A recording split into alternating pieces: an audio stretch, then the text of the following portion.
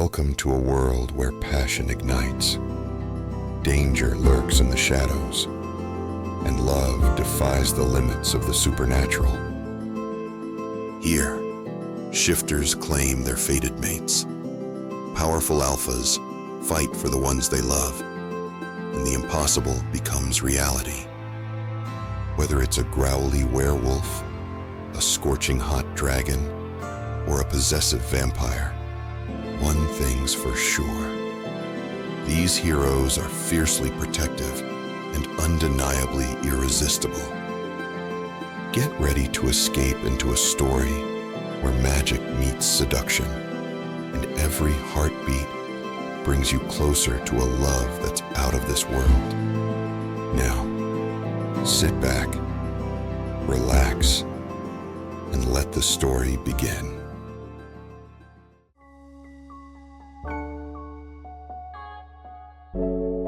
Chapter 1. Sera. Sera Quinn sat in her rental car outside the Hearth and Hollow Inn, engine off, hands trembling slightly as she gripped the steering wheel.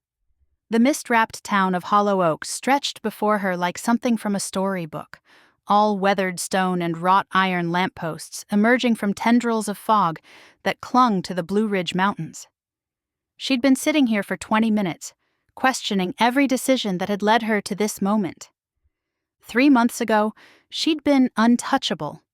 Sera Quinn of Living Your Best Life with Sera commanded 2.3 million followers who hung on her every perfectly curated word.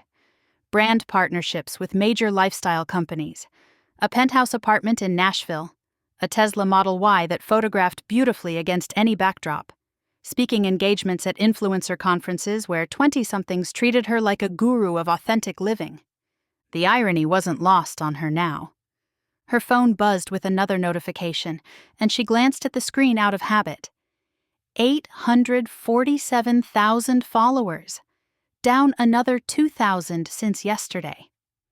The number had become an obsession, a constant reminder of how spectacularly she'd destroyed everything she'd built. The Target parking lot incident played in her mind like a horror movie she couldn't turn off. She'd been filming a sponsored, authentic grocery haul for a wellness brand, talking about the importance of mindful shopping while grabbing organic produce. The teenage employee had moved her carefully arranged display of avocados while she was recording, and something inside her had snapped. "Do you have any idea how long it took me to set that up?" She'd screamed at the kid, her voice shrill and ugly. "This is my job. I need those avocados in that exact spot for the lighting." The worst part? Her phone had kept recording. Her followers watched in real time as Sera Quinn, queen of mindful living and authentic self-care, berated a minimum-wage teenager over fruit placement while her ring light cast harsh shadows across her twisted face. The video had gone viral within hours, but not in the way that built careers. Comment after comment dissected her authentic brand, exposing the careful curation behind every spontaneous moment. Fellow influencers who'd smiled at industry parties suddenly couldn't remember her name. Brand deals evaporated overnight. Her management company dropped her via email. Fake, privileged, out of touch. Another influencer showing her true colors. The comments had hurt because they were true. Somewhere along the way, her life had become performance art, every moment calculated for maximum engagement. She'd forgotten how to exist without an audience. Her bank account told the story in brutal numbers. The penthouse lease she couldn't afford. The Tesla repoed last week. Credit cards maxed out, maintaining an image that no longer generated income. She'd liquidated everything except her camera equipment, and enough savings for this last desperate gambit. Hollow Oak. Fellow influencers whispered about it at conferences and in private DMs.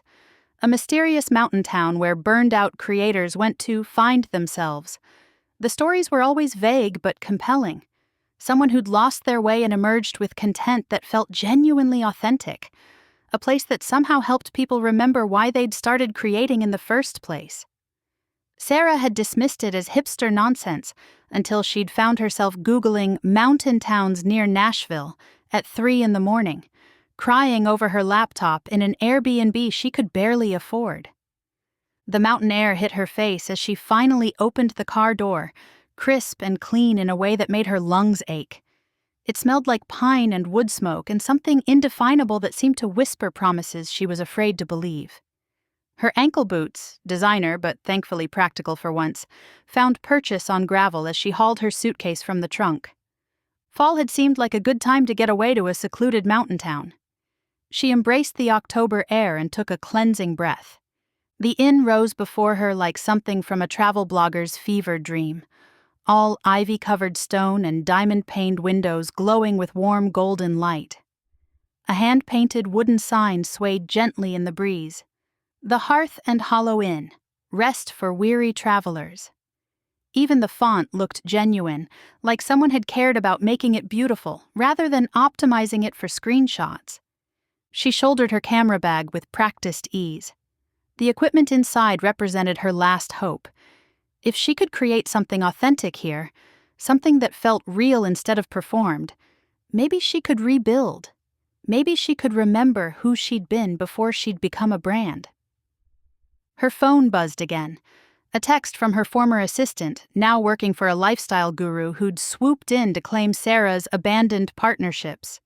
Saw your story about the mountain retreat. Very eat, pray, love of you. Hope you find what you're looking for. The passive-aggressive sweetness made Sera's jaw clench. 6 months ago, that girl had been fetching her coffee and managing her calendar. Now she was probably making more money than Sera had left to her name. She deleted the message without responding and tucked the phone into her jacket pocket. Whatever happened in Hollow Oak, she was done performing for an audience that didn't care about her beyond entertainment value. The inn's front door looked solid and welcoming, painted deep forest green with brass hardware that had developed an authentic patina. No ring doorbell, no security cameras visible, no QR code for contactless check-in. Just a simple door that invited her to knock. Sera took a deep breath, grabbed her suitcase handle, and walked toward what she desperately hoped would be her comeback story. The mountain mist swirled around her like it was keeping secrets, and something about the way it moved made her skin tingle with possibility. She was Sera Quinn, former queen of lifestyle content, current cautionary tale about the dangers of living for likes. But maybe in this mist-wrapped town that seemed to exist outside normal reality, she could figure out who she was supposed to be when the cameras stopped rolling. The gravel path led to the front door, and with each step, the weight of her failures felt a little lighter. Hollow Oak waited to judge her, and for once, that felt like exactly what she needed. Chapter 2. Maddox. Dr. Maddox Thorn adjusted his wire-rimmed glasses and frowned at the stack of folklore manuscripts scattered across his mahogany desk, the careful organization he'd maintained for 5 years dissolving into academic chaos. His phoenix ember perched on her custom stand nearby, preening her copper-gold feathers with obvious disdain for his scattered focus. "I know what you're thinking," Maddox muttered, running frustrated fingers through dark hair that had grown too long for his usual professional standards. "But these reports are troubling." Ember squawked disapprovingly, her ancient amber eyes fixing him with a stare that somehow managed to convey both sympathy and exasperation. The telepathic bond they shared hummed with her awareness of his restlessness, something that had been building for weeks now, an anxiety that made his wolf pace beneath his skin like a caged animal. The converted Victorian home around them reflected his need for order, floor-to-ceiling bookshelves organized by region and time period, filing cabinets labeled with meticulous precision, reading nooks positioned to catch optimal natural light. Every surface had its purpose, every book its place. Control through organization, his professors had always said. Knowledge mastered through systematic approach. But knowledge meant nothing when something was stirring in the supernatural currents around Hollow Oak. "Look at this timeline," he said, spreading Emmett's reports across his desk. 3 days ago, unusual electromagnetic disturbances near the old growth forest. 2 days ago, livestock acting skittish without apparent cause. Yesterday, Mrs. Johnson reported feeling watched during her evening walk, though she saw nothing. Ember tilted her head, copper feathers catching the afternoon light streaming through diamond-paned windows. Her telepathic response came as cautious images, something approaching, energy building, the kind of anticipatory tension that preceded significant supernatural events. Something's coming, he continued, studying the pattern of minor disturbances that had been escalating over the past few days. But what? The manifestations are too scattered to be a specific entity. It feels more like anticipation. His phone buzzed with another report from Callum, whose ranger duties included monitoring supernatural activity. Temperature fluctuations near Moonmirror Lake. No weather pattern to explain it. Animals avoiding the area entirely.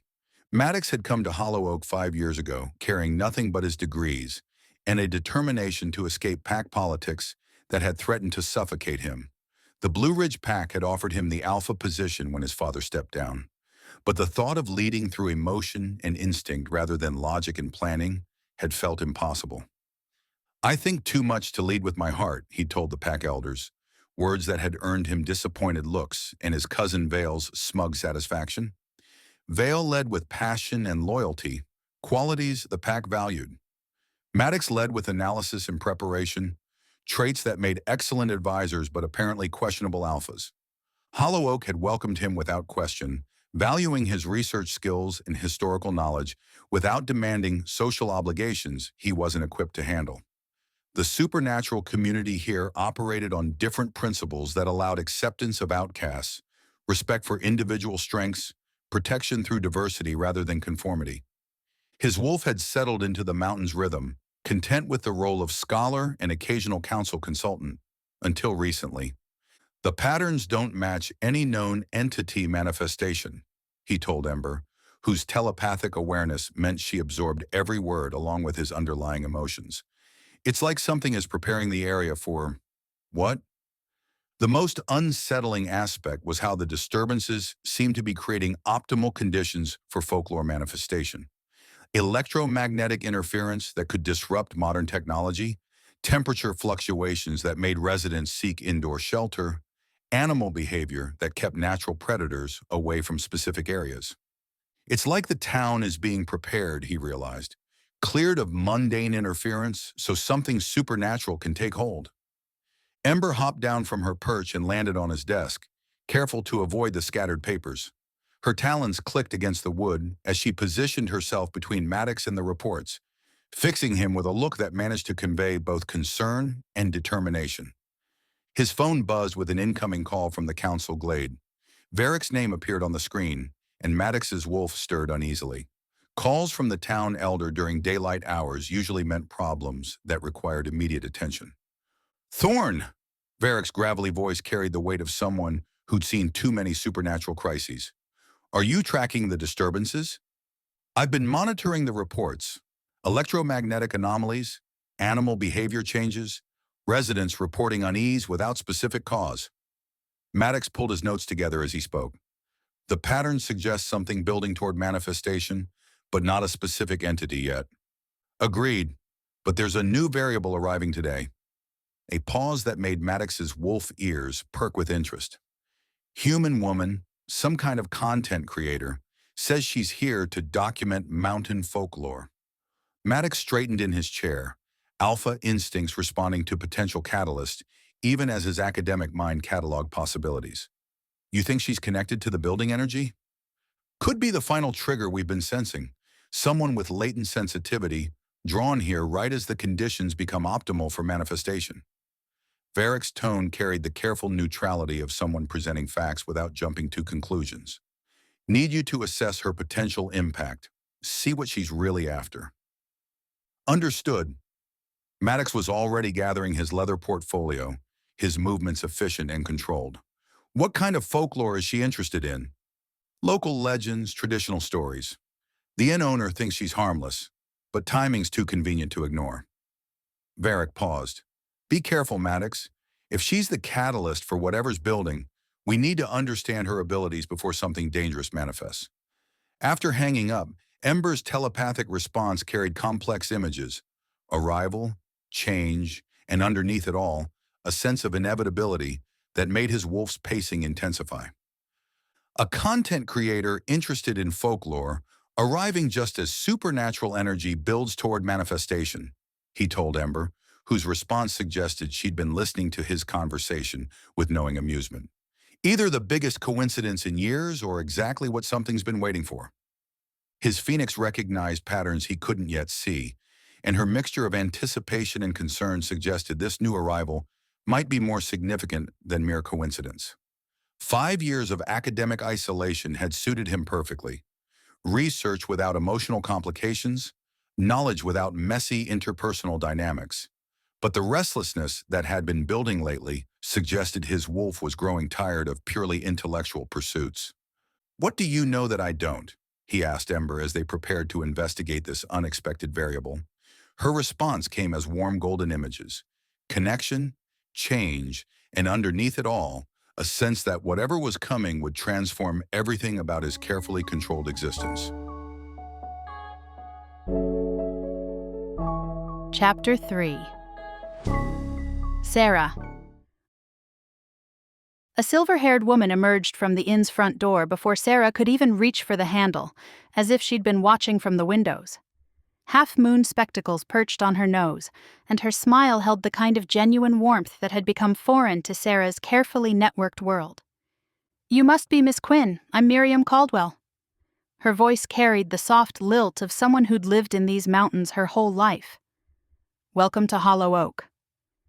The greeting was like a warm hug after months of industry air kisses and calculated pleasantries. When was the last time someone had looked at her like she was a person rather than a brand opportunity or cautionary tale? "Thank you so much for accommodating the last-minute booking." Sera's professional charm kicked in automatically, but it felt less practiced here, more genuine. "I know mountain inns can get booked up quickly this time of year." "Oh, we always have room for folks who need what Hollow Oak offers." Miriam's eyes twinkled with understanding. "Come on in, let's get you settled. I've got apple cider warming on the stove, and you look like you could use something to chase away the road chill." The inn's interior wrapped around Sera like a cashmere blanket. Exposed wooden beams stretched across the ceiling, and a stone fireplace crackled with flames that seemed more alive than any gas logs she'd grown accustomed to. The scent of cinnamon and cloves made her stomach rumble, reminding her that gas station coffee had been her only sustenance since leaving Nashville before dawn. "This is absolutely beautiful." Sera breathed in the atmosphere, already mentally cataloging details. The lighting was perfect, soft and golden without feeling artificial. Her remaining audience would respond to this kind of authenticity, assuming she could figure out how to package it without destroying whatever magic made it real. "Been in my family for 3 generations." Miriam moved to a sideboard laden with mismatched teacups that somehow looked more elegant than any coordinated set Sera had ever featured. "My late husband, Henry, helped me renovate when we took over. He had a real eye for making spaces feel like home instead of just looking pretty." Something in her tone suggested deep loss, but also contentment, the kind of peace that came from building something meaningful with someone you loved. Sera found herself genuinely curious rather than just hunting for content angles. "How long have you been running the inn?" "Coming up on 40 years now." Miriam handed her a steaming mug that seemed to warm Sera's hands beyond what physics should allow. "You'll find Hollow Oak has a way of keeping folks longer than they planned. Something about the mountain air, I suppose." Sera sipped the cider and nearly groaned with pleasure. It tasted like autumn distilled into liquid form, complex and warming and absolutely perfect. Not the artificial pumpkin spice flavoring that dominated her old sponsored content, but something that spoke of real apples and actual spices chosen for flavor rather than Instagram appeal. "This is incredible," she said, meaning it completely. "Family recipe?" "Trade secret," Miriam winked, settling into a chair across from her. "Now, what brings you to our little corner of the world? The autumn colors are past their peak, but there's still plenty of beauty to capture if you're here for photographs." Here it was, the moment where she had to spin her spectacular failure into something that sounded intentional and inspiring. Sera had rehearsed various versions during the drive, But sitting in this genuinely warm space with this genuinely kind woman, the polished explanations felt suddenly hollow. "I'm working on a project about authentic mountain culture," she answered. "Stories, folklore, that sort of thing. I want to document the real heart of places like this, not just the surface beauty that everyone photographs." It wasn't the whole truth, but it wasn't a lie either. After 3 months of watching her follower count plummet while lifestyle influencers with half her experience swooped in to claim her abandoned partnerships, Sera had realized something crucial. Authenticity wasn't just marketable, it was essential. Her audience was hungry for real content, real stories, real connections. The success of cottagecore creators and small-town storytellers proved that people craved genuine experiences over manufactured perfection. The folklore angle had emerged during late-night research sessions, fueled by desperation and too much coffee. Traditional stories, local legends, cultural heritage, content that felt meaningful while still being shareable.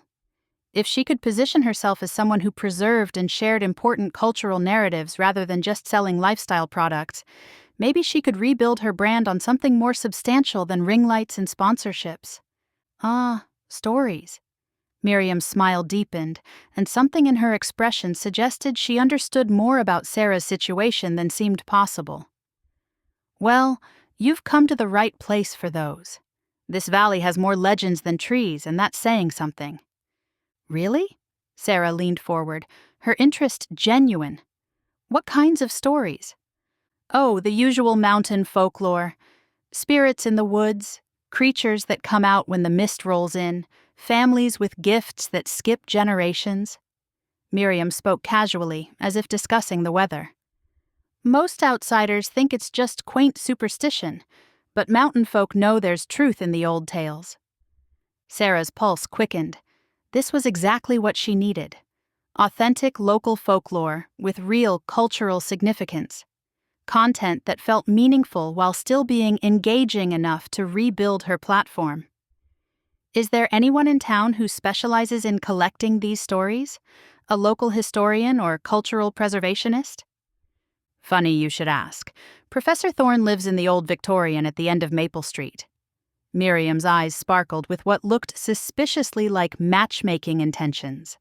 "Knows more folklore than anyone has a right to. Lovely man, very scholarly, bit of a hermit, but brilliant." Sera's influencer instincts immediately latched onto the potential.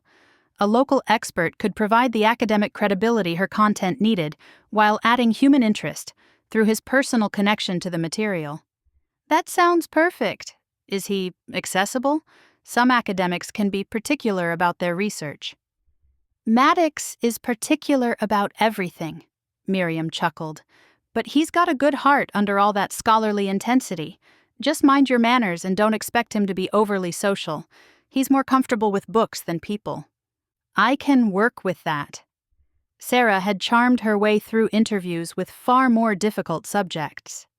An antisocial professor actually sounded refreshing after years of networking with people who treated every conversation like a potential collaboration opportunity. Miriam showed her to a room on the second floor that looked like it belonged in a design magazine spread about cozy retreats, except everything felt genuinely lived in rather than staged.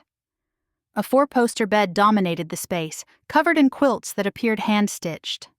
Diamond-paned windows offered views of mountains that seemed to glow in the afternoon light, and a stone fireplace waited with kindling already laid. "Bathrooms through that door, and there's a small sitting area if you need space to work." Miriam gestured around the space with obvious pride.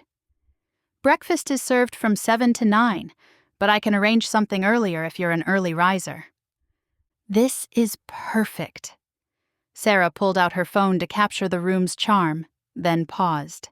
Something about photographing this space felt wrong, like reducing its magic to mere content. "Actually, would you mind if I asked about your policies regarding social media? I don't want to overstep any boundaries." "Take all the pictures you like, dear. Just remember that some things photograph better than others, and some stories are meant to be lived rather than just shared." Miriam's words carried weight that suggested deeper understanding. "You'll figure out the difference while you're here." After Miriam left, Sera sat on the edge of the bed and stared at her phone. The room's peaceful atmosphere made her usual content, planning feel suddenly artificial. This Professor Thorn could be exactly what she needed. If she could convince him to share his knowledge, she might finally have content worth rebuilding her career on. But as she opened her notes app, something made her pause. The way the afternoon light slanted through the windows, the distant sound of wind in the trees, the scent of wood smoke drifting up from the fireplace below, it all felt too precious to immediately translate into content strategy. For the first time in years, Sera closed her phone without posting anything and simply sat in the quiet beauty of the moment. Tomorrow, she'd hunt down this mysterious historian and see what stories Hollow Oak was willing to share. Tonight, she'd try to remember what it felt like to experience something without immediately planning how to package it for an audience. The mountain mist swirled outside her windows, and something about its movement made her think that, maybe, she'd finally found the place where she could stop performing and start living again. Chapter 4. Maddox was deep in cross-referencing pre-manifestation energy patterns when someone began pounding on his front door with the enthusiasm of a caffeinated woodpecker. His pen stuttered across the page, marring careful notes about territorial preparation that had taken him 3 hours to compile from scattered reports. "Seriously?" he muttered, glancing at Ember, who ruffled her copper feathers in obvious irritation. The phoenix had been helping him analyze the supernatural disturbances through their telepathic bond, and the sudden disruption sent waves of annoyance rippling between them. The pounding continued, accompanied by a bright female voice calling, "Hello? Professor Thorn? I'm so sorry to bother you, but I was hoping we could chat."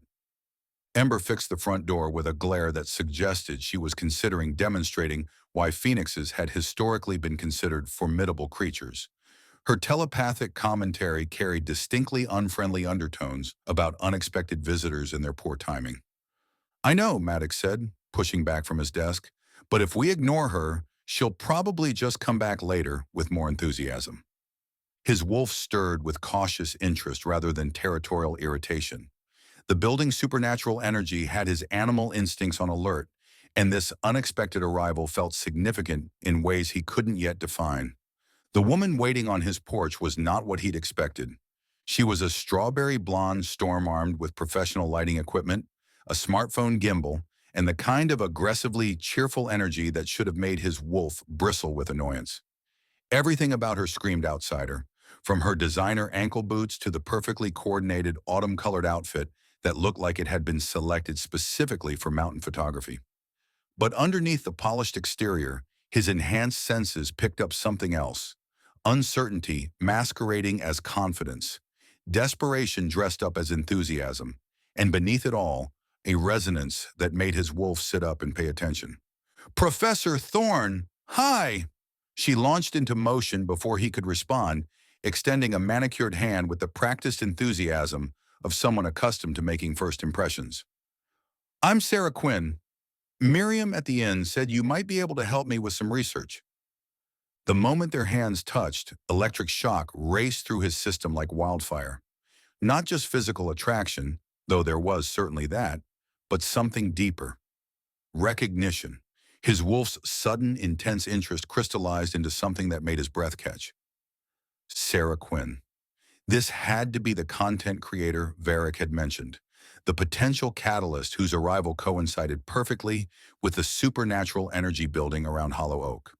But his wolf's response suggested she was far more than a simple trigger for manifestation. "I'm working on this amazing project about authentic local culture," she continued, seemingly oblivious to the way that simple touch had tilted his world sideways. "I want to document the real stories of places like Hollow Oak. You know, share the beautiful heritage with people who'd never otherwise encounter it." The way she spoke about folklore made his academic instincts flare with protective concern. Not irritation, as he'd expected, but something deeper. His wolf recognized someone who belonged here, even if she didn't understand it yet. Folklore, she said, and Maddox winced at the pronunciation while noting how her enthusiasm seemed genuine, despite the mispronunciation. I'm thinking we could really bring these old stories to life with some careful documentation, maybe do some atmospheric shots that honor the traditional setting. Behind him, Ember's hiss escalated to what could only be described as intrigued squawking. The Phoenix's telepathic commentary flooded him with images of potential and possibility, her ancient wisdom recognizing something in their visitor that his human mind was still processing. "Ms. Quinn," his voice came out carefully controlled, though his wolf wanted to step closer to this woman who smelled like vanilla and possibilities. "Folklore isn't content to be packaged for mass consumption." Something flickered across her expression. Hurt, maybe, or embarrassment. But she recovered with the resilience of someone accustomed to handling rejection. Her hazel eyes flashed with determination. "Of course not," she said quickly. "I didn't mean to suggest. I have deep respect for cultural heritage. That's why I'm here, actually. I want to learn from someone who really understands these traditions." Her phone buzzed, and she glanced at it automatically before tucking it back into her jacket pocket. The gesture was unconscious, habitual, but something about her relationship with that device felt different than he'd expected. Less obsessive, more complicated. "What exactly are you hoping to document?" he asked, crossing his arms. The motion emphasized the breadth of his shoulders, and he caught her gaze flickering briefly downward before snapping back to his face with a flush that made his wolf preen with satisfaction.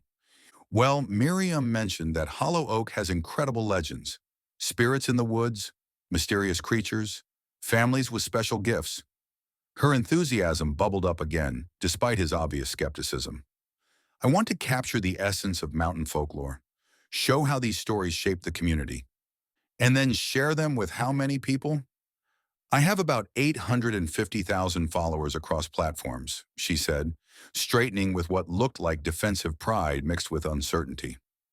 "I know that probably sounds superficial to someone like you, but I believe in the power of storytelling to connect people. These stories deserve to be heard." 850,000. His wolf's protective instincts stirred as he imagined sacred knowledge scattered to digital winds. But something in her tone suggested this wasn't about exploitation. Her motivation felt more complex, more personal. "The stories that matter aren't entertainment," he said, his voice carrying the kind of quiet authority that made students sit straighter in virtual classrooms. "They're living culture. They have power precisely because they've been preserved carefully, shared only with those who understand their significance." "I understand that," she said, and there was something in her voice that made him look at her more carefully. Beneath the practiced cheerfulness, he caught a glimpse of genuine passion. "I'm not here to exploit anything. I want to learn. I want to understand why these stories matter." Ember approached the door, studying their visitor with ancient amber eyes. Her telepathic commentary shifted from irritation to fascination, and Maddox felt his own assessment changing. "You have a phoenix," Sera breathed, her voice losing its practiced polish and becoming something softer, more genuine. "She's absolutely magnificent."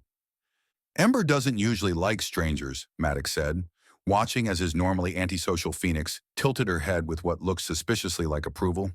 "She's beautiful." Sera's hand moved as if to reach toward the bird, then stopped. "May I?" The fact that she asked permission rather than simply assuming access caught his attention.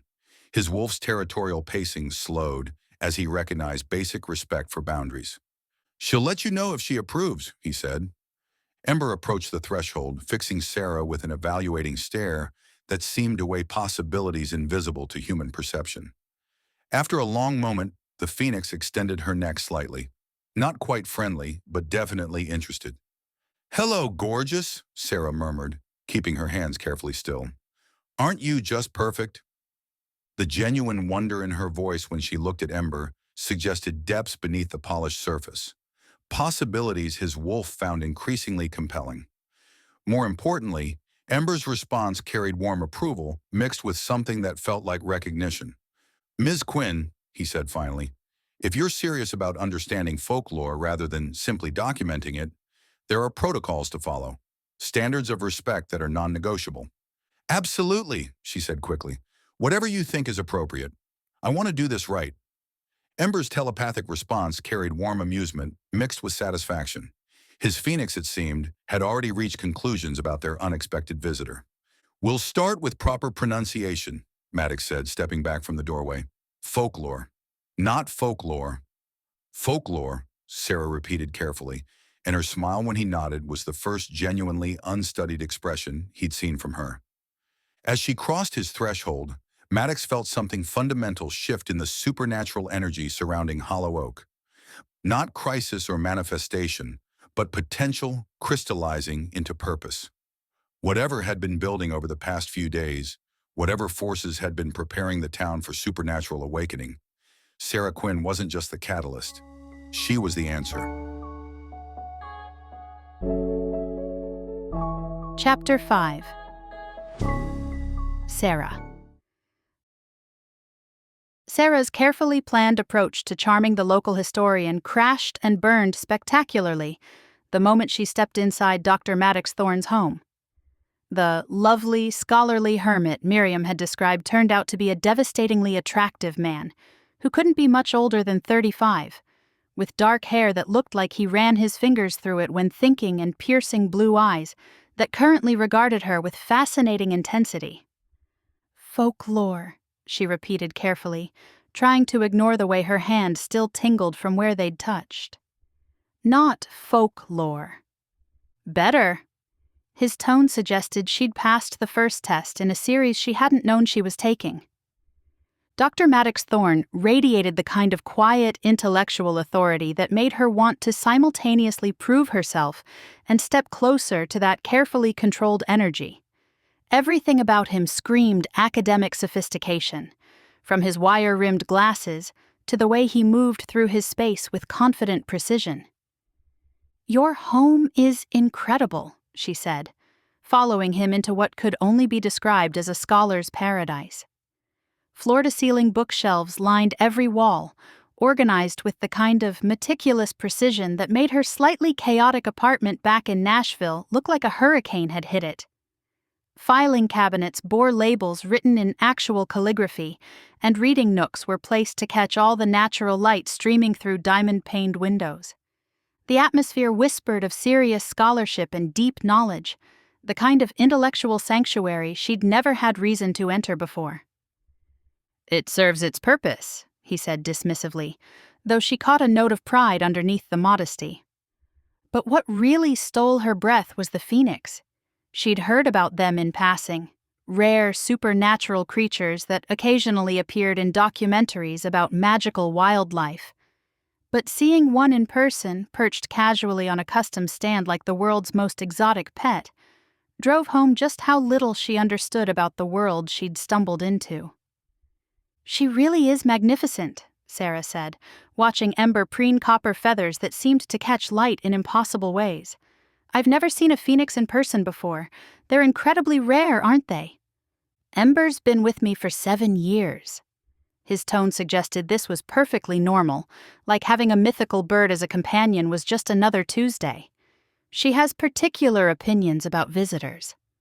The phoenix in question fixed Sera with another evaluating stare, those ancient amber eyes seeming to catalog her worth.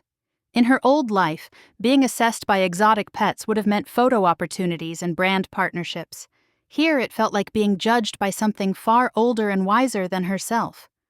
"I'm honored she's letting me stay," Sera said sincerely, and meant it. "Don't take it personally. She's curious about why you're here."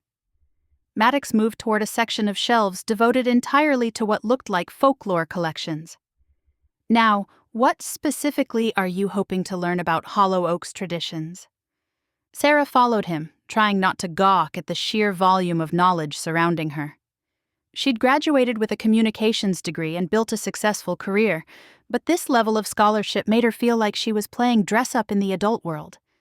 Miriam mentioned local legends, families with special gifts, that sort of thing. She kept her voice carefully professional, though her pulse quickened at being in his orbit. "I'm interested in how these stories shaped the community's identity." And you plan to share these stories with 850,000 strangers. It wasn't a question, and his tone made it clear he was testing her motivations. I believe in the power of storytelling to connect people, she said, lifting her chin. These traditions deserve to be preserved and shared, not locked away where only academics can access them. Preserved and shared are two very different things. He pulled a thick volume from the shelf, its leather binding worn smooth by countless hands. Context matters, understanding matters, respect matters. I understand that, she said, frustration bleeding into her voice despite her best efforts to remain professional. I'm not some vapid influencer looking to exploit your culture for likes. Except part of her was exactly that, and they both seemed to know it.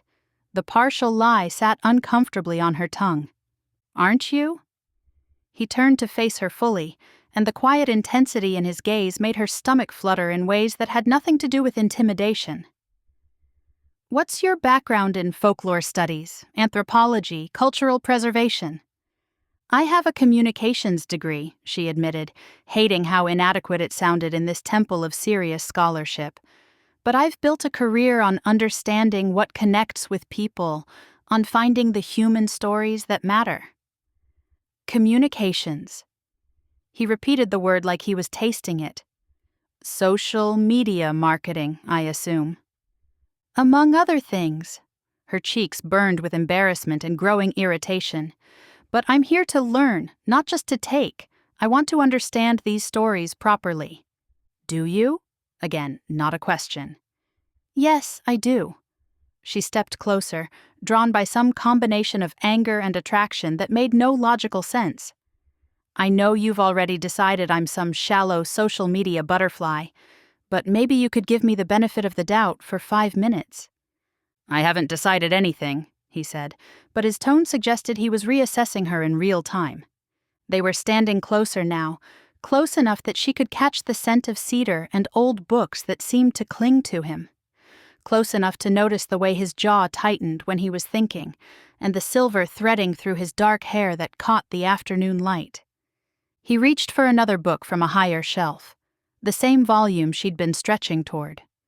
Their hands collided in the narrow space, skin brushing skin, and an electric shock passed between them that left her breathless and aching. The sensation was unlike anything she'd ever experienced. Recognition, maybe, or rightness. Like her body had been waiting her entire life for exactly this touch, this moment, this impossibly frustrating man who looked at her like she was a puzzle he wanted to solve. She jerked her hand back, heart hammering against her ribs. Sorry, I didn't see you reaching. But when she looked at his face, he appeared equally stunned. Those piercing blue eyes had gone wide behind his glasses, and his carefully controlled expression had cracked to reveal something raw and vulnerable. Then he blinked, and the walls came back up. But not completely. She could still see the awareness simmering underneath his professional demeanor. Perhaps we should establish some ground rules, he said, his voice rougher than before, if you're serious about learning rather than simply collecting content. Of course. She managed to keep her own voice steady, though her hand still tingled where they'd touched. Whatever you think is appropriate. But even as she spoke, her mind raced with questions. What was a man with a phoenix doing in a small mountain town? How many other impossible things existed in Hollow Oak that she'd dismissed as quaint local character? And why did touching him feel like being struck by lightning in the best possible way? We'll start with basic respect for the material, he continued, pulling the book down with careful precision. No recording without permission, no photographs of texts, no sharing of specific details without context. Understood. She nodded, though part of her attention remained fixed on his hands as he handled the ancient volume. Strong hands with long fingers and calluses that suggested he did more than just turn pages. And if you're going to mispronounce terminology, do it quietly. The comment stung, but she caught something underneath the barb. Not just academic snobbery, but genuine protectiveness. He cared about these stories in ways that went beyond professional interest. "Deal," she said, and found herself meaning it. Whatever had just happened between them, whatever that electric shock meant, she was going to figure it out. Along with everything else about this mysterious town and its infuriatingly attractive historian. Chapter 6. Maddox. The moment Sera Quinn's skin touched his, Maddox's wolf recognized something that his logical mind immediately rejected as impossible. The electric shock that passed between them sent awareness racing through his system like wildfire. Something primal and essential that made his carefully controlled animal instincts sit up and howl with sudden, urgent recognition. "Mate!" The word echoed through his consciousness with the force of revelation, making his breath catch and his pulse hammer beneath his skin. His wolf had found what it had been unconsciously seeking for years, and the recognition was so powerful it threatened to shatter his carefully maintained human facade. "Perhaps we should establish some ground rules," he managed, fighting to keep his voice level, despite the way his entire worldview had just realigned itself around the strawberry blonde woman, standing close enough to touch. Ember squawked knowingly from her perch, her ancient wisdom immediately recognizing what his human mind was still struggling to process. Her telepathic commentary carried warm golden satisfaction, mixed with barely contained amusement at how long it had taken him to understand what she'd known from the moment Sera had crossed their threshold. Not helping, he projected toward his phoenix, who responded with images that roughly translated to, "This is going to be fun to watch in about time." "Of course," Sera said, though her voice carried a breathless quality that suggested the contact had affected her as well. "I want to do this right." "Do what right?" he wondered, watching the way she unconsciously touched the spot where their skin had met. The folklore research, or whatever was building between them? As he explained his protocols for cultural preservation, no recording without permission, no photographs of sensitive texts, no sharing details without proper context, Maddox found himself studying every nuance of her reactions, the way she listened with genuine attention rather than merely waiting for her turn to speak, the respectful distance she maintained from his most precious manuscripts, the careful notes she took in actual handwriting rather than typing into her phone. "What made you choose folklore?" he asked, settling into his reading chair and gesturing for her to take the seat across from him. "Specifically mountain traditions?" "Honestly?" She perched on the edge of the chair like she expected to be dismissed at any moment. "I've been looking for stories that matter. Real stories, not just content that performs well. And you think mountain folklore will give you that? I think there's something special about places like Hollow Oak." Her hazel eyes brightened with enthusiasm that seemed completely genuine. "Communities that have preserved their cultural heritage despite modernization. Stories that still mean something to the people who tell them." As she spoke, Maddox found himself studying the way expressions played across her face, the slight furrow between her brows when she concentrated, the way her hands moved to emphasize points, the flash of green in her eyes when passion crept into her voice. His wolf tracked every detail with the focused intensity of recognition, cataloging information about their mate with possessive thoroughness. "Cultural heritage isn't a commodity," he said, testing her response while trying to understand what had brought her to their sanctuary. "No, it's not." Her answer came without hesitation. "But it's also not a museum piece. Stories need to be shared to stay alive, don't they? They need new voices, new listeners." The comment caught him off guard. Most outsiders who approached his research wanted to collect folklore like souvenirs, interesting artifacts to display without understanding. But Sera seemed to grasp something fundamental about the nature of oral tradition that even some academics missed. "Sharing and exploiting are different things," he said carefully, watching her reaction. "I know." She leaned forward slightly, and he caught another hint of that vanilla scent mixed with something that made his wolf's interest sharpen. "That's why I'm here talking to you instead of just filming random locals and calling it authentic." Ember carefully went to Sera's chair, fixing the woman with an evaluating stare. The Phoenix's telepathic commentary carried notes of curiosity and what felt distinctly like matchmaking intentions, her ancient wisdom recognizing the potential for bonds that transcended normal human connection. "She's gorgeous," Sera murmured, keeping perfectly still as Ember inspected her with regal authority. She has strong opinions about most people, he admitted, watching as Ember's inspection became increasingly approving. What's her opinion of me? Ember's telepathic response came as warm golden images, acceptance, potential, and underneath it all, a sense of rightness that made his wolf pace with renewed interest. His phoenix had not only approved of their unexpected visitor, she was actively encouraging whatever was developing between them. She likes you, he said honestly, because there was no point in lying when Ember's body language made her approval obvious. That's unusual. Maybe she recognizes a fellow outsider, Sera said with self-deprecating humor, that unexpected protectiveness. You're not an outsider, he said, the words escaping before he could consider their implications.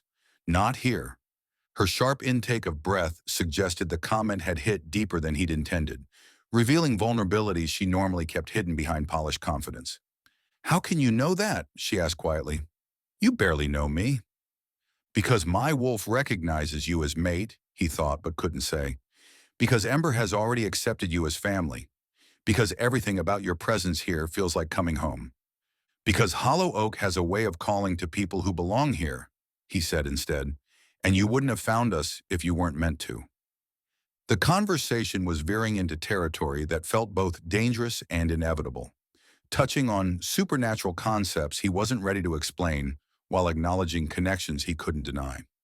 His academic training demanded caution and gradual revelation, but his wolf wanted to claim and protect before logic could interfere. So where should we start? Sera asked, settling back in her chair with visible effort to return to safer topics. What stories would be appropriate for someone at my level of understanding? The question was perfectly reasonable, professionally appropriate, exactly what he should have expected. But as Maddox looked at her, taking in the genuine curiosity in her expression and the way afternoon light caught the copper highlights in her hair, he found himself torn between competing impulses. His scholarly instincts demanded he protect the stories that had been entrusted to his care, keeping them safe from commercialization and misrepresentation. But something deeper, something connected to the way his wolf had responded to her touch, urged him to share the knowledge that would help her understand why these legends mattered. We'll start with the basics, he said finally. Local geography, settlement patterns, how the stories developed organically from the landscape itself.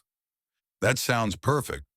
As he rose to select appropriate texts, Maddox caught Ember's telepathic amusement rippling through their bond. His phoenix had recognized what his rational mind was still struggling to accept, that Sera Quinn hadn't arrived in Hollow Oak by accident, and that whatever supernatural forces had been building around their community, she was both catalyst and solution. His wolf, unfortunately, was in complete agreement with Ember's assessment. The only question was whether he could guide Sera toward understanding their connection before the supernatural world she'd stumbled into became too dangerous for an unprepared human to navigate, even one who was destined to be his mate. Chapter 7. Sera. 3 days of intensive folklore sessions with Maddox had produced a strange kind of productive tension that left Sera feeling simultaneously intellectually stimulated and emotionally frustrated. Their working relationship had settled into a rhythm of passionate academic debates, punctuated by moments of electric awareness that neither seemed ready to acknowledge directly. "You're oversimplifying the cultural significance," Maddox said, adjusting his glasses as he pulled another ancient text from his meticulously organized shelves. She'd learned to anticipate when he was about to make a particularly academic point. His voice took on that professorial tone that made her want to both argue with him and step closer. "I'm making it accessible," Sera shot back, her notebook balanced on her lap as she sat cross-legged in the leather chair that had somehow become hers during their sessions. "There's a difference between simplification and translation." "Is there?" He settled into his chair with that controlled grace she'd grown to recognize, the way he moved that suggested leashed energy beneath the scholarly exterior.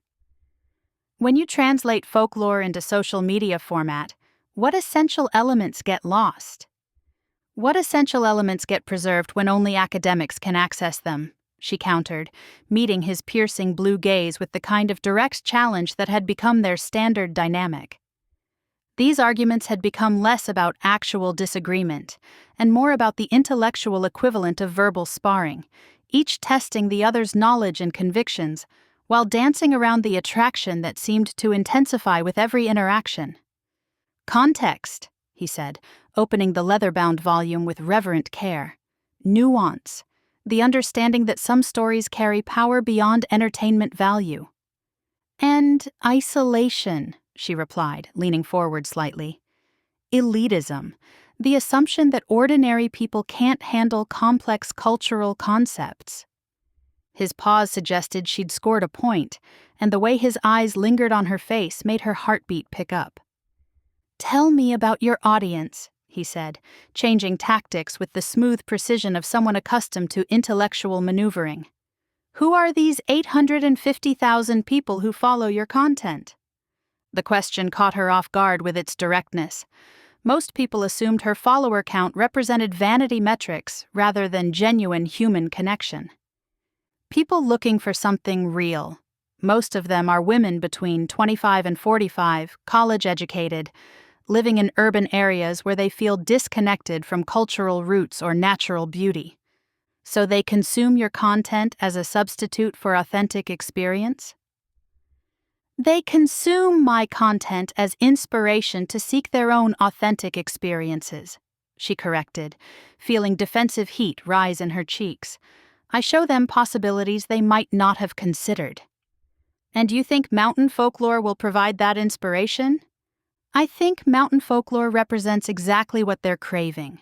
Stories that connect people to place, to community, to something larger than individual achievement. Her voice had grown passionate without her realizing it, and when she looked up from her notes, she found Maddox studying her with an intensity that made her breath catch. "You understand more than I initially thought," he admitted, his tone softer than she'd heard before. "Careful, Professor," she said, trying to lighten the suddenly charged atmosphere. That almost sounded like a compliment. It was. The simple acknowledgement hung between them like a bridge neither seemed ready to cross. Ember squawked from her perch, her telepathic amusement apparently extending to their verbal dynamics, and the sound broke whatever spell had been building. "So," Sera said, clearing her throat and focusing on the book in his hands, "what's today's lesson in cultural preservation?" "Local legends," Maddox replied, though his voice retained that rougher edge. Specifically, stories that residents still actively believe rather than simply preserve as historical curiosities. He opened the volume to reveal hand-drawn illustrations of creatures that looked like they'd stepped from fever dreams, detailed sketches of shadowy figures with antlers, spirits that moved between trees, beings that seemed to shift between human and animal forms. "These aren't just stories," he continued, his academic tone returning but carrying undertones she couldn't quite identify. "They're active folklore, legends that continue shaping behavior and community decisions." "Active folklore," she repeated, studying a particularly detailed illustration of a creature labeled Grimjaw the Bone Collector, meaning people still believe these things are real? "Meaning people still live as if these things are real," he corrected, watching her reaction carefully. Whether that's literal belief or cultural respect varies by individual. The drawing of Grimjaw commanded her attention with unsettling intensity. The artist had captured something genuinely menacing in the creature's shifting form, antlers that looked suspiciously like human bones, a figure that seemed to exist partially outside normal reality. "This one's particularly detailed," she observed, noting the careful attention to anatomical specifics that suggested more than imagination. "Grimjaw the Bone Collector. What's his story?" "Traditional warning tale," Maddox said, though something in his tone suggested there was more to it. "Parents tell it to keep children from wandering too far into the woods alone. The creature supposedly hunts isolated individuals, especially during times when community bonds are weakened." "And people still tell this story?" People still avoid certain forest areas after dark, he replied. Still travel in groups during particular seasons. Still maintain protective practices that have been passed down for generations. Sera studied the illustration more closely, noting details that made her skin crawl despite the morning sunlight streaming through the windows. The artist was incredibly talented. This feels almost photographic. Sometimes folklore inspires remarkably vivid artistic interpretation, Maddox said carefully. Or sometimes folklore is based on remarkably vivid real experiences, she suggested, testing his reaction. His pause was long enough to feel significant. What makes you say that? The consistency of details across different sources, she said, flipping through pages of similar illustrations. Most folklore varies significantly in the retelling, but these descriptions are remarkably stable, almost like people are documenting actual encounters rather than evolving stories. She looked up to find him watching her with an expression that mixed approval and concern. "You have good instincts," he said finally, "good enough to handle the real answers about what's happening in this town." The challenge hung between them like a dare, and for a moment she thought he might actually tell her whatever truth he'd been carefully dancing around for 3 days. Instead, his phone buzzed with what looked like an urgent message, and she watched his face change as he read it. "Everything all right?" she asked, noting the way his shoulders tensed. "Just counsel business," he said, tucking the phone away. "Nothing that affects our research." But something in his tone suggested that whatever message he'd received, it affected far more than he was willing to admit. Chapter 8. Maddox. The emergency council meeting had been called after Emmett's latest patrol report revealed the first concrete manifestation signs. Temperature drops following specific geometric patterns, electronics failing in expanding zones, and most concerning of all, residents reporting dreams that matched historical Grimjaw encounters with disturbing accuracy. "The entity is beginning to take shape," Varick said, his rain cloud eyes reflecting the gravity of their situation. 3 days of concentrated attention have given it enough substance to influence local conditions. Concentrated attention from whom? Elder Bram's pale eyes fixed on Maddox with uncomfortable intensity. Has the human woman's documentation escalated beyond simple observation? Maddox fought to keep his expression neutral, despite the way his wolf bristled at any implied threat to their mate. Sera's research has been conducted under strict protocols. No recording of sensitive materials, no sharing of specific details without context. Yet the manifestation patterns coincide precisely with her arrival and research activities, Bram observed coldly. Correlation suggests causation. The supernatural disturbances began before her arrival, Maddox replied, grateful for the timeline he'd established in his reports. Her presence may be focusing existing energy, but she didn't create the initial conditions. Focus can be as dangerous as creation, Maeve Cross interjected from her position against a moss-covered boulder. If she's amplifying dormant folklore through unconscious ability, we need to understand her potential impact. The discussion of Sera's supernatural sensitivity made Maddox's protective instincts flare with barely controlled intensity. His mate was being evaluated as a potential threat by forces she didn't even know existed, and his inability to defend her without revealing too much felt like torture. Has she shown signs of supernatural awareness beyond normal human intuition? Miriam asked, her tone of someone gathering information rather than making accusations. She's perceptive, Maddox admitted carefully. Her questions about folklore consistency suggest intuitive understanding that goes beyond academic analysis. Intuitive understanding or latent psychic ability? Varick's question carried weight that made the temperature in the glade seem to drop. I'm still assessing her capabilities, Maddox replied, though the truth was that Sera's abilities were manifesting more clearly each day. Her instinctive recognition of Ember's nature, her immediate comfort with supernatural concepts, the way electronics seemed to respond differently around her, all of it pointed towards sensitivity that could prove either invaluable or dangerous. Assessment needs to accelerate, Bram said with typical bureaucratic coldness. We can't afford to let unknown variables develop unchecked while manifestations strengthen. She's not a variable, Maddox said, his agitation leaking into his voice despite efforts to remain diplomatically neutral. She's a person who deserves honest answers about what's happening around her. The sudden silence that followed his outburst made him realize how much of his personal investment he'd just revealed. Varick's knowing look suggested the elder had suspected emotional complications from the beginning. Personal attachment. Bram's tone carried disapproval sharp enough to cut. To a human who may be catalyzing supernatural threats to our community? Professional interest, Maddox lied, though his wolf's snarl at the dismissive tone made the falsehood feel like betrayal. She has legitimate research value beyond manifestation concerns.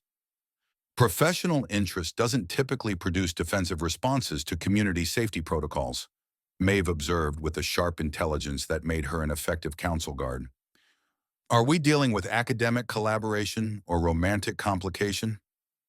The direct question hung in the air like a blade, and Maddox found himself caught between protecting Sera's privacy and defending their developing relationship to supernatural authorities, who might view human attachment as liability rather than asset.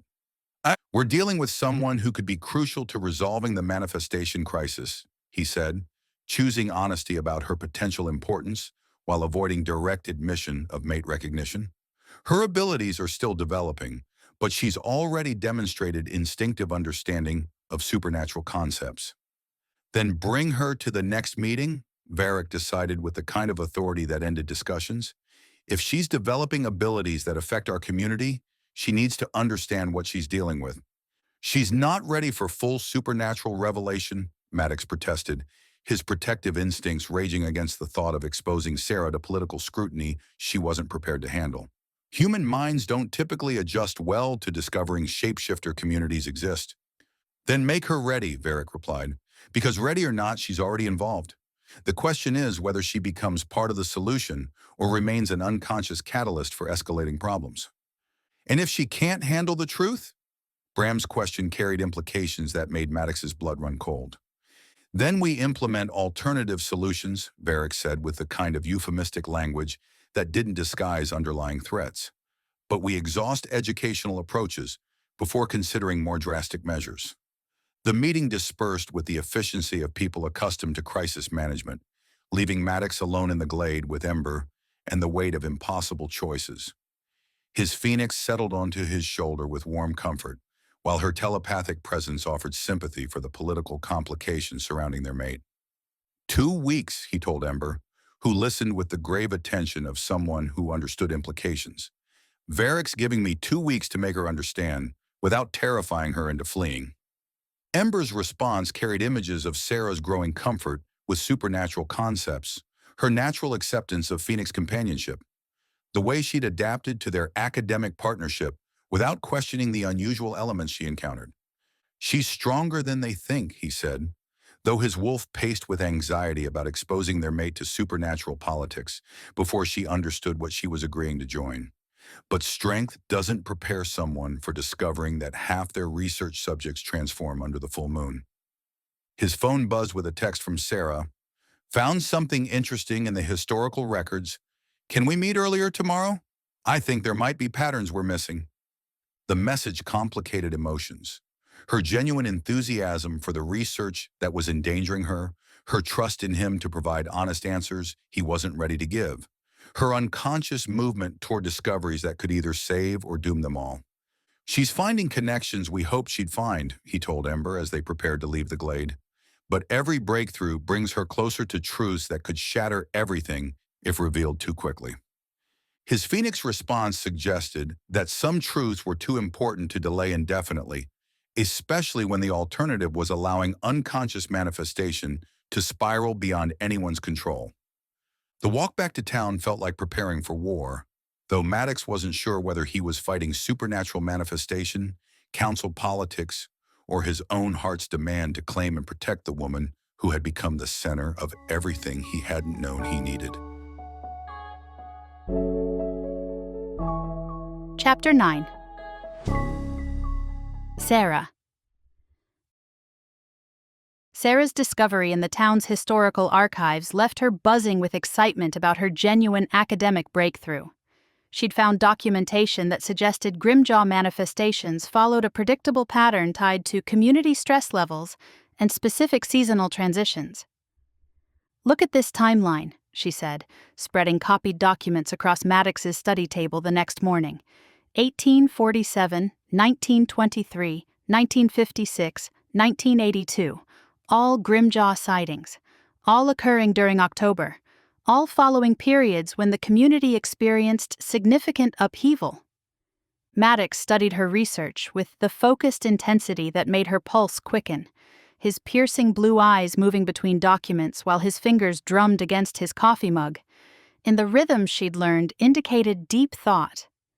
"What kind of upheaval?" he asked, though something in his tone suggested he already suspected the answer. "Economic stress, population changes, conflicts that divided community loyalty." She pointed to specific entries in the historical record. 1847 was the year the original mining families left. 1923 followed the influenza outbreak that killed 15 residents. 1956 was right after the highway project that threatened to bisect the town. And 1982? The year the federal government tried to claim eminent domain over the forest for a military training facility. She looked up from her notes to find him watching her with an expression that mixed admiration with something that looked suspiciously like concern. Every manifestation period coincided with times when Hollow Oaks residents felt isolated from each other and threatened by outside forces. "Impressive analysis," he said with genuine respect that made her cheeks warm with pleasure. "You've identified patterns that most researchers miss entirely." "Because most researchers don't approach folklore as living cultural response to community psychology," she replied, settling back in her chair with satisfaction. "But that's what this is, isn't it? Grimjaw isn't just a random monster story. It's a manifestation of collective anxiety about isolation and abandonment." The way Maddox went very still suggested she'd hit closer to truth than casual academic observation should allow. "That's one interpretation," he said carefully. "It's the only interpretation that explains the consistency of details across different historical periods," she continued, warming to her theory. "If Grimjaw were just evolving folklore, the descriptions would change over time. But they don't. The creature appears the same way, in the same circumstances, following the same behavioral patterns." "And what does that suggest to you?" "That either the storytellers have remarkable collective memory, or they're documenting encounters with something that actually exists." The silence that followed her statement felt charged with significance, and she watched Maddox's internal struggle play across his features as he weighed how much truth to reveal. "Sera," he began, then stopped as his phone buzzed. She was getting tired of being interrupted just when conversations turned interesting, but this time she caught a glimpse of the message before he could hide it. "Manifestation accelerating, electronics failing in geometric progression. Need immediate assessment." "Manifestation?" she asked, her journalist instincts sharpening with the scent of real story. "That's an interesting word choice for whatever's happening around town." "Local term for unusual weather patterns," he said, but his dismissive tone couldn't hide the way his shoulders tensed with obvious anxiety. "Maddox," she said, leaning forward with direct attention that had served her well in interviews. "What exactly is happening in Hollow Oak? And don't give me another academic non-answer about mountain atmospheric conditions." His jaw tightened as he clearly struggled between protective instincts and growing trust, and she found herself holding her breath while waiting for his response. "There have been some unusual incidents recently," he admitted finally. "Electronics malfunctioning in specific patterns, residents reporting vivid nightmares, temperature fluctuations that don't match weather forecasts." "Incidents that began around the time I arrived to research Grimjaw folklore," she said, the pieces clicking together with uncomfortable clarity. "The timing is notable," he agreed reluctantly. "Notable enough that you've been monitoring my research activities to see if I'm somehow connected to whatever's happening?" His inability to immediately deny her accusation was answer enough, and she felt a familiar blend of hurt and anger at discovering she'd been observed rather than trusted. "It's not what you think," he said, reaching across the table as if to touch her hand before stopping himself. "The connection isn't malicious or intentional on your part, but your presence, your research focus, your documentation of specific legends, it all correlates with escalating supernatural activity." "Supernatural activity?"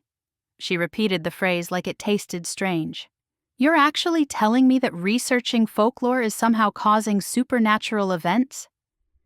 "I'm telling you that some places have concentrations of energy that respond to belief and attention in ways that conventional science doesn't fully explain," he said, his academic training providing careful language for impossible concepts.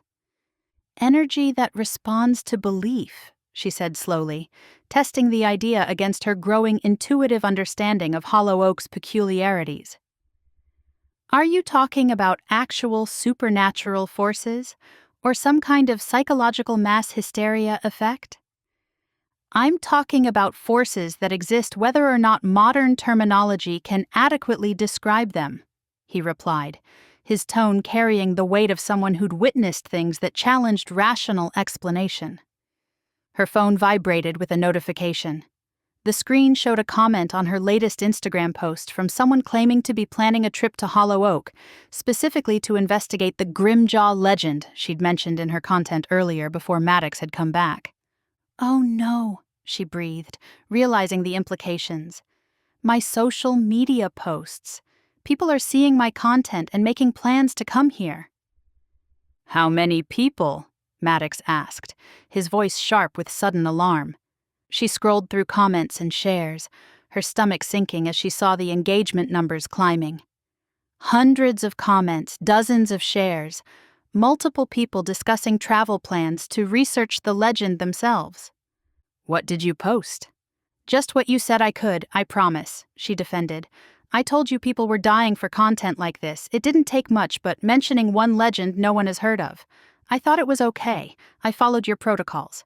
Plus, I literally just did it, Maddox. I just wanted to see what legend would interest them." The expression that crossed Maddox's face was pure panic, and she realized that whatever supernatural forces he believed were at work, the thought of crowds of amateur investigators descending on Hollow Oak terrified him. "This changes everything," he muttered, already reaching for his phone. "I have to warn the council." "The council?" "Local governance," he said absently, typing what looked like urgent messages. "They need to know that external attention is about to escalate significantly."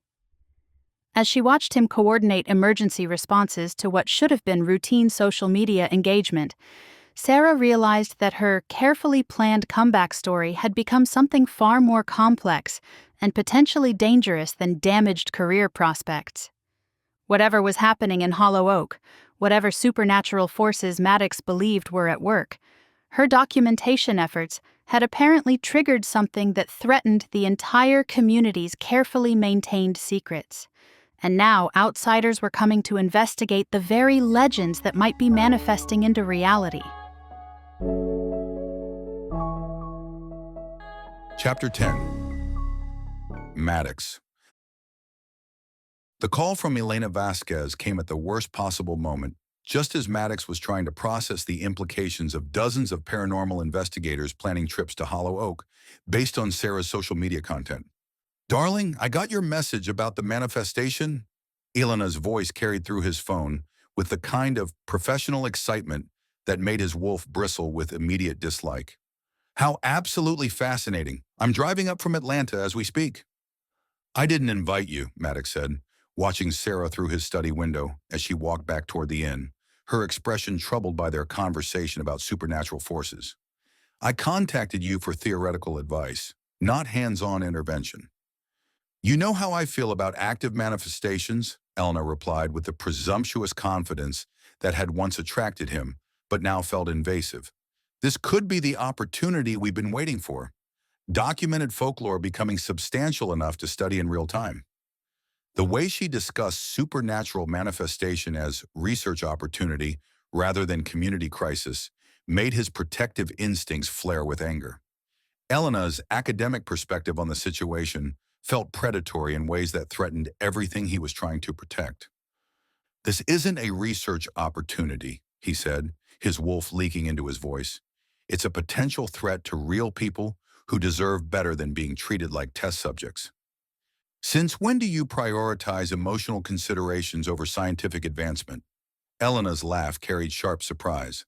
"The Maddox I knew would never let personal feelings compromise objective analysis." The observation hit uncomfortably close to truth, especially when his feelings for Sera had indeed begun influencing his professional judgment in ways that would have been unthinkable 6 months ago. "People change," he said, ending the call before Elena could probe deeper into his motivations. But 3 hours later, she was standing in his study doorway with designer luggage and the kind of academic determination that suggested she'd invited herself regardless of his preferences. "You look terrible, darling," Elena observed, studying his appearance with calculating interest. Stress-related insomnia from dealing with manifestation phenomena or emotional complications from working too closely with amateur researchers? Her ability to read his situation with uncomfortable accuracy made Ember hiss from her perch, the phoenix's immediate hostility confirming his own instinctive dislike of Elena's presence. "Your pet seems less than welcoming," Elena noted, maintaining careful distance from Ember's aggressive posture. "Though I suppose territorial behavior is natural when outsiders threaten established dynamics." "What do you want, Elena?" he asked, too tired from council emergency sessions and manifestation monitoring to maintain diplomatic politeness. "I want to help resolve a potentially dangerous situation before someone gets hurt," she replied, settling into the chair that had become Sera's without invitation. "And I want to prevent a talented colleague from destroying his career over misplaced romantic attachment." The casual assumption that his feelings for Sera represented professional liability made his wolf snarl with barely contained rage, especially when Elena's motivations for involvement remained suspiciously unclear. "My career is fine," he said, though the council's ultimatum about supernatural revelations suggested otherwise. "Is it?" Elena pulled out a tablet loaded with research that looked suspiciously thorough for someone who'd learned about their situation hours ago. "Because from my preliminary analysis, you're dealing with manifestation patterns that could expose this entire community if not properly contained." Her knowledge about community exposure risks felt far too specific for purely academic interest, and Maddox realized he'd made a critical error in contacting someone whose true agenda he'd never properly understood. "How much do you know about Hollow Oak's supernatural community?" he asked directly, abandoning diplomatic subtlety in favor of honest assessment. "Enough to recognize that your documentarian represents a significant security risk," Elena replied smoothly. "Humans with latent psychic abilities who trigger manifestations unconsciously tend to attract exactly the kind of attention that supernatural sanctuaries work very hard to avoid." The clinical way she discussed Sera's abilities and their community's secrecy confirmed his worst fears about Elena's true motivations for involvement. "She's not a security risk," he said, his protective instincts overwhelming political caution. "She's someone who deserves honest answers about what's happening to her. Honest answers that could expose everyone here if she reacts poorly to supernatural revelation." Elena's tone carried the kind of academic ruthlessness that treated individual welfare as acceptable loss for larger objectives. "How well do you really know this woman, Maddox? What guarantees do you have that she won't document everything and share it with her substantial social media following?" The question hit vulnerabilities he'd been trying not to examine too closely. His mate recognition and growing emotional attachment to Sera felt certain, but their relationship remained too new to predict how she'd respond to discovering that half the town transformed under full moons. "I know her well enough," he said, though Elena's skeptical expression suggested his confidence sounded hollow even to himself. Elena moved to examine his folklore collection with obvious interest. "From what I've observed, she approaches everything through the lens of content creation and audience engagement. How long before supernatural revelation becomes just another story to monetize?"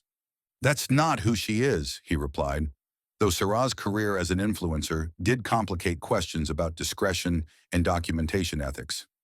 Perhaps not intentionally, Elena agreed with diplomatic condescension, but unintentional exposure can be just as damaging as deliberate revelation. Before he could respond, Elena's phone rang with an incoming call. She glanced at the screen and smiled with satisfaction that made his stomach clench with dread. "Perfect timing," she said, answering with professional enthusiasm. "Dr. Vasquez speaking. Yes, I'm in position to begin assessment. Absolutely. Preliminary documentation is already underway." The one-sided conversation he could overhear suggested Elena was reporting to someone about their situation, confirming his suspicions that her involvement extended far beyond academic curiosity. "Assessment for whom?" he demanded when she ended the call. "Colleagues who take a professional interest in supernatural manifestation patterns," Elena replied vaguely. "Organizations that understand the importance of proper containment when folklore becomes substantial enough to pose security risks." The euphemistic language didn't disguise what sounded suspiciously like government or military involvement, and Maddox realized that contacting Elena might have exposed their entire community to exactly the kind of outside scrutiny the council worked desperately to avoid and that she was claiming to protect. "You need to leave," he said, his alpha authority finally overriding diplomatic restraint. "Now." "I'm afraid that's not possible," Elena smiled with the kind of calculated regret that suggested she'd been expecting this conversation.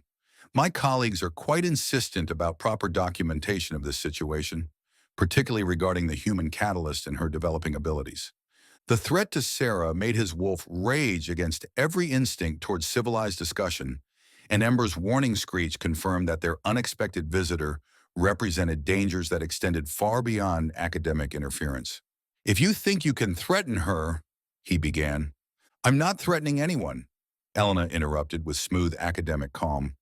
"I'm simply ensuring that proper authorities are aware of a situation that could have significant implications for supernatural community security."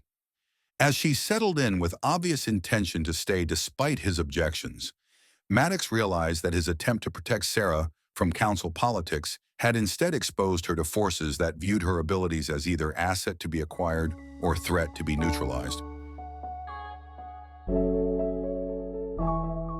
Chapter 11. Sera. The sharp knock on Sera's in-room door came just as she was reviewing the disturbing analytics from her latest social media posts.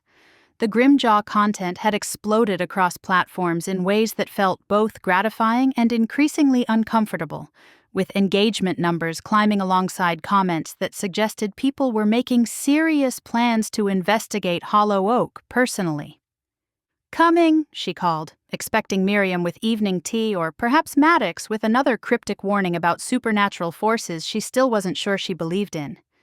Instead, she opened the door to find an elegant woman with dark hair pulled into a severe chignon, and the kind of expensive academic chic that screamed university prestige. Her smile was sharp enough to cut glass, and her evaluating gaze made Sera feel like a specimen under laboratory examination.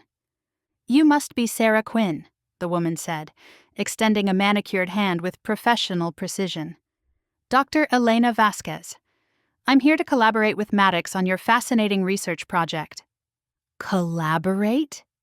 Sera accepted the handshake while mentally cataloging everything about this unexpected visitor that set off warning bells. Maddox didn't mention expecting a colleague. Academic collaboration often develops quickly when interesting phenomena require specialized expertise, Elena replied, stepping into the room without invitation. "I hope you don't mind my directness, but I'm quite curious about your documentation methods." The presumptuous entry into her personal space combined with Elena's calculating attention made Sera's instincts scream warnings about territory being invaded by someone with hidden agendas. "Documentation methods?" she asked, closing the door while maintaining careful distance from her uninvited guest. "Your social media approach to folklore preservation," Elena clarified, settling into the room's single chair with obvious intention to stay. Maddox mentioned that you've developed quite innovative techniques for engaging modern audiences with traditional narratives. The compliment felt like a trap, especially when Elena's tone suggested she found those innovative techniques more problematic than praiseworthy. I try to make cultural heritage accessible without exploiting it, Sera said carefully, noting how Elena's sharp gaze catalogued every detail of her living space. How admirable, Elena smiled with academic condescension that made Sera's teeth ache. Though I imagine balancing accessibility with cultural sensitivity must be challenging for someone without formal training in folklore studies.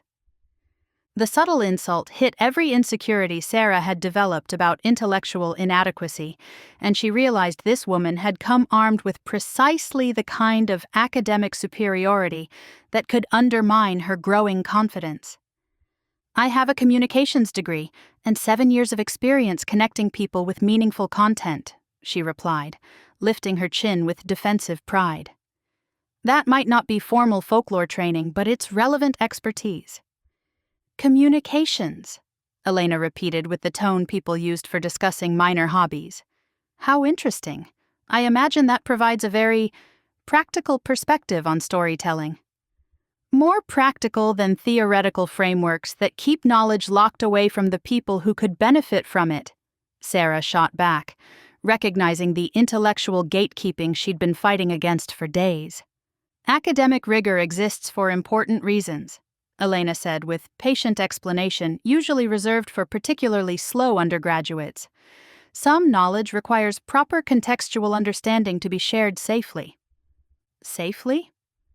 Sera latched onto the word with journalist instincts that sensed bigger stories hiding behind careful language. That's an interesting way to describe folklore preservation. Elena's pause suggested she'd revealed more than intended, and her recovery carried the smooth professionalism of someone accustomed to managing information leaks. Cultural appropriation concerns, she clarified quickly. Academic ethics require careful consideration of how traditional knowledge gets translated for modern consumption. The explanation felt rehearsed and insufficient, especially when Elena's knowledge about their research seemed unusually comprehensive for someone who'd supposedly just arrived. How much has Maddox told you about our work? Sera asked, testing Elena's familiarity with details she shouldn't know. Enough to understand that you've made some fascinating discoveries about local manifestation patterns, Elena replied, her academic mask slipping enough to reveal something predatory underneath, particularly regarding Grimjaw folklore and its correlation with community stress indicators. Sera's stomach clenched with the realization that Elena knew specific details about research they'd conducted privately, suggesting either Maddox had shared more than he'd indicated, or Elena had access to information through other channels. That's very specific knowledge for someone who just arrived, she observed, studying Elena's reaction. Academic networks share information quite efficiently when interesting phenomena develop, Elena said with diplomatic smoothness. Folklore manifestation is a specialized field, and news travels quickly among researchers. Folklore manifestation, Sera repeated, noting how Elena used the same terminology Maddox had employed. Is that the academic term for what's been happening around Hollow Oak? Among other things, Elena smiled with the kind of calculated evasion that suggested she knew far more than she was willing to reveal. Tell me, have you noticed any unusual responses to your documentation activities? Electronics behaving strangely, perhaps? Residents reacting to your presence in unexpected ways?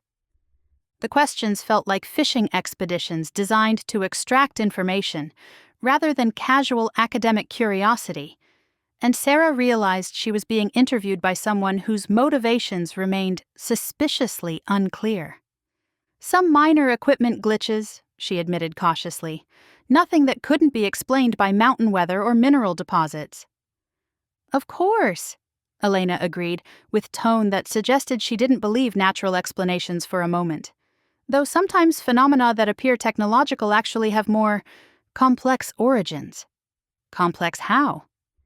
That depends on one's openness to possibilities that exist beyond conventional scientific paradigms, Elena replied with academic diplomacy that revealed nothing while implying everything. Sera's phone pinged with another notification about her Grimjaw content. The engagement numbers had climbed even higher, with several new comments from people claiming to be en route to Hollow Oak for paranormal investigation. Popular content, Elena observed, studying Sera's phone screen with obvious interest. How many people are planning to visit based on your documentation? I don't know, Sera said, realizing that Elena's knowledge about social media engagement suggested she'd been monitoring the posts. Several, apparently. Several people coming to investigate folklore that's currently, Elena paused delicately, experiencing unusual activity levels. How concerning. The implication that Sera's content success was creating actual danger made her stomach twist with guilt and confusion, especially when Elena's tone suggested she understood risks that hadn't been properly explained. Should I be concerned about people visiting? Sera asked directly, abandoning diplomatic conversation in favor of honest questions. That depends on how much Maddox has told you about what really happens when folklore attracts concentrated attention, Elena replied, her academic mask dropping entirely to reveal something calculating underneath. And how much you're prepared to learn about the true nature of the community you've been documenting. Chapter 12. Maddox. Returning to the inn to find Elena conducting an unauthorized interview with Sera sent anger racing through Maddox's system like wildfire. His mate was being interrogated by someone whose true agenda remained dangerously unclear, and the careful emotional distance Elena maintained while probing for sensitive information made his wolf snarl with territorial rage. Elena, he said with enough authority to make both women look up sharply, I wasn't aware you were conducting independent research. Academic curiosity, Elena replied smoothly, rising from her chair with predatory grace. Sera's been telling me about her fascinating documentation methods. The way she said Sera's name, with just enough condescension to suggest intellectual superiority, made his protective instincts flare with barely controlled violence. Has she? He said, studying Sera's tense expression for signs of how much Elena had revealed or extracted during their conversation. Dr. Vasquez has been asking about my social media engagement, Sera said, her tone carefully neutral, despite the wariness in her hazel eyes. Apparently my content success is more significant than I realized. Significantly dangerous, actually, Elena interjected with academic precision.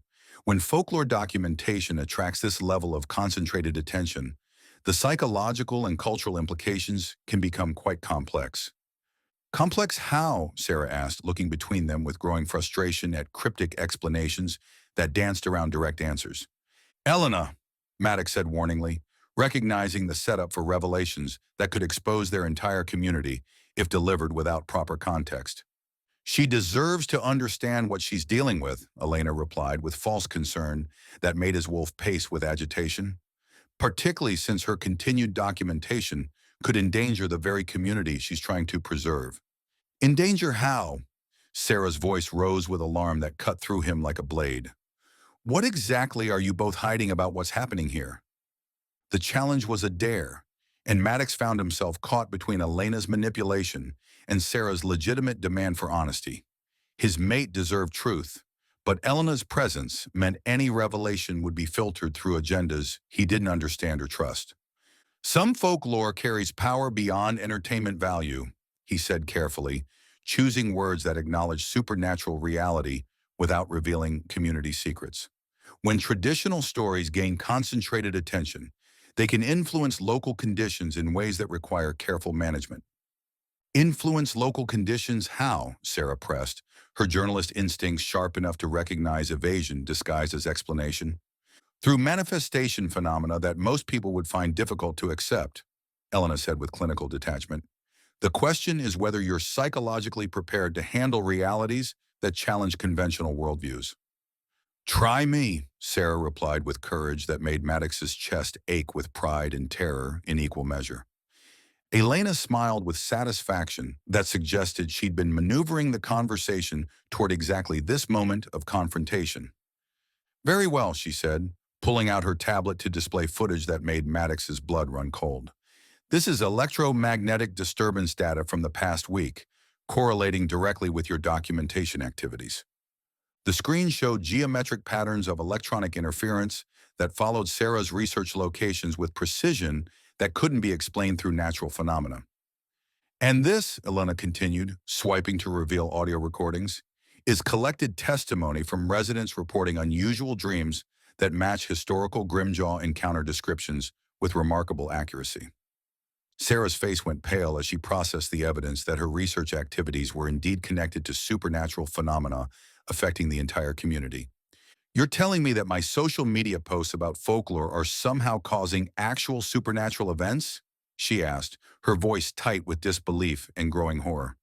"I'm telling you that some individuals possess latent abilities that respond to concentrated belief and narrative attention," Elena replied with academic precision. "Abilities that can influence the boundary between story and reality in ways that create substantial manifestations." "Substantial manifestations," Sera repeated, her gaze moving between Elena's clinical data and Maddox's conflicted expression. "You mean actual supernatural creatures, real monsters?" "I mean phenomena that exist, regardless of whether modern terminology can adequately describe them," Elena said, her tone carrying the weight of someone revealing uncomfortable truths. Maddox watched helplessly as Elena's calculated revelation shattered Sera's worldview, without providing the context or support she needed to process impossible information safely. His mate was being inducted into supernatural reality through clinical data rather than trusted relationship, and Elena's motivations for forcing the revelation remained troublingly unclear. "My content isn't just attracting paranormal enthusiasts, it's drawing people towards something actually dangerous." "Potentially very dangerous," Elena confirmed with false sympathy, "which is why proper authorities need to assess your abilities and determine appropriate containment strategies." "Containment strategies?" Maddox's voice carried enough menace to make Elena step back slightly. "She's not a threat to be contained." Elena's smile carried sharp amusement. "Someone whose unconscious abilities can manifest folklore into physical reality, whose social media following could expose supernatural communities to government scrutiny. I'd say that qualifies as a significant security risk." The thought of Sera as a security risk rather than a person deserving protection sent fury racing through his system. Elena's agenda was becoming clearer, and none of it involved Sera's welfare as anything more than acceptable collateral damage. "Get out," he said, his alpha side finally overriding restraint. "Get out of this room, out of this inn, out of this town." "I told you already I can't," Elena replied with academic regret that felt entirely fabricated. "My colleagues are quite insistent, particularly when they involve human catalysts with developing psychic abilities." "Your colleagues?" Sera asked, her voice small with growing understanding of how much larger and more dangerous her situation had become. "People who take a professional interest in supernatural security," Elena said with diplomatic euphemism that didn't disguise governmental implications. "People who understand that some abilities require careful monitoring for everyone's safety." Maddox realized that his attempt to protect his mate from council politics had instead exposed her to forces far more dangerous than anything their community could pose. And Sera, who had come to Hollow Oak looking for authentic stories to rebuild her career, was discovering that authenticity came with prices she'd never been warned about. Chapter 13. Sera. Sera spent the night staring at her laptop screen, watching the engagement numbers on her Grimjaw content climb toward terrifying heights, while Elena's clinical revelations about manifestation phenomena echoed in her mind like accusations. Her social media analytics told a story of viral success that should have thrilled her. 47,000 views on the latest post, 3,200 shares, comments pouring in from paranormal enthusiasts across the country. Instead, each notification felt like another nail in the coffin of her carefully planned comeback.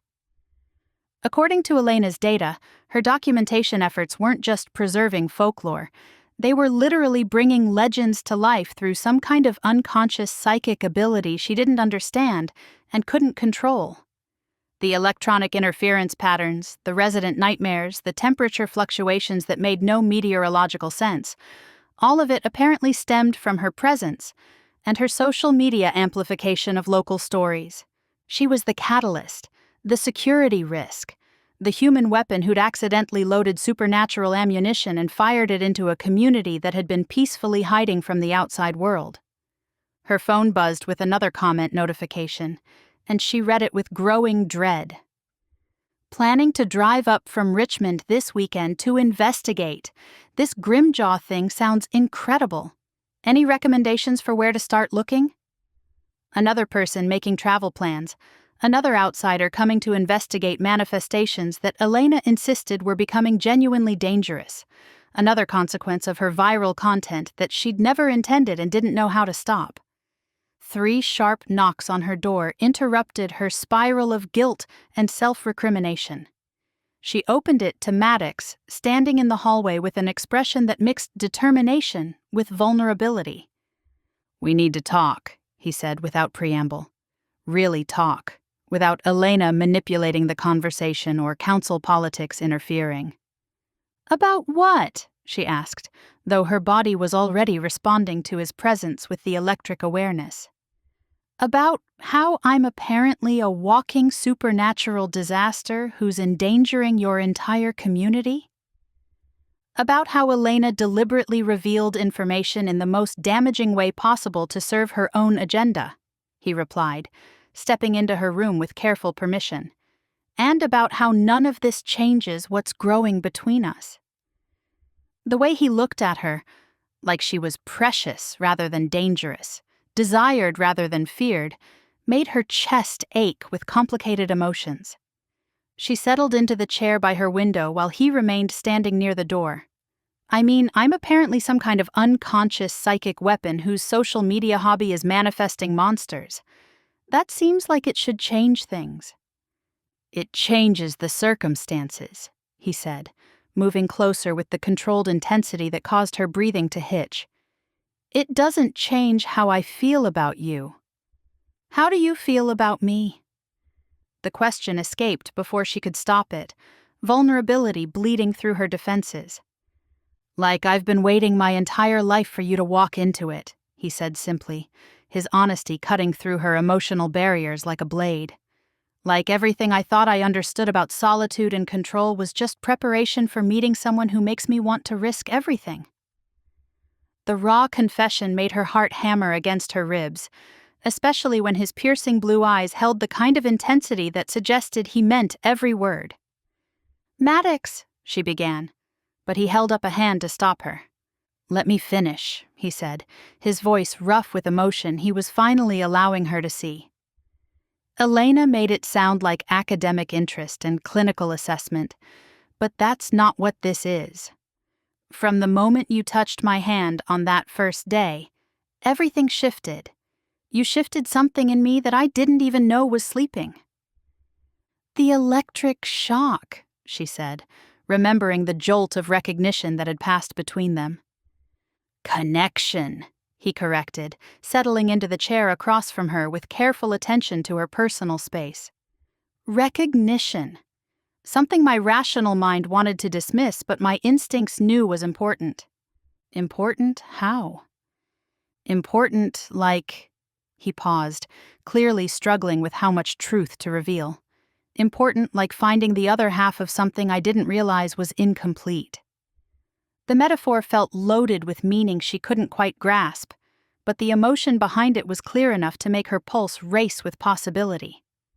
"I came here to rebuild my career," she said quietly, studying his face for reactions. "To create content that would prove I was more than just another fallen influencer. I never intended to endanger anyone." "I know," he said, leaning forward with the kind of focused attention that made her feel like the center of his universe. "Elena's trying to make you feel responsible for forces you didn't understand and couldn't control. But the truth is, your abilities are remarkable, rare, and in the right circumstances, they could be incredibly valuable rather than dangerous. Abilities, she repeated, testing the word. So you do think I have some kind of psychic powers? I think you have intuitive gifts that respond to supernatural energy in ways most humans can't access, he said carefully. Gifts that Elena wants to document for organizations that view people like you as either assets or threats. The clinical language made her shiver with fear, but Maddox's protective intensity suggested he had very different plans for her safety. What kind of organizations? She asked. The kind that study supernatural phenomena for military applications, he replied, his jaw tightening with obvious anger. The kind that would see your abilities as weapons to develop rather than gifts to protect. And what do you see them as? I see them as part of who you are, he said, reaching across the space between them to cover her hand with his. Part of what makes you extraordinary. The moment their skin touched, that familiar electric shock raced through her system. But this time it felt less like surprise and more like homecoming. Whatever supernatural sensitivity she possessed, it responded to Maddox with recognition that felt cellular, fundamental. There it is again, she breathed, studying their joined hands as warmth spread up her arm. Connection, he said, his thumb tracing across her knuckles with reverent attention. Something Elena's clinical data can't measure or explain. But you can? I'm beginning to understand it, he admitted, his voice carrying rough honesty that made her lean closer. Just like I'm beginning to understand that protecting you matters more than protecting secrets. Sera found herself torn between gratitude for his honesty and terror of the implications. What secrets? She asked, though part of her suspected she wasn't ready for the complete truth. Secrets about what I am, he said quietly, his eyes holding depths she was only beginning to recognize. About what this community really is.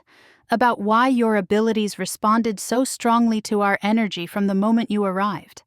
Before she could ask what he meant about what he was, before she could process the implications of community energy and supernatural compatibility, her phone exploded with notification sounds that shattered the intimate atmosphere like breaking glass.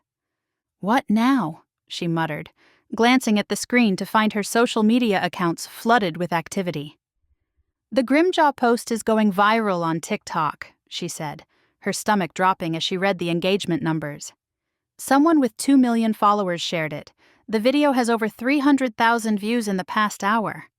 Maddox's expression shifted from romantic vulnerability to protective alarm as the implications hit them both simultaneously. That's not viral spread, he said grimly, already reaching for his phone to alert the council. That's manifestation fuel on a scale we've never dealt with before. Chapter 14. Maddox. The emergency council meeting convened in Varick's private study rather than the forest glade, the escalating crisis requiring immediate response without regard for traditional protocols. Maddox arrived to find Emmett pacing like a caged predator, while Maeve cleaned her weapons with the focused intensity of someone preparing for war. How bad? Varick asked without preamble. Catastrophic, Maddox replied, spreading printouts of Sera's viral analytics across the elder's desk. 300,000 views in 4 hours. The engagement is feeding manifestation energy faster than anything in our historical records. And the human woman? Elder Bram's pale eyes held the kind of cold calculation that made Maddox's wolf bristle with defensive fury. How has she responded to supernatural revelation? She's processing the information, he said carefully, omitting the part where Elena had weaponized the revelation to make Sera feel like a dangerous threat rather than valued community member. But she's committed to helping resolve the crisis her documentation accidentally triggered. Accidentally, Bram repeated with skepticism, sharp enough to cut. You're certain this isn't intentional manifestation designed to draw government attention to our sanctuary? The suggestion that Sera might be a deliberate plant triggered Maddox. and only Ember's warning squawk prevented him from responding with the kind of alpha dominance that would derail diplomatic discussion. "She's not a government operative," he said through gritted teeth. "She's someone whose latent abilities responded to our community energy without understanding what was happening. Abilities strong enough to manifest folklore through social media engagement," Maeve observed, her practical intelligence cutting through emotional reactions to focus on tactical realities. "That's not standard psychic sensitivity, Maddox. That's power on a scale that could reshape supernatural community dynamics." The observation was accurate and terrifying, especially when combined with Elena's interest in documenting Sera's capabilities for organizations that viewed supernatural individuals as research subjects rather than people deserving protection. "Which is why we need to integrate her properly rather than treating her as a threat to be contained," he argued, his protective instincts demanding he defend his mate's right to belong in their community. "Integration requires trust," Emmett said, settling into a chair with the careful attention of someone monitoring multiple threat levels simultaneously. "How do we trust someone whose abilities could expose us all if she decides our secrets are worth sharing with her substantial audience?" "The same way we trust anyone," Maddox replied, though the question hit vulnerabilities he'd been trying not to examine. "Through relationship, through demonstrated commitment, through giving her reasons to protect what matters to her. And if she decides what matters to her is career advancement over community welfare?"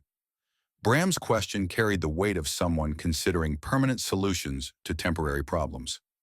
"Then we deal with that when it happens," Maddox said, his alpha side finally overriding diplomatic caution. "But we don't preemptively destroy someone because they might pose hypothetical future risks." The room fell silent as council members processed his emotional investment in Sera's welfare, and Varick's knowing expression suggested the elder had recognized mate dynamics from the beginning. "Personal attachment," Varick observed neutrally. "How serious?" "Serious enough that her safety takes priority over political convenience," Maddox admitted, abandoning any pretense of professional detachment. "Serious enough that I'll fight anyone who treats her as expendable." "Including the council?" Bram's tone carried challenge that made the temperature in the room seem to drop. "Including anyone," Maddox replied, meeting the elder's cold stare without flinching. Emmett's sharp intake of breath suggested he recognized the implications of an alpha wolf declaring protective priority over pack authority, while Maeve's hand moved unconsciously toward her weapon in response to escalating tension. "Maddox," Varick said carefully, "are you claiming mate rights over the human woman?" The question forced him to acknowledge what his wolf had known from the moment Sera touched his hand, but his rational mind had been reluctant to accept.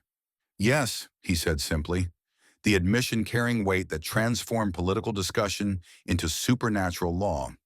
"She's my mate." The declaration changed everything about the council's tactical considerations, because mate bonds carried protections under supernatural community law that superseded political expedience.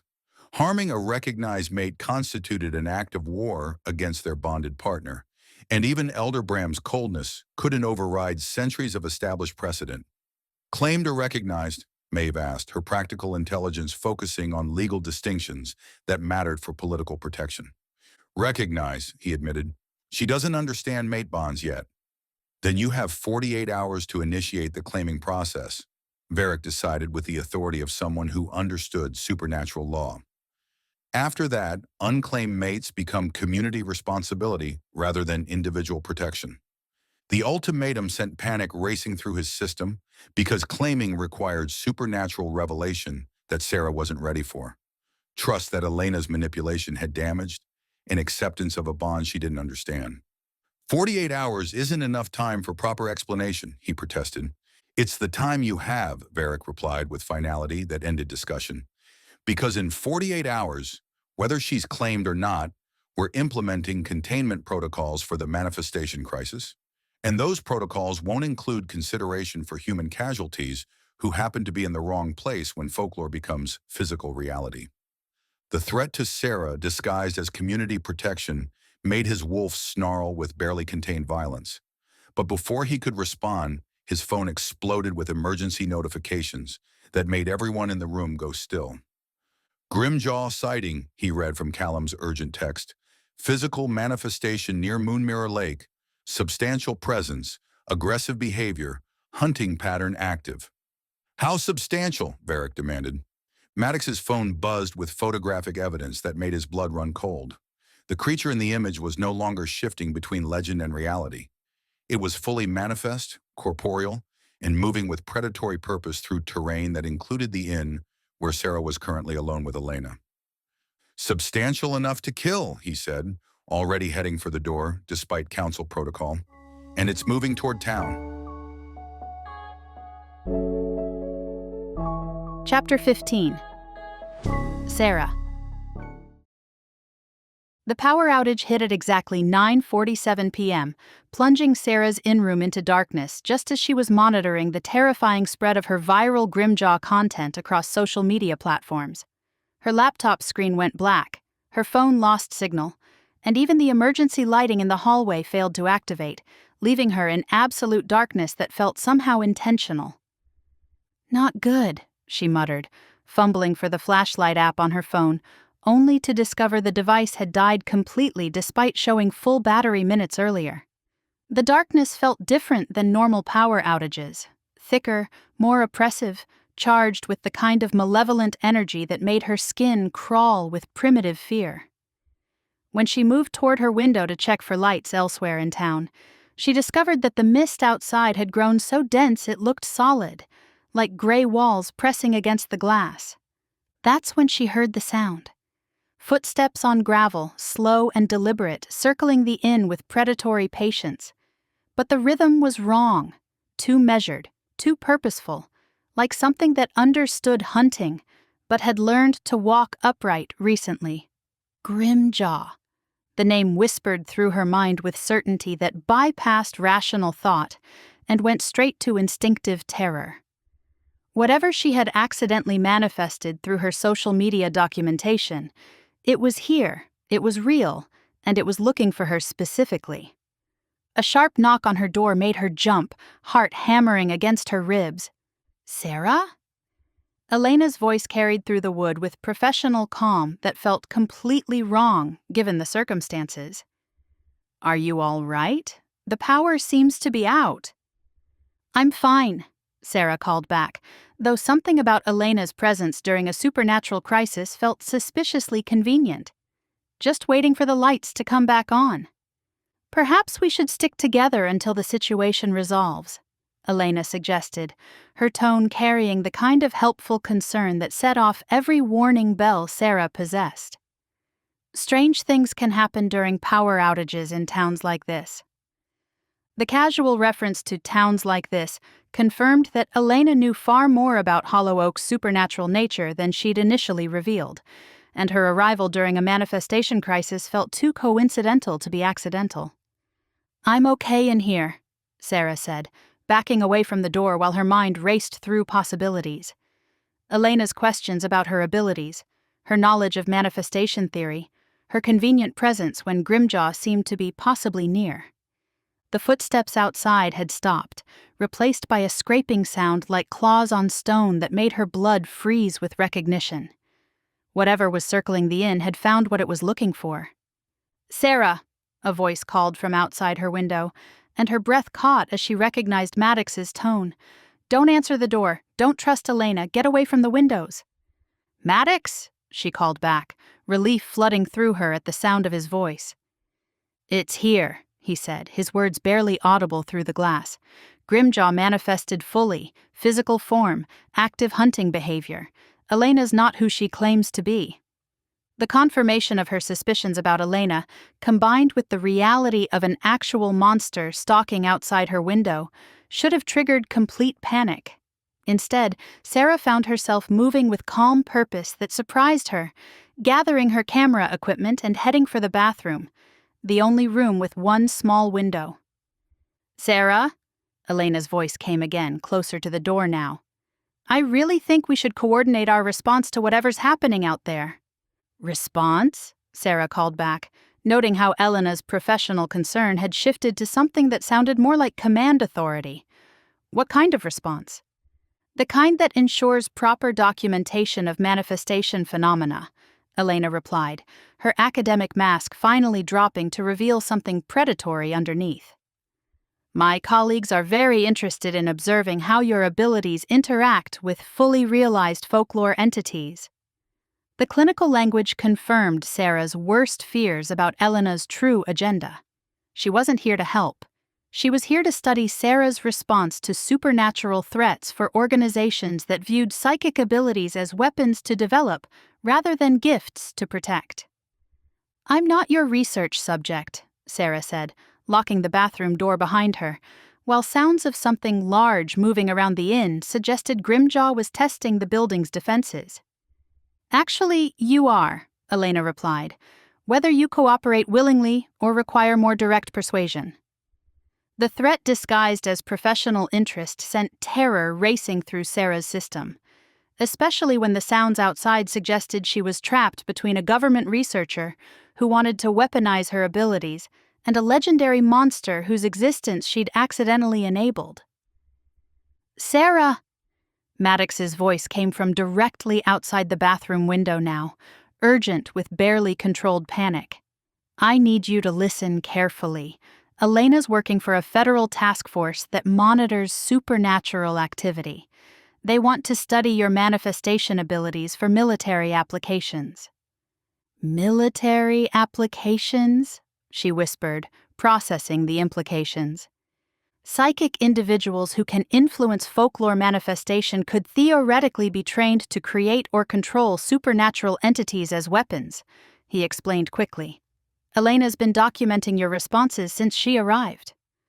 The horrifying possibility that her unconscious abilities could be weaponized made her stomach churn with nausea, especially when Elena's persistent attempts to access her room suggested the documentation phase had ended and acquisition had begun. What do I do? She asked, turning on the ring light she had brought in the bathroom with her and feeling marginally safer as LED illumination pushed back the oppressive darkness. Trust me, Maddox said simply, and get ready to run when I tell you to.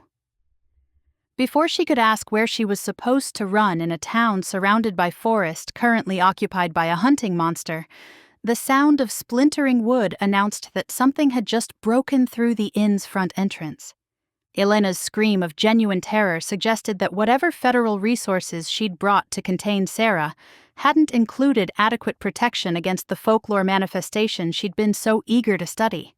And Grimjaw, it seemed, made no distinction between researchers and research subjects when it came to collecting bones. Chapter 16. Maddox. The sight of Grimjaw's massive form stalking through the inn's lobby sent primal fury racing through Maddox's system as his wolf recognized an immediate threat to their mate. The creature had achieved full physical manifestation, 8 feet of shifting shadow and bone, antlers that definitely consisted of human remains, and predatory intelligence that made it far more dangerous than any natural predator.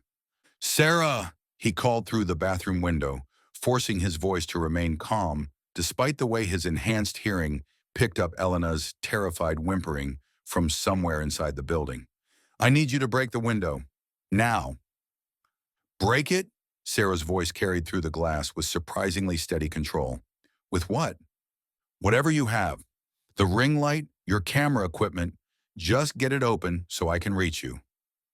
The sound of shattering glass was followed immediately by Grimjaw's enraged shriek as the creature realized its prey was escaping through an exit it hadn't anticipated. Footsteps pounded across the inn's floors with inhuman speed as the manifestation adjusted its hunting strategy.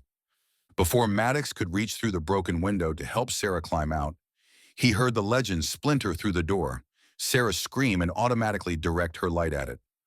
Grimjaw shrieked and seemed to pause momentarily as Maddox reached in and grabbed her hands, pulling herself through the frame.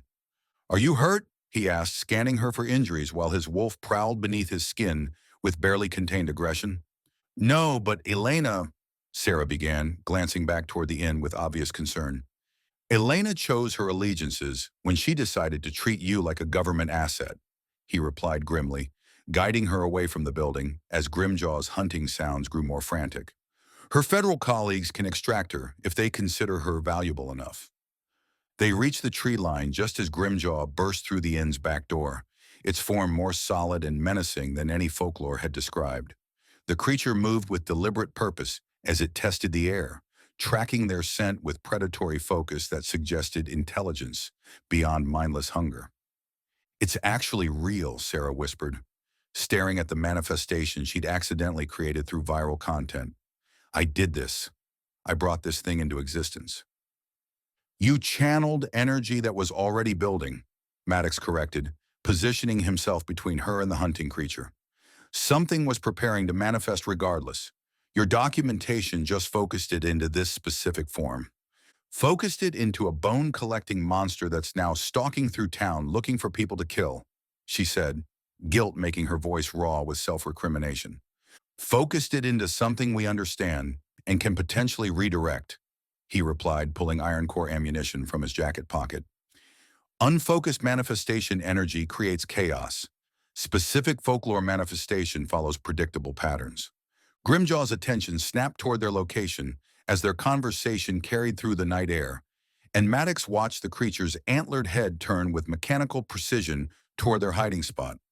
"It knows we're here," Sera breathed, instinctively moving closer to his protective presence. "It knows you're here," he corrected grimly. "Grimjaw traditionally hunts isolated individuals, but you're the one who gave it form. The connection makes you its preferred target." The creature began moving toward the forest with flowing grace that defied its massive size, shadow and substance, shifting around bone and malevolent purpose in ways that hurt to observe directly. "What do we do?" Sera asked, her hand finding his arm with touch that sent grounding warmth through his system. "We run," he said simply, already calculating routes that would lead them toward council backup while keeping distance from the manifestation. "And we hope Callum and Emmett are in position to provide covering fire." They moved through the forest with desperate efficiency, Sera keeping pace despite her lack of wilderness experience, while Maddox used his enhanced senses to track Grimjaw's pursuit. The creature followed with relentless patience, never quite catching up but never losing their trail, like something that understood endurance hunting better than direct confrontation. "Maddox," Sera panted as they paused behind a massive oak, "there's something I need to tell you. When I turned on the ring light just now, the LED illumination actually hurt it, made it recoil like the light was causing physical pain. The information sparked possibilities that made his tactical mind race with new strategies. Traditional folklore mentions bone collectors avoiding areas with concentrated light sources, but most researchers assumed it was metaphorical." "It's not metaphorical," she said with certainty that suggested her developing abilities included intuitive understanding of supernatural weaknesses. "Artificial light disrupts whatever energy keeps it manifested." "Then we need to reach town," he decided, adjusting their route toward the main street where electric lighting might provide defensive advantages. Street lamps, store signs, anything with consistent illumination. They broke from the forest near the Griddle and Grind, the cafe's windows glowing warmly despite the power outage affecting other buildings. Twyla appeared in the doorway with a crossbow that looked suspiciously well-maintained for cafe equipment, her ageless features sharp with protective determination. "This way," she called, gesturing them toward her establishment. Iron mesh in the windows, blessed salt along the threshold, and enough LED lighting to blind a manifestation. As they ran toward Sanctuary, Sera glanced back to see Grimjaw emerge from the forest, its form more substantial and threatening than ever. But when the creature reached the edge of the cafe's illuminated area, it stopped as if hitting an invisible barrier. "The light's actually holding it back," she breathed, amazement cutting through her fear. "For now," Maddox said grimly, watching as Grimjaw began circling the building's perimeter like a predator testing defensive boundaries. "But manifestations grow stronger through fear and attention, and this one's already had more social media engagement than any folklore in recorded history." Through the cafe's windows, they could see other residents taking shelter while supernatural defenders coordinated responses to their first fully manifested threat. The community Sera had accidentally endangered was rallying to protect both her and themselves, treating her as someone worth saving rather than a liability to eliminate. Chapter 17. Sera. The warmth and safety of the griddle and grind felt surreal after fleeing through dark forests from a monster she'd accidentally manifested. But what struck Sera most was how the assembled residents treated her, not as the outsider who'd brought danger to their town, but as someone they were determined to protect. "Drink this," Twyla said, pressing a steaming mug into Sera's hands that smelled like courage and tasted like liquid comfort. Calming blend with a touch of grounding herb. "You've had quite a shock." "Quite a shock," Sera repeated, glancing out the window where Grimjaw continued prowling the edges of the illuminated area like a caged predator. "I manifested a legendary monster through social media engagement. That's definitely one way to describe it." "You focused energy that was already building," Maddox corrected from his position near the reinforced windows, where he monitored the creature's movement with tactical precision. "The manifestation would have happened regardless. Your documentation just gave it specific form." "Specific form that's currently trying to figure out how to bypass our defensive lighting," Callum observed from across the cafe, his ranger training evident in the way he tracked Grimjaw's behavioral patterns. "It's testing boundaries like it understands our limitations." Sera watched the creature's methodical investigation of their sanctuary's perimeter, noting how it moved with intelligence that went beyond mindless hunger. Grimjaw wasn't just hunting, it was problem-solving. "How long will the light hold it back?" she asked, though something in the manifestation's patient persistence suggested the answer might not be comforting. "Depends on how much power it gains through fear and attention," Emmett replied, checking his ammunition with practiced efficiency. "Right now it's substantial but not invulnerable. If your social media engagement continues climbing..." He didn't need to finish the sentence. Every view, every share, every comment on her viral content was feeding power to the creature stalking outside their temporary sanctuary. "I have to take the posts down," Sera said, pulling out her phone only to discover it still showed no signal despite the cafe's working electronics. "Delete everything. Stop the engagement before it gets worse." "Too late for that," Maeve said from her position near the back door, her tactical awareness focused on multiple threat vectors.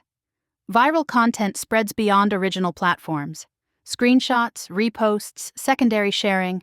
The story's out there now regardless of what you do with your accounts. The realization that she'd lost control of her own content, that strangers were now spreading Grimjaw folklore faster than she could contain it, made Sera's stomach clench with helpless frustration.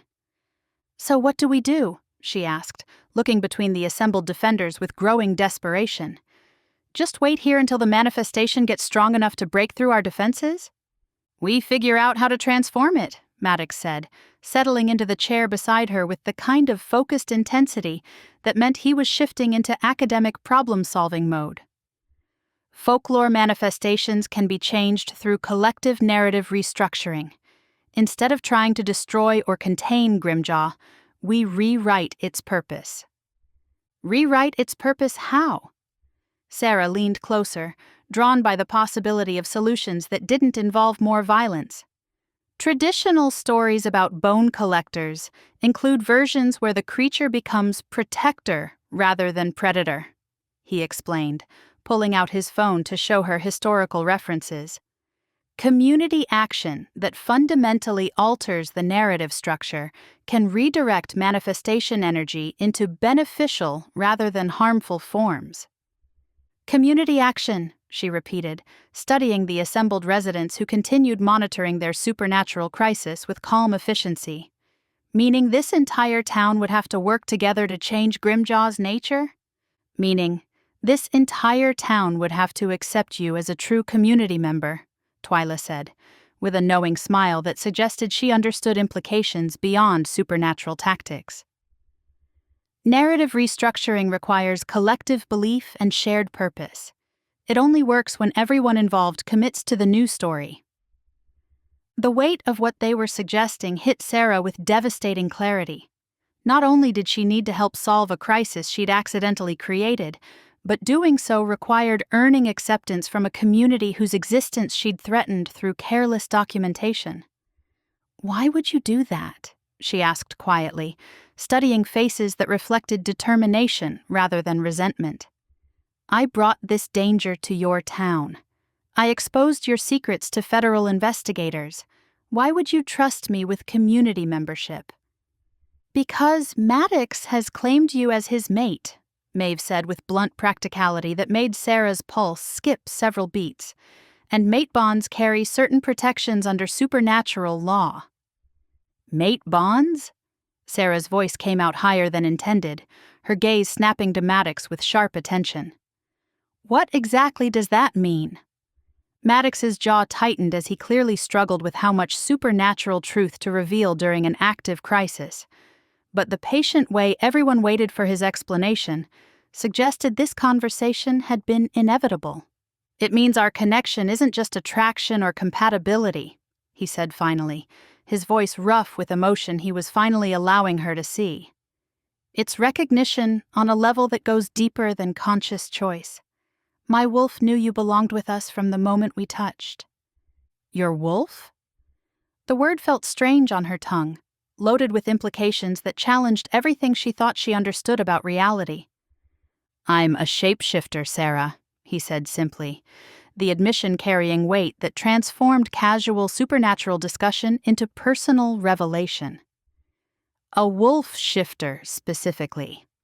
Most of this community is supernatural in some way. Shifters, witches, fey-blooded, psychically gifted humans like yourself. The clinical way he delivered information that should have shattered her worldview somehow made it easier to process, though her mind struggled to adjust fundamental assumptions about everyone she'd met. Shapeshifter, she repeated slowly, studying his face for signs of deception and finding only vulnerable honesty. You can actually transform into a wolf. His piercing blue eyes holding depths she was finally beginning to understand. The enhanced senses, the protective instincts, the way touching you feels like completion. It's all connected to supernatural nature I was trying to explain gradually. Gradually, she said, glancing around the cafe full of people who had apparently been hiding supernatural abilities since she arrived. How gradually? Too gradually, it turns out, Maddox admitted with self-deprecating humor. Elena's interference and the manifestation crisis forced revelations I wanted to introduce more carefully. Through the window, Grimjaw's impatient shriek reminded them that personal revelations were taking place during active supernatural threat. But Sera found herself torn between processing impossible information and dealing with immediate danger. So the mate bond, she said, testing the concept against her growing understanding of supernatural reality. That's why the council is protecting me instead of treating me as a threat. That's why I'm protecting you, Maddox corrected, his possessive intensity making her pulse race with recognition that felt cellular, fundamental. The council is protecting you because community law recognizes mate bonds as sacred, and harming someone's mate constitutes an act of war. Outside, Grimjaw's prowling intensified, as if the creature sensed shifting energy patterns that threatened its current purpose. But inside the cafe's protective glow, Sera found herself contemplating decisions that could transform her entire existence. Chapter 18. Maddox. The power returned to Hollow Oak just as dawn broke over the mountains, sending Grimjaw retreating into shadow with the frustrated howl of something whose hunting time had ended. Maddox watched the creature dissolve into mist through the griddle and grinds windows, but his relief was tempered by understanding that daylight offered only temporary reprieve, not permanent solution. It'll be back tonight, Emmett observed, lowering his crossbow as the immediate threat dissipated. Stronger, more substantial, with another day's worth of social media engagement feeding it power. Unless we implement narrative restructuring before then, Maddox replied, though his attention remained focused on Sera's pale face as she processed everything she'd learned about supernatural reality, mate bonds, and her own pivotal role in their community crisis. Narrative restructuring requires community consensus, Maeve pointed out, which means full council approval for integration, not just emergency protection protocols, and it can't happen in 24 hours. Sera looked up from her contemplation of the empty mug Twyla had provided, her hazel eyes reflecting complicated emotions, that protective tenderness. "I need some air," she said quietly. "Some space to process everything that's happened. Alone." The request to be alone struck his possessive instincts, especially when the mating process required intimacy and connection rather than solitary reflection. But forcing proximity before she was ready could damage trust they'd spent days building. "The end's compromise," he said instead, offering practical considerations rather than emotional demands. "Elena's federal colleagues will be monitoring it for intelligence gathering. You'll need somewhere else to stay." "She can use the guest room at my place," Twyla offered with maternal warmth that suggested she understood the complexity of supernatural relationship development. Protected space, private enough for thinking, close enough for safety. "Actually," Sera said, her voice carrying the kind of determined decision-making that meant she'd reach conclusions during her quiet contemplation, "I'd like to stay with you, Maddox, if the offer stands." The simple statement sent satisfaction racing through his wolf with intensity. "The offer stands," he said, careful to keep his voice level, despite the way his entire nervous system responded to her acceptance. "But you should understand what you're agreeing to." "I'm agreeing to trust someone who's been honest with me about impossible things," she replied, meeting his gaze. "I'm agreeing to belong somewhere, even if that somewhere includes shapeshifters and manifestation crises and federal investigators who want to weaponize my abilities." "And the mate bond?" The question escaped before he could consider whether this was the appropriate time or place for such personal discussion. "And the mate bond," she confirmed, color rising in her cheeks. "I felt the connection from the beginning, even before I understood what it meant. My body recognized you before my mind caught up. I just need help. Understanding." The admission that she'd experienced mate recognition as strongly as he had sent possessive satisfaction flooding through his system, though his rational mind recognized that acceptance and understanding were just the beginning of what they needed to build together. "Sera," he began, then stopped as his phone buzzed with an urgent message from Varric. "Emergency council meeting in 1 hour," he read aloud. "Elena's federal colleagues are demanding access to manifestation site and documentation of all supernatural residents involved in crisis response. They want to study the entire community," Sera said. "Not just me.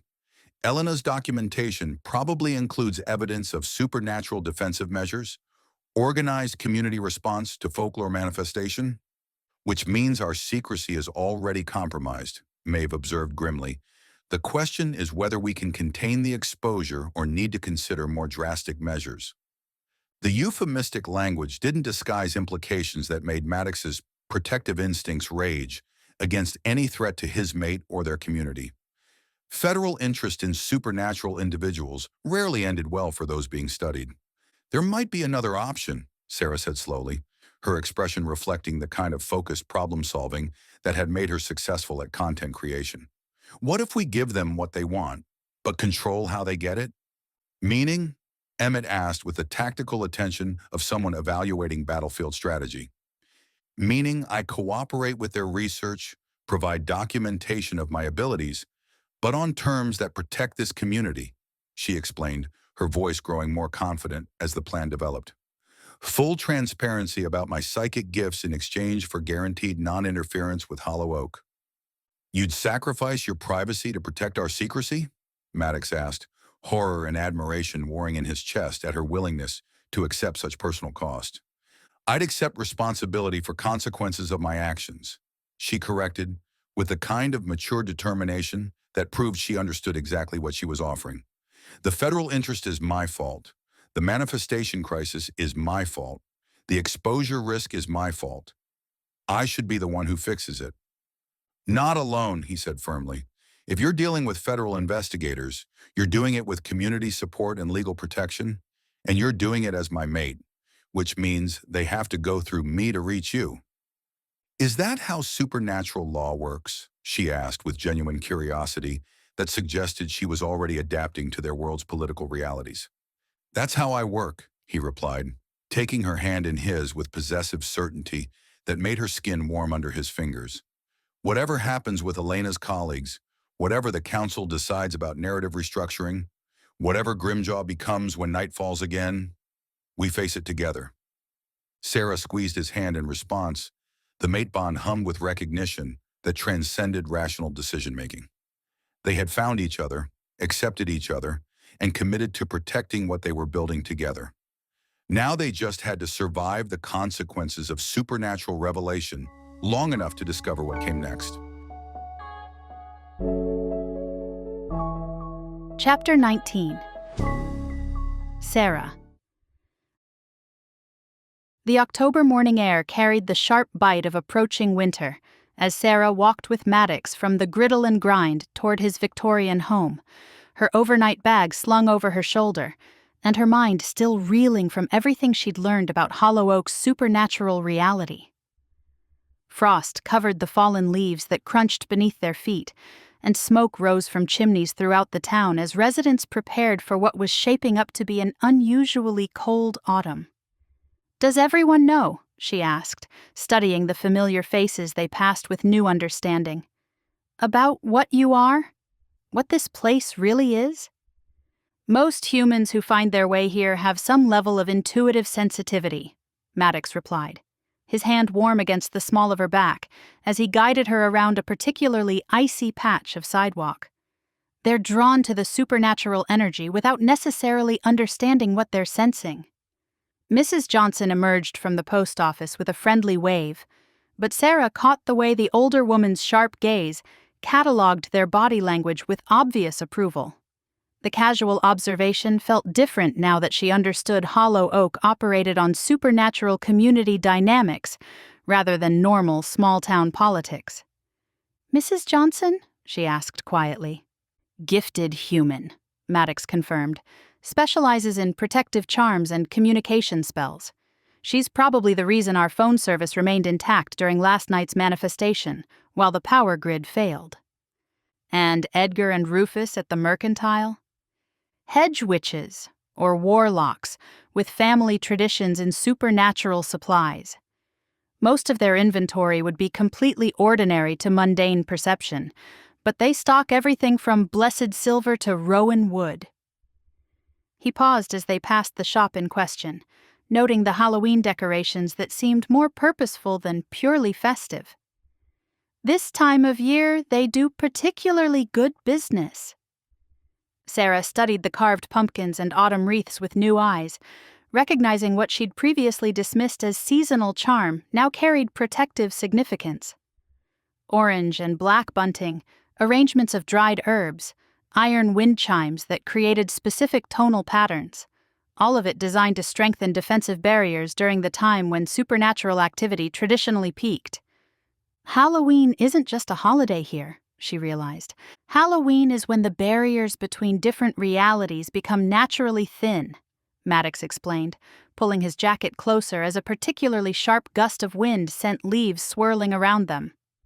Most supernatural communities spend October preparing for increased manifestation activity, hostile entity crossings, and territorial disputes with things that prefer the dark. Things like Grimjaw, among others. His expression darkened as they turned onto Maple Street. Your social media amplification accelerated what would normally be a gradual seasonal buildup. Instead of having weeks to prepare for manifestation, we got full corporeal presence in a matter of days. The weight of responsibility settled on her shoulders like the cold morning air, but Maddox's protective presence made it feel manageable rather than overwhelming. She'd created this crisis, but she wasn't facing the consequences alone. His Victorian home looked different in daylight, less mysterious and more welcoming, with smoke rising from the chimney and ember visible through the diamond-paned windows. The phoenix appeared to be arranging something on her perch with typical avian precision. "She's decorating," Sera observed with surprise. "Ember takes Halloween preparations seriously," Maddox said with fond amusement. "She spent the morning arranging protective crystals and blessed feathers around her territory. Phoenixes have strong instincts about seasonal boundary fluctuations." They climbed the front steps together, and Sera found herself hesitating before crossing the threshold. Yesterday, she'd been a guest in an academic's private space. Today, she was accepting invitation into a shapeshifter's den as his potential mate. Second thoughts? Maddox asked gently, reading her hesitation with the enhanced perception she was beginning to understand came with supernatural sensitivity. Just processing, she admitted. Yesterday I was a failed influencer trying to rebuild her career. Today I'm apparently a psychic catalyst living with a wolf shifter while a bone-collecting monster stalks the town I accidentally endangered. When you put it like that, it does sound overwhelming, he agreed with dry humor that made her smile despite everything. But also, she continued, surprised by her own honesty, it feels more real than anything I've experienced in years, more authentic than the life I was trying so hard to get back to. The admission carried weight that made his blue eyes intensify with something that might have been relief. "Come inside," he said, opening the door with careful formality. "Let me show you what belonging here actually looks like." Ember greeted them with a trill that sounded suspiciously like approval, her copper feathers catching the morning light as she hopped down from her elaborately arranged perch. The phoenix approached Sera with obvious intention, extending her neck in what was clearly an invitation for contact. "She wants you to touch her," Maddox said with surprise. "Ember doesn't usually offer physical contact to anyone." Sera reached out carefully, her fingers finding the silky softness of phoenix feathers warm enough to chase away the morning chill. The moment their skin made contact, images flooded her mind. Not thoughts exactly, but feelings and impressions that spoke of ancient wisdom, protective fire, and approval that felt like blessing. "She's welcoming me," Sera breathed, understanding flowing through their connection. "Really welcoming me, not just tolerating my presence." "Phoenixes recognize truth in ways that transcend human perception," Maddox said, watching their interaction with obvious satisfaction. "If Ember accepts you completely, it means your place here is genuine rather than temporary." The validation from a creature whose judgment couldn't be influenced by politics or social pressure made Sera's chest warm with something that felt like coming home. "So," she said, settling onto the familiar leather couch while Ember returned to her decorating project. "What happens now? Do we just wait for Grimjaw to return tonight and hope our defensive lighting holds?" "Now we begin figuring out long-term solutions," Maddox replied, moving to his desk where papers covered with research notes suggested he'd been working on the problem since dawn. "And we begin the mating process properly, if you're still certain that's what you want." The casual way he mentioned the mating process made her pulse quicken with awareness of how much her life had changed in less than 24 hours.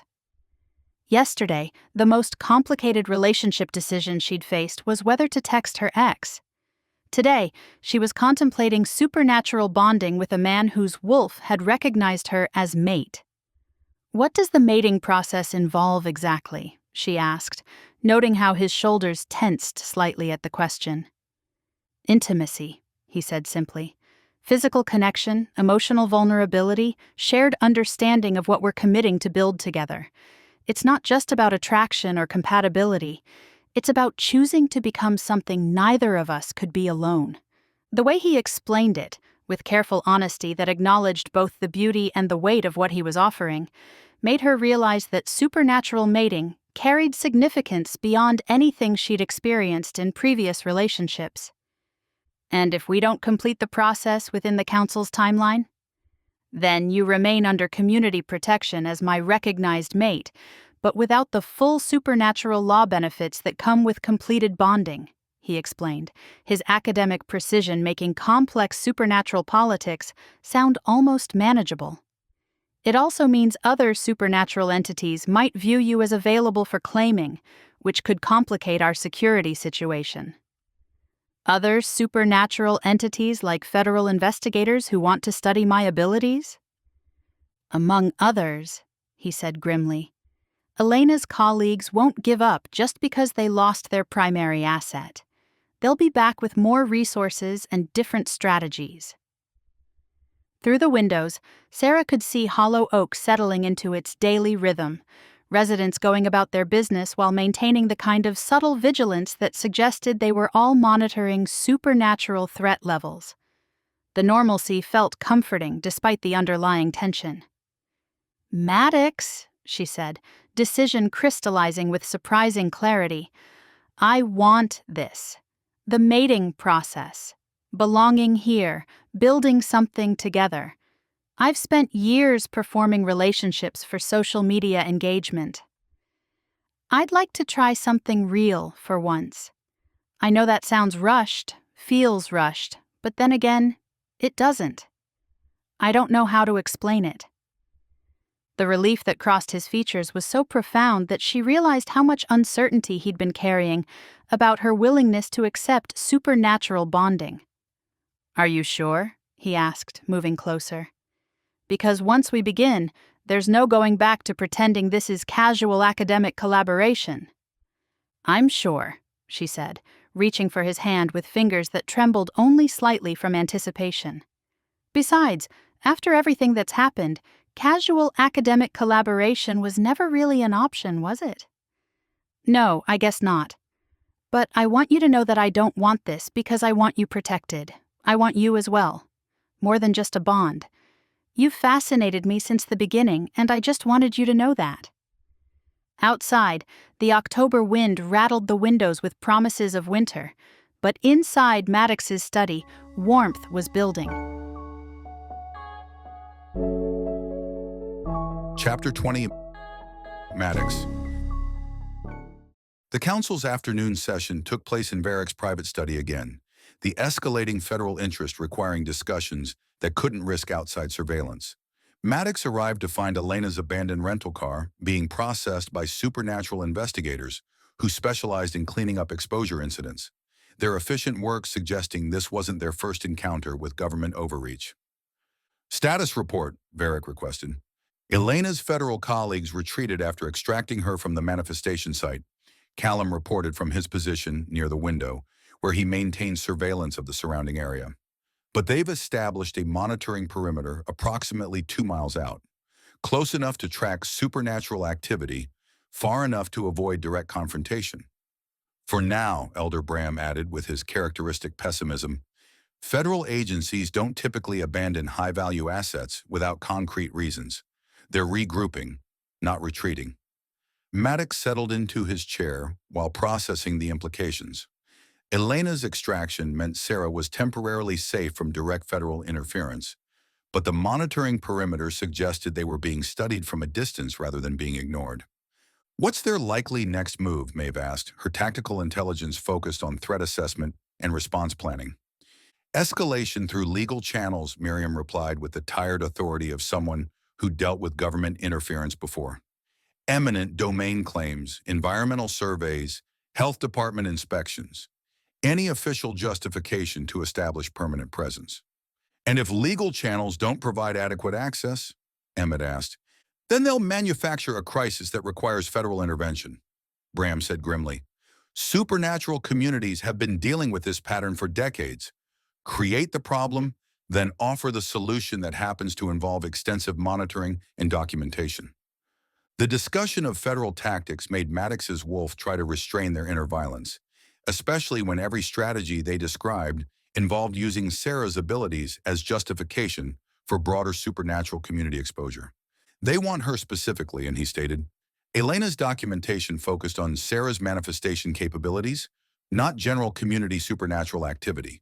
She's the prize they're trying to acquire, which makes her both our greatest asset and our most dangerous liability," Bram observed with clinical detachment that made Maddox's wolf snarl internally. "Her abilities could be invaluable for community defense or catastrophic for community secrecy." "She's not a liability," Maddox replied, his voice carrying enough menace to make even Bram pause. "She's my mate, and she's committed to protecting this community, despite the personal cost." "Personal cost that continues escalating," Varick pointed out with diplomatic neutrality. "Her social media engagement numbers haven't decreased since the manifestation.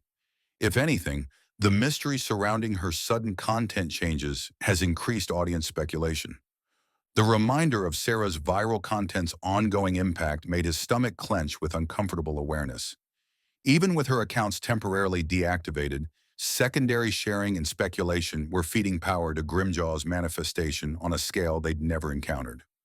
Speaking of which, Emmett said, checking his phone for the latest surveillance reports, we had 3 more attempted intrusions last night. Paranormal investigators, true crime enthusiasts, and at least 1 team with professional ghost hunting equipment. All turned away at the perimeter, but the interest isn't decreasing. Outsiders drawn by viral content, federal agents monitoring from a distance, and a bone-collecting manifestation that gains power from all the attention. Maeve summarized with grim humor. We're definitely not dealing with standard seasonal supernatural activity. How's Grimjaw's manifestation progressing? Maddox asked, though he suspected he already knew the answer. Slower than the initial surge, but steady, Callum replied, consulting his tracker data. The creature appears fully corporeal for approximately 4 hours after sunset, then fades to partial manifestation during daylight. It's following traditional hunting patterns, but with increased intelligence and patience. Increased intelligence. The detail caught Maddox's academic attention. Last night it avoided our defensive lighting arrangements entirely, Emmett explained. Instead of testing boundaries like a mindless predator, it mapped our perimeter defenses and identified potential weak points. That's problem-solving behavior, not instinctive hunting. The implication that Grimjaw was learning and adapting rather than simply following folklore programming made their situation exponentially more dangerous. Manifestations that could think strategically were exponentially harder to contain or redirect.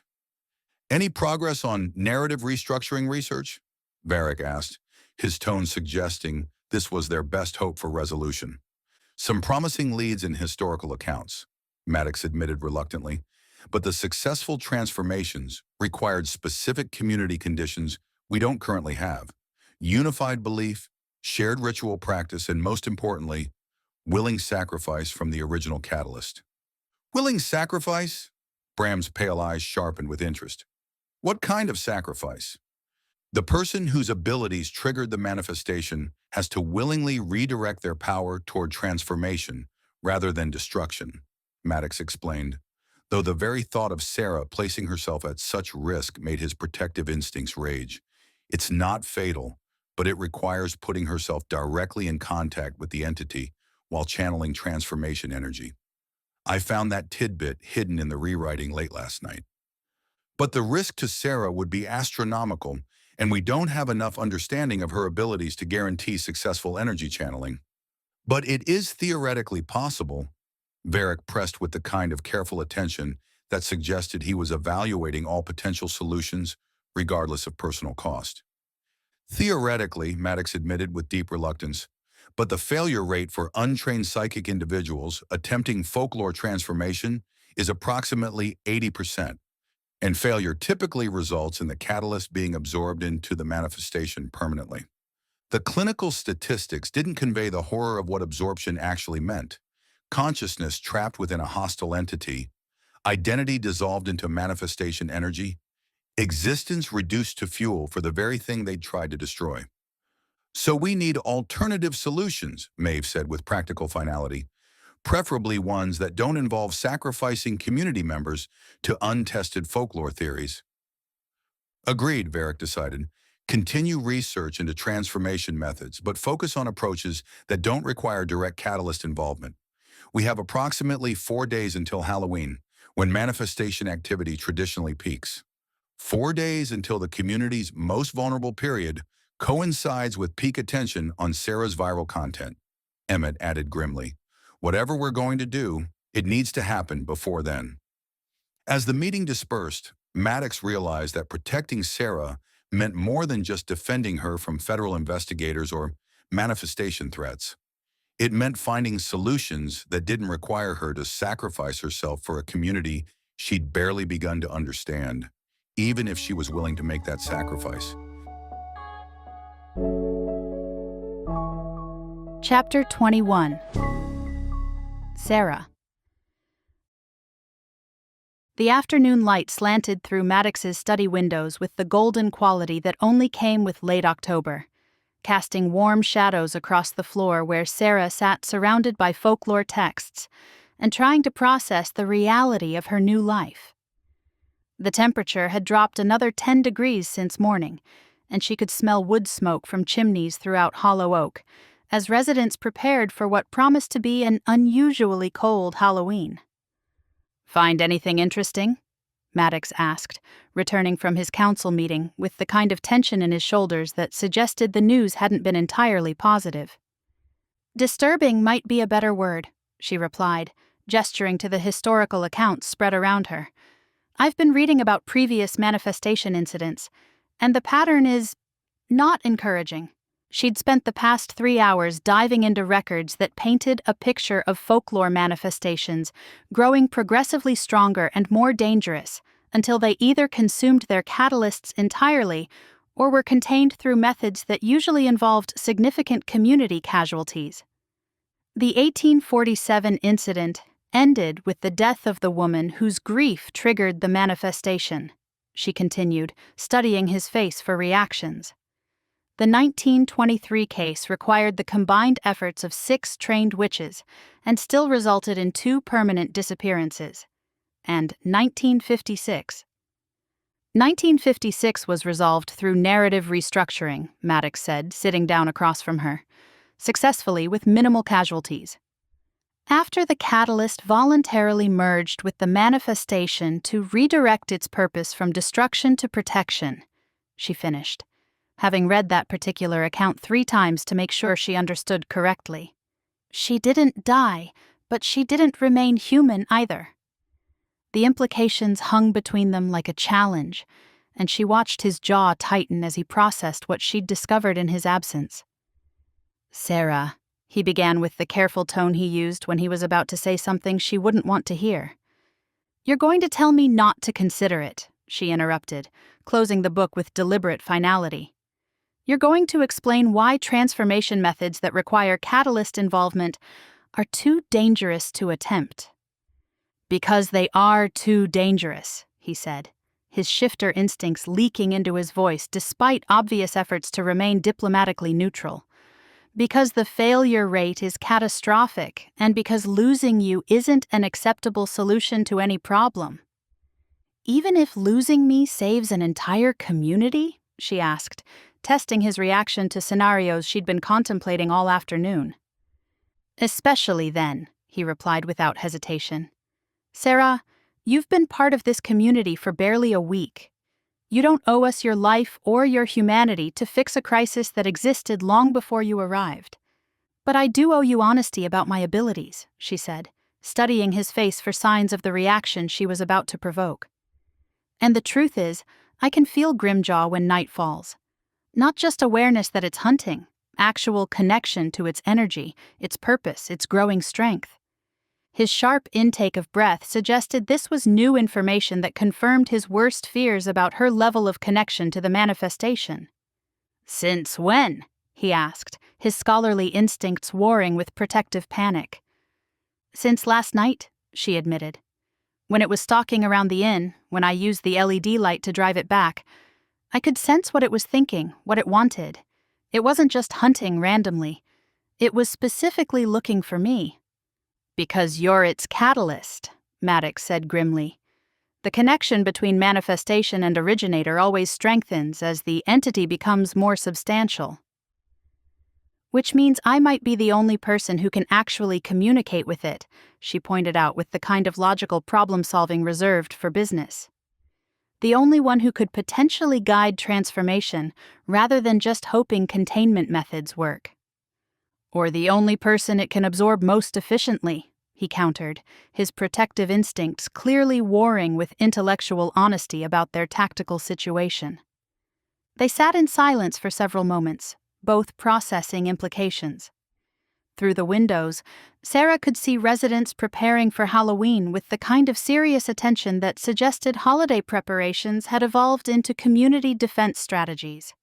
"Tell me about the mating process," she said, deliberately changing the subject before they could spiral deeper into discussions of sacrifice and transformation. "Not the supernatural law aspects or the community protection benefits.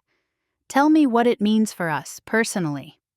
The shift from crisis planning to relationship development caught him off guard, and she watched his expression soften as he focused on possibilities rather than threats. It means choosing each other consciously and completely, he said, his voice losing its tense edge as he described something that clearly mattered deeply to him. Physical intimacy, yes, but also emotional vulnerability that goes beyond anything either of us has experienced before. Emotional vulnerability, how? Sharing fears, dreams, the parts of ourselves we usually keep hidden, he explained, reaching across the space between them to trace patterns on her palm with fingertips that made her skin tingle with awareness. For shapeshifters, it also means sharing our animal nature, not just the enhanced senses and protective instincts, but the primal parts of our personalities that we usually keep controlled. Your wolf, she said, remembering the intensity she'd glimpsed in his eyes during moments of stress or anger. My wolf, he confirmed, the part of me that recognized you as mate before my rational mind caught up, that wants to claim and protect and possess in ways that might seem overwhelming. And for me? She asked, studying the way his thumb traced across her knuckles with reverent attention. For you, it means accepting that connection, letting yourself be claimed while also claiming in return, he said, his voice dropping to the rough register. It means trusting me with parts of yourself you've never shared with anyone. The careful hope mixed with desire in his blue eyes made her aware that this involved the kind of complete intimacy she'd spent years avoiding in favor of relationships that protected her professional image. But now it didn't seem like anything she wanted to stray away from. I want that, she said, surprised by how certain she sounded. Not because of community politics or crisis management, but because you make me feel more authentic than anything I've experienced in years. Even knowing what accepting the mate bond could mean for your safety, he asked, his protective instincts clearly warring with desire for the connection she was offering. Especially knowing that, she replied, leaning forward until they were close enough that she could see the silver flecks in his eyes. Because if something's going to threaten my safety anyway, I'd rather face it as someone who belongs somewhere, with someone who sees me as more than just a useful ability or an interesting research subject. The last barrier between them seemed to dissolve as he recognized the depth of commitment in her words, and when he reached up to cup her face with hands that trembled slightly from controlled desire, the electric connection between them intensified until it felt like coming alive. Sera, he said, her name rough with want and something deeper that made her heart race with anticipation. Yes, she whispered, understanding the question he hadn't yet asked. When he kissed her, it felt like everything she'd been unconsciously waiting for, desperate and tender and absolutely right. Outside, the October wind rattled the windows with promises of winter, but inside, souls were recognizing what they'd been missing, of two people choosing to build something together, despite the uncertainty of what tomorrow might bring. Chapter 22. Maddox. The kiss deepened with a hunger that had been building between them for days, and Maddox found himself drowning in the taste of vanilla and possibility as Sera's hands fisted in his shirt to pull him closer. Her response was everything his wolf had been craving. Eager, genuine, completely present in the moment, rather than performing for an unseen audience. Finally, she breathed against his mouth, her voice carrying relief that suggested she'd been fighting the same attraction that had been driving him to distraction. Finally, he agreed, sliding his hands into her strawberry blonde hair to angle her head for better access. The silk-soft strands caught the afternoon light streaming through his study windows, and he realized he'd been memorizing details about her from the very beginning. The way her passion flashed green in her hazel eyes, the slight furrow between her brows when she concentrated, the unconscious grace with which she moved through his space. When they broke apart for air, he rested his forehead against hers, close enough to count the freckles dusting her nose and to feel the rapid flutter of her pulse beneath skin that smelled like vanilla in autumn. "We should probably talk about what this means," she said, though her hands remained tangled in his shirt and her body stayed pressed against his with unmistakable intent. "We should," he agreed, making no move to increase the distance between them. His wolf stirred restlessly beneath his skin, wanting more than conversation, wanting to claim what was his. "But first I want to show you something." He guided her to the couch where Ember had been watching their interaction with obvious phoenix approval, her copper feathers practically glowing with satisfaction. The afternoon light caught the protective crystals she'd arranged around her perch, casting rainbow patterns across the study walls. "Close your eyes," Maddox said, settling beside Sera with careful attention to her comfort level. "And tell me what you sense about this room, about the energy here."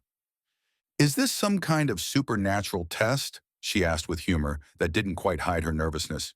"It's me showing you that your abilities extend beyond manifestation triggering," he replied, his voice gentle but serious. "Your intuitive gifts are remarkable, Sera. You just need to learn to trust what you're sensing." She closed her eyes and went still, her breathing deepening as she focused on impressions beyond ordinary perception. Maddox watched her face as awareness shifted across her features, noting the moment when supernatural sensitivity engaged. "Warmth," she said slowly, her voice carrying wonder. "Not just temperature, but safety. Like the house itself is protective rather than just private space." "Good, what else?" "Ember's energy feels ancient but benevolent, almost maternal, which is strange for a bird." She paused, her expression growing more confident. "And you feel like home, like coming back to something I didn't realize I'd been missing." The last observation hit him with emotional force. She felt like home to him, too. The missing piece that completed something he hadn't known was broken. "Open your eyes," he said softly. When she did, her hazel gaze held depths of understanding that proved her psychic development was accelerating in response to their supernatural community's concentrated energy. "I really can sense these things," she said with amazement. "It's not just imagination or wishful thinking. Your abilities are responding to being in an environment where supernatural energy is accepted rather than dismissed," he explained, reaching for her hand to maintain the physical connection that seemed to ground both of them. "Most psychically gifted humans spend their lives thinking they're overly imaginative or slightly crazy because mainstream society doesn't acknowledge what they're experiencing. Whereas here, people with psychic gifts are valued community members rather than curiosities to be studied," she said, the bitter edge in her voice suggesting she was thinking about Elena's clinical assessment of her abilities. "Here, you're valued for who you are, not what you can do," he corrected, bringing her hand to his lips to press a kiss against her knuckles. "The abilities are part of you, but they're not the only part that matters." The tender gesture made her breath catch, and he felt the electric connection between them intensify as physical attraction combined with emotional intimacy. His wolf wanted to claim and possess, but his human understanding recognized that building trust required patience. "Maddox," she said, his name rough with want that made his control strain against itself. "Tell me what you need," he said, studying her face for signs of uncertainty or hesitation. "I need to know that this is real," she admitted, vulnerability bleeding through her usual confidence. "That what I'm feeling isn't just supernatural recognition or crisis bonding or some kind of psychic manipulation." "It's real," he said simply, the words carrying weight that transformed them from reassurance to vow. "What's between us started before either of us understood supernatural connections. It began with conversation and intellectual sparring and genuine attraction to who you are when the cameras aren't rolling." "And the mate bond?" "The mate bond is recognition of what was already developing naturally," he explained, his thumb tracing patterns across her palm. "It doesn't create artificial feelings. It identifies authentic compatibility that could grow into something permanent." "Something permanent," she repeated. "If that's what we both choose," he said, careful to emphasize choice rather than inevitability. "We build what we want to build at the pace we want to build it." The reassurance that she retained agency in their developing relationship seemed to relax something in her posture, and when she leaned closer, it was with confidence rather than uncertainty. "I choose this," she said, her tone one of decision-making. "I choose you. this community, building something real together. Whatever comes next, I want to face it as your mate." The declaration sent satisfaction racing through his wolf with an intensity that made his breath catch. Instead of responding with words, he cupped her face in his hands and kissed her again, this time with purpose that went beyond testing attraction. "Well, it looks like the screen is fogging up from all this heat. Unfortunately, that means it's too steamy for this platform to handle. To abide by this platform's guidelines and keep bringing you free content, we have to remove the spicy scenes. Luckily for you, you can always find them at millytadenbooks.com. To make up for interrupting you, get a 30% discount on us when you use code RODEO30. Before he could respond, his phone exploded with emergency notifications that shattered the intimate atmosphere like breaking glass. "What now?" Sera asked, noting the way his expression shifted from romantic anticipation to protective alarm. "Grimjaw sighting," he read from Emmett's urgent text. "Daylight manifestation near the elementary school. Full corporeal presence, aggressive behavior toward approaching humans." The creature was no longer limited to nighttime hunting, which meant the manifestation had gained enough power to maintain physical form regardless of traditional temporal boundaries. "That's not supposed to be possible." "It's not supposed to be possible," Maddox agreed grimly, already reaching for weapons and protective gear. "Which means your viral content's ongoing engagement has pushed Grimjaw's development beyond anything in our historical records." Chapter 23. Sera. The elementary school sat at Hollow Oak's eastern edge, a charming brick building surrounded by playground equipment that looked entirely normal, until Sera noticed the iron wind chimes hanging from every tree, and the carved symbols worked into what appeared to be decorative fence posts. Even the town's most innocent spaces carried supernatural protections, she realized, though they hadn't been enough to prevent Grimjaw's unprecedented daylight manifestation. "There!" Maddox pointed toward the far side of the playground where a massive shadow moved between the swings with deliberate purpose. "It's not hunting randomly. It's investigating the area systematically."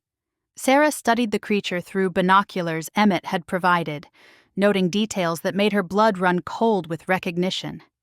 Grimjaw appeared more solid than during their previous encounter, its form no longer shifting between shadow and substance, but maintaining consistent physical presence that suggested alarming increases in manifestation power.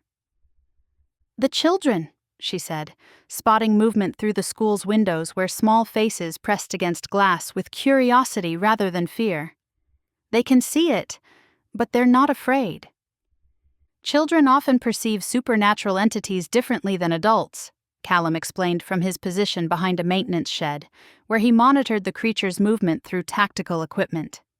"Their natural acceptance sometimes provides protection that adult skepticism destroys.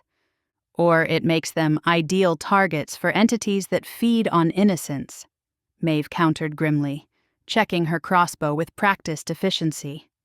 "We can't assume Grimjaw's traditional behavior patterns apply when it's operating outside established manifestation parameters."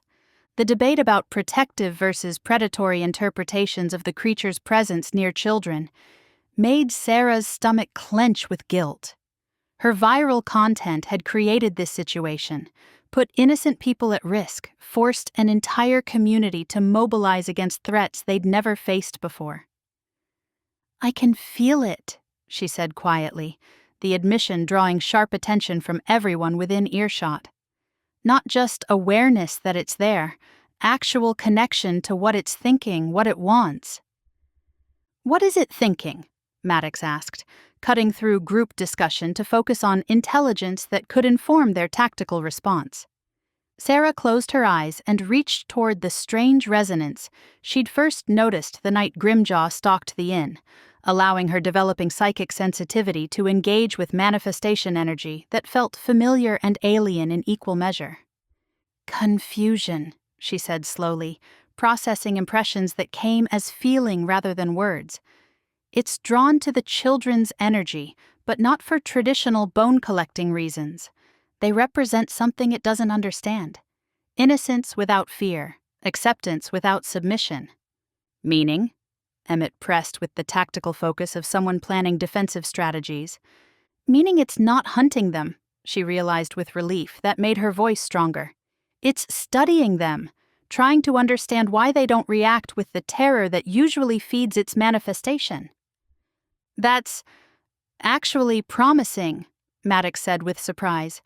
If Grimjaw is capable of curiosity rather than just predatory instinct, it suggests higher cognitive function than traditional bone collectors display. Higher cognitive function that could make narrative restructuring possible, Varric observed, having arrived with counsel backup that included several supernatural residents Sera didn't recognize. Entities that can think can potentially be reasoned with. Or entities that can think can become exponentially more dangerous when they decide reasoning isn't productive, Bram countered with his characteristic pessimism. Through the binoculars, Sera watched Grimjaw approach the school building with movements that seemed exploratory rather than aggressive. The creature's attention focused on the windows where children continued watching with fascination rather than fear, and something about its posture suggested genuine puzzlement rather than predatory assessment. It's never encountered humans who aren't afraid of it, she said, understanding flowing through their psychic connection. Every manifestation in historical records involved communities that already feared the bone collector legend. These children don't have that cultural conditioning. Because we've done a good job keeping modern Hollow Oak children from being traumatized by folklore that might manifest, Miriam said with maternal satisfaction. The protective approach may have inadvertently created the exact conditions needed for peaceful first contact.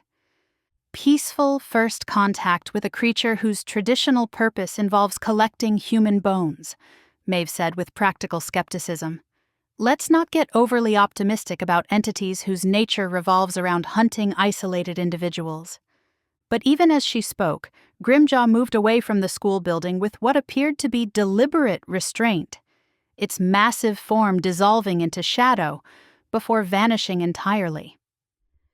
The manifestation had encountered potential prey and chosen to retreat rather than attack. It left, Sera breathed, amazement cutting through her anxiety. It actually chose not to harm them. Which confirms that your psychic connection provides accurate intelligence about its thought processes, Maddox said, his scholarly excitement warring with protective concern about her direct mental link to a dangerous entity. But it also raises questions about why the manifestation is evolving beyond traditional behavioral patterns. Maybe because I'm evolving beyond traditional catalyst patterns, Sera suggested, processing possibilities that felt both hopeful and terrifying. My abilities are developing in response to community acceptance and supernatural energy exposure. Maybe Grimjaw is developing in response to encountering humans who don't automatically fear it. Co-evolution, Varric mused with the kind of academic interest that suggested he was cataloging information for future reference. Manifestation and catalyst adapting to each other rather than following predetermined folklore scripts. Which means we're in uncharted territory regarding both threat assessment and resolution strategies, Emmett observed with tactical pragmatism that brought them back to immediate practical concerns. As the assembled defenders began discussing modified patrol schedules and enhanced protective measures for the school, Sera found herself studying the empty playground, where Grimjaw had demonstrated capability for choice rather than just instinctive behavior. Maddox, she said quietly, what if narrative restructuring isn't about forcing change on the manifestation? What if it's about offering it alternatives and letting it choose transformation rather than destruction? The possibility that cooperation might prove more effective than confrontation felt revolutionary in ways that challenged everything the community understood about folklore manifestation management. But it also felt intuitively correct in ways her developing abilities recognized as truth. That would require direct communication with an entity whose nature remains fundamentally alien, he replied with careful academic consideration. The risk to you personally would be unknown. But the potential benefit to everyone would be revolutionary, she countered, meeting his protective concern with determined problem-solving. If we can establish genuine dialogue instead of just defensive containment, we might be able to resolve this without casualties on either side. The idea that Grimjaw might be capable of negotiation rather than just conquest represented hope that none of them had dared consider before, but it also meant placing Sera directly in contact with forces that could destroy her if her developing abilities proved insufficient for the challenge. Chapter 24. Sera.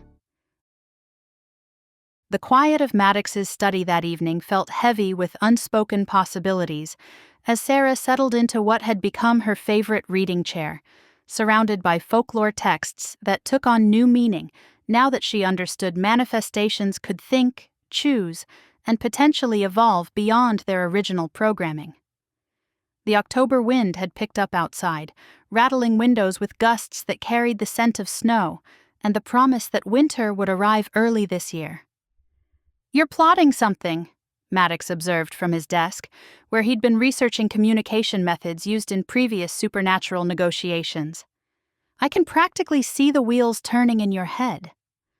"I'm considering options," she corrected, though his ability to read her thought processes with increasing accuracy proved their mate bond was strengthening even without formal completion. "And, before you start lecturing about risks and safety protocols, I want you to listen to the whole plan." "Plan?" His voice carried the kind of careful control that meant he was already preparing counter-arguments to whatever she was about to propose. "Tomorrow night is Halloween," she said, closing the book in her lap to give him her full attention. "The traditional peak of supernatural activity, when manifestation energy reaches maximum strength. If we're going to attempt communication with Grimjaw, that's our best opportunity.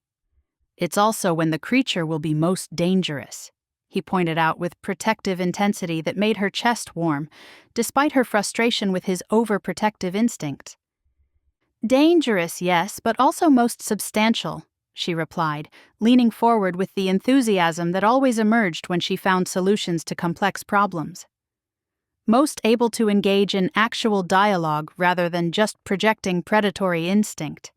Sera," he began with the patient tone he used when he was about to explain why her ideas were impractical.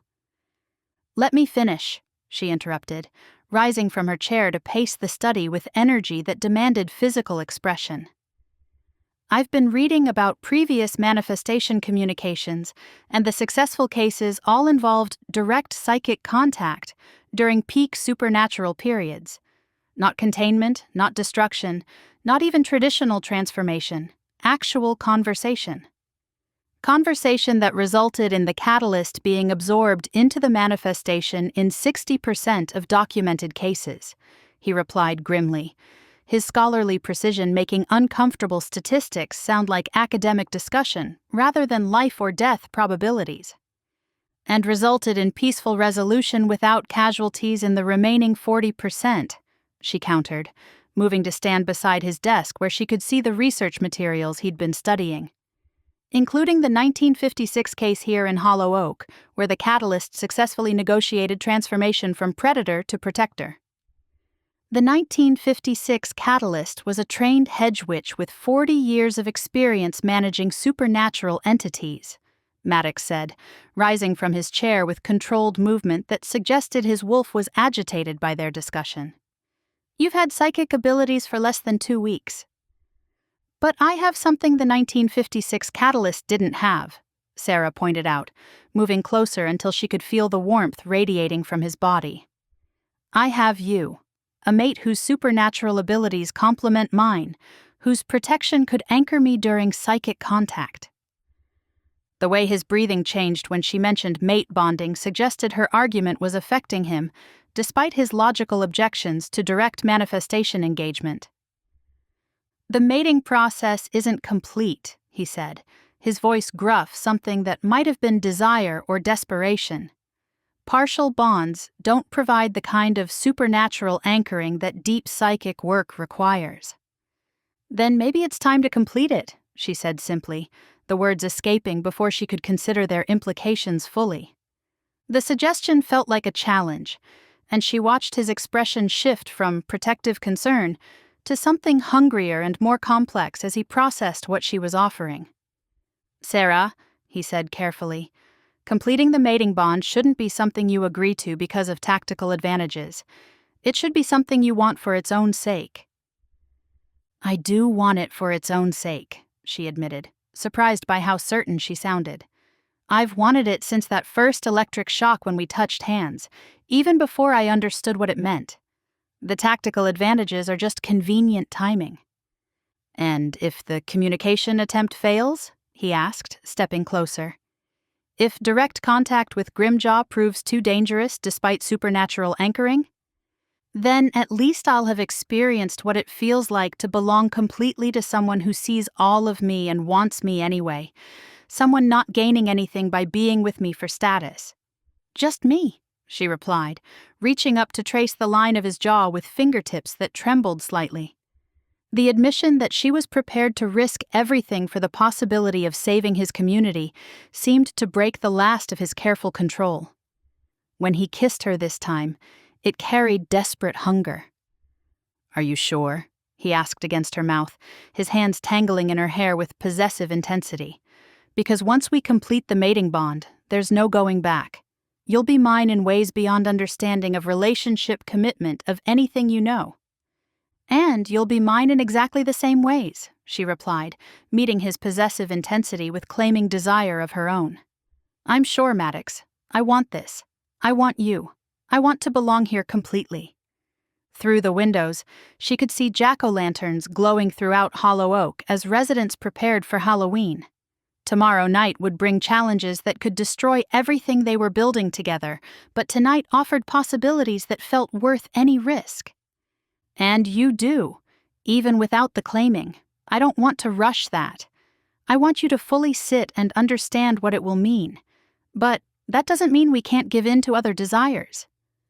He kissed her softly then, and she could feel heat pool between her legs just by his touch. "But—" "We have time," he interrupted her. "I want you to know me fully before deciding that. But first, with all this declaration of belonging, let me show how consistent I can be." He smirked, making her heart flip-flop as he grabbed her hand and led her to his bedroom. Chapter 25. Maddox. The morning after their intimate connection, Maddox woke with Sera curled against his side, her strawberry blonde hair spread across his chest, and her breathing deep with the kind of peaceful sleep that suggested she felt completely safe in his arms. The sunlight streaming through his bedroom windows caught the copper highlights in her hair, and he found himself memorizing details about this moment. The weight of her hand on his heart, the vanilla scent that seemed to cling to her skin, the way she unconsciously moved closer to his warmth even in sleep. Their physical joining the night before had been everything his wolf had craved. Passionate, generous, absolutely right in ways that transcended supernatural recognition. But it had also made the incomplete nature of their bond more obvious, highlighting what they still needed to build together. "Good morning," Sera murmured against his chest, her voice husky with sleep and satisfaction that made his pulse quicken with renewed desire. "Good morning," he replied, pressing a kiss to the crown of her head, while his hands traced the elegant line of her spine. "How are you feeling?" "Different," she admitted with honesty that made his chest warm with protective tenderness. "More connected to you, to this place, to my own abilities, like something that was sleeping finally woke up." "The mate bond recognition growing," he explained, though his rational mind struggled with how to address what came next. "Physical intimacy strengthens supernatural connections, makes them more stable and accessible." "But not complete," she observed. Her intuitive understanding of bond dynamics proved her psychic development was accelerating beyond anything he'd expected. But it also meant he needed to explain claiming procedures that involved permanent supernatural commitment most humans couldn't comprehend. The final stage of mate bonding involves a marking process that creates unbreakable supernatural connection between partners. "Unbreakable how?" she asked, propping herself up on her elbow to give him her full attention. Spiritual, emotional, and physical connection that transcends death, he said, watching her reaction to information that challenged every assumption about relationship commitment she learned in human society. Not just enhance intimacy or emotional attachment, but actual soul bonding that makes separation impossible. Literal soul bonding, that sounds permanent in ways that human marriage vows can't match. Completely permanent, he confirmed with gentle honesty. Claimed mates share consciousness to some degree, experience each other's emotions, can sense each other's well-being across distances. It's beautiful and profound, but it's also irreversible. And the marking process? Physical scratch from partially shifting that leaves a permanent mark and creates the supernatural connection, he explained. For wolves, the traditional placement is the hip, intimate enough to be private, positioned to be felt during physical connection.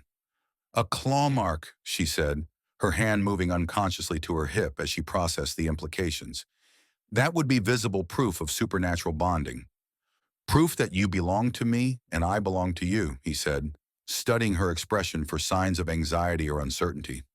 Instead of fear, he saw fascination mixed with something that looked suspiciously like anticipation. Would I be able to sense your emotions the way you'd sense mine?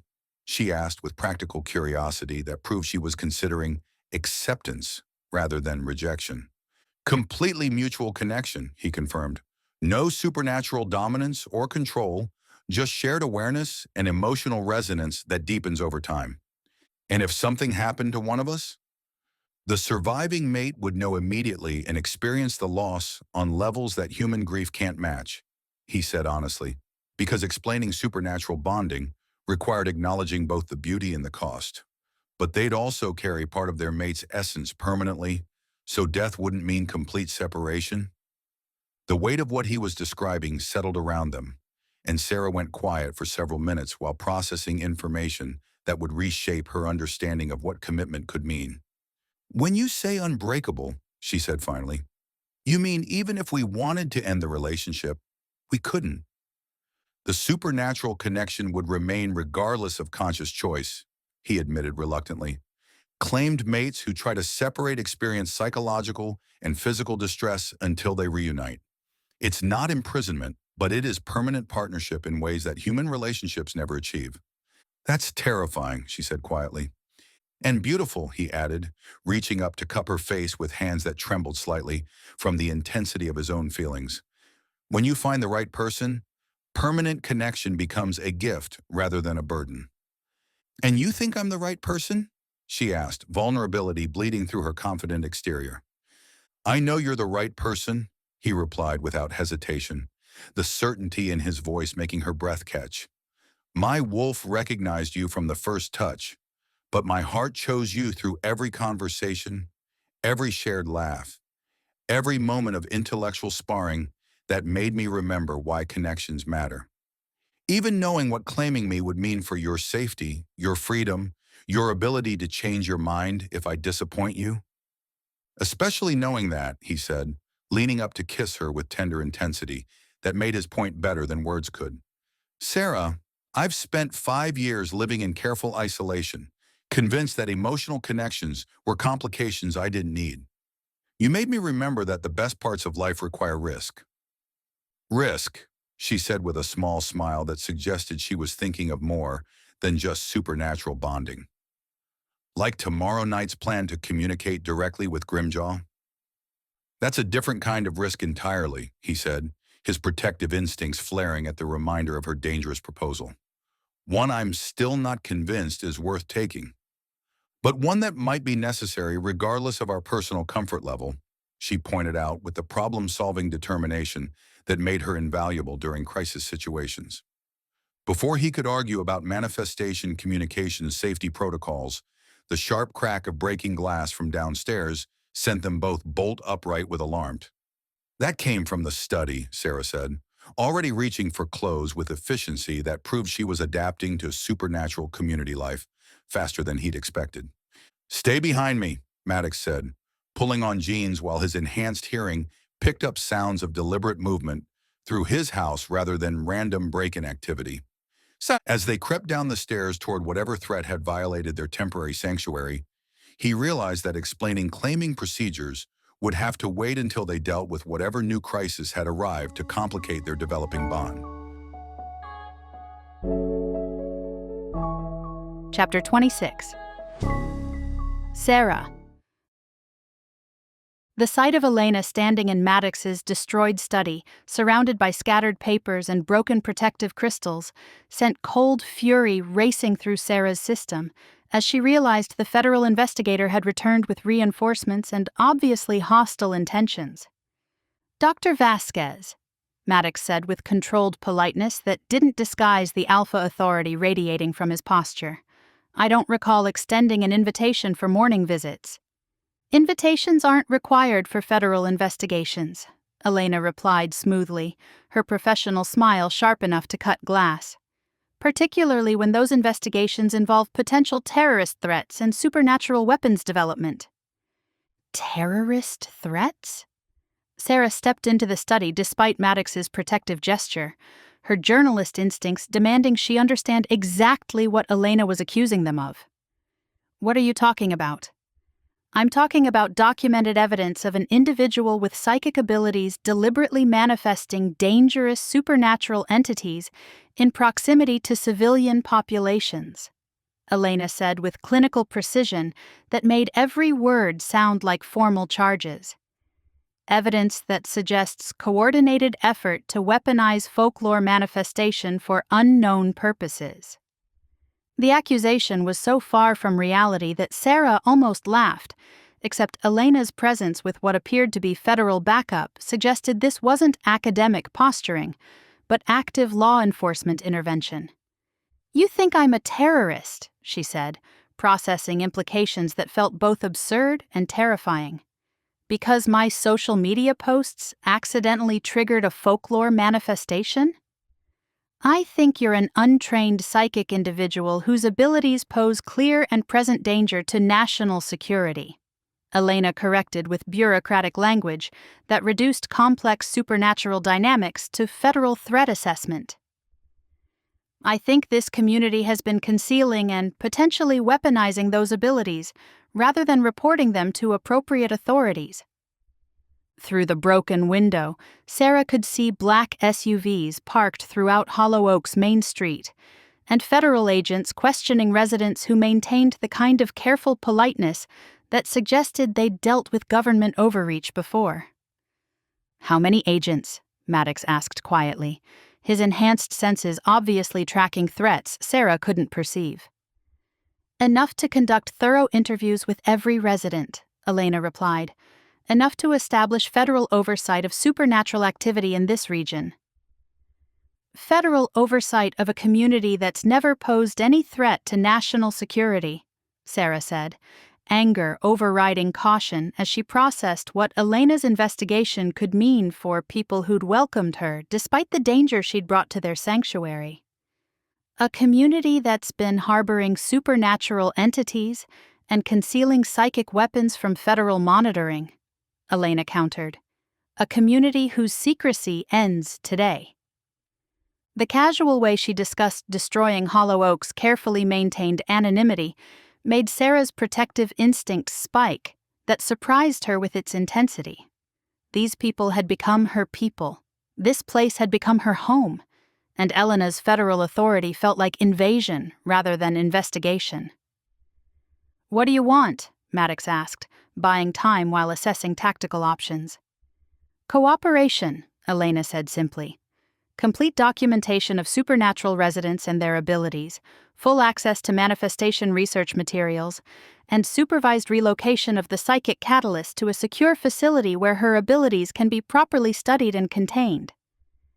"Supervised relocation," Sera repeated, the euphemistic language not disguising what sounded suspiciously like imprisonment. "Protective custody," Elena clarified with false sympathy.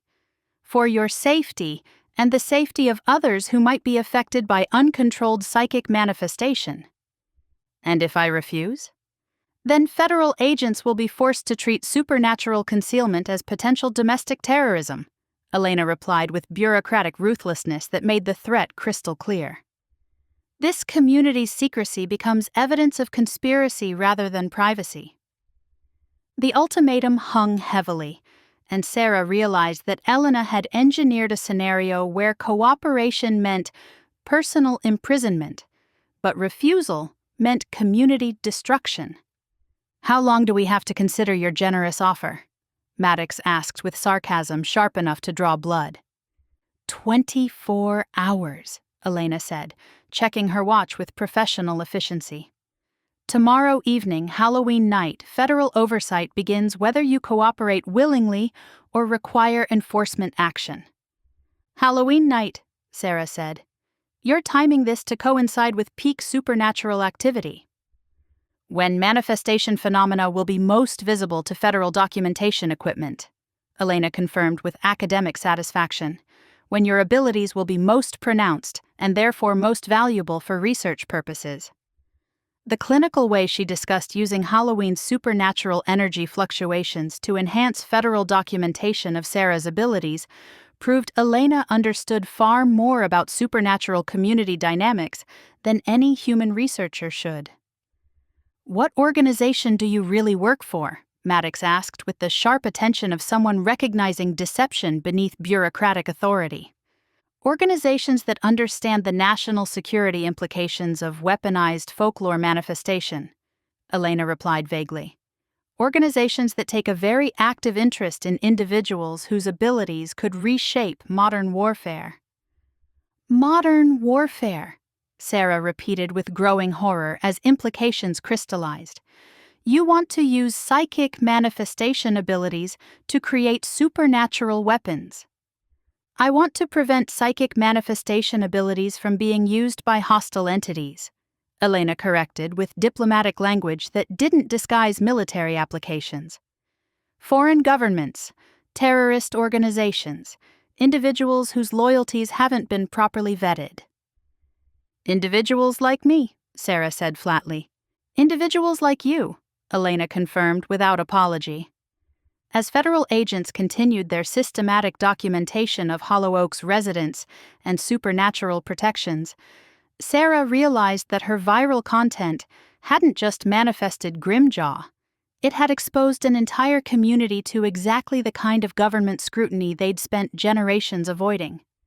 24 hours, Elena said, heading toward the broken window with obvious intention to leave. "Make the right choice, Ms. Quinn, for everyone's sake." After she left, Sera sank into the leather chair that had become her favorite reading spot, surrounded by the wreckage of Maddox's carefully organized research materials. "This is my fault," she said quietly, guilt making her voice raw with self-recrimination. "Every bit of this. The manifestation, the federal attention, the threat to your community. All of it." "None of this is your fault," Maddox said firmly, moving to kneel beside her chair. "Elena's agenda extends far beyond your abilities or our crisis. She's been looking for excuses to establish federal oversight of supernatural communities. But my viral content gave her that excuse," Sera pointed out with bitter honesty. "My documentation provided evidence of psychic abilities and manifestation phenomena." "Your documentation also brought you to us," he replied, taking her hands in his with gentle strength. "And tomorrow night, when we face whatever Elena's planning, we face it together. As mates, as partners, as people who've chosen to build something worth protecting." Through the broken window, Sera could see Hollow Oak's residents maintaining their daily routines despite federal presence, their quiet determination proving that sanctuary was something worth fighting for even when the odds seemed impossible. "Tomorrow night," she said, decision crystallizing with surprising clarity. "Halloween, when the barriers are thinnest and manifestation energy peaks. Perfect timing for direct communication with Grimjaw." "Sera," Maddox began with protective concern. "Perfect timing to show Elena and her federal colleagues that supernatural abilities don't have to be weapons," she continued, meeting his worried gaze with determined resolve. "That psychic gifts can be tools for peace rather than instruments of war." Chapter 27. Maddox. The emergency council meeting convened in the forest glade, despite federal surveillance this time. The ancient protections woven into the sacred space providing their only guarantee of privacy as supernatural leaders discussed response options to unprecedented government intervention. Maddox arrived to find the assembled members radiating the kind of controlled fury that preceded either complete capitulation or open warfare. Federal agents have been questioning residents all afternoon, Emmett reported with tactical precision that didn't disguise his anger at the violation of their sanctuary. Professional interviews designed to extract information about supernatural abilities, community organization, and defensive capabilities. Any cooperation? Varick asked. None, Maeve replied with savage satisfaction. Hollow Oak residents know how to handle government overreach. Polite responses that reveal nothing useful, documentation requests that produce ordinary paperwork, abilities that remain carefully hidden. For now, Bram added with characteristic pessimism, but Elena's federal colleagues aren't typical bureaucrats.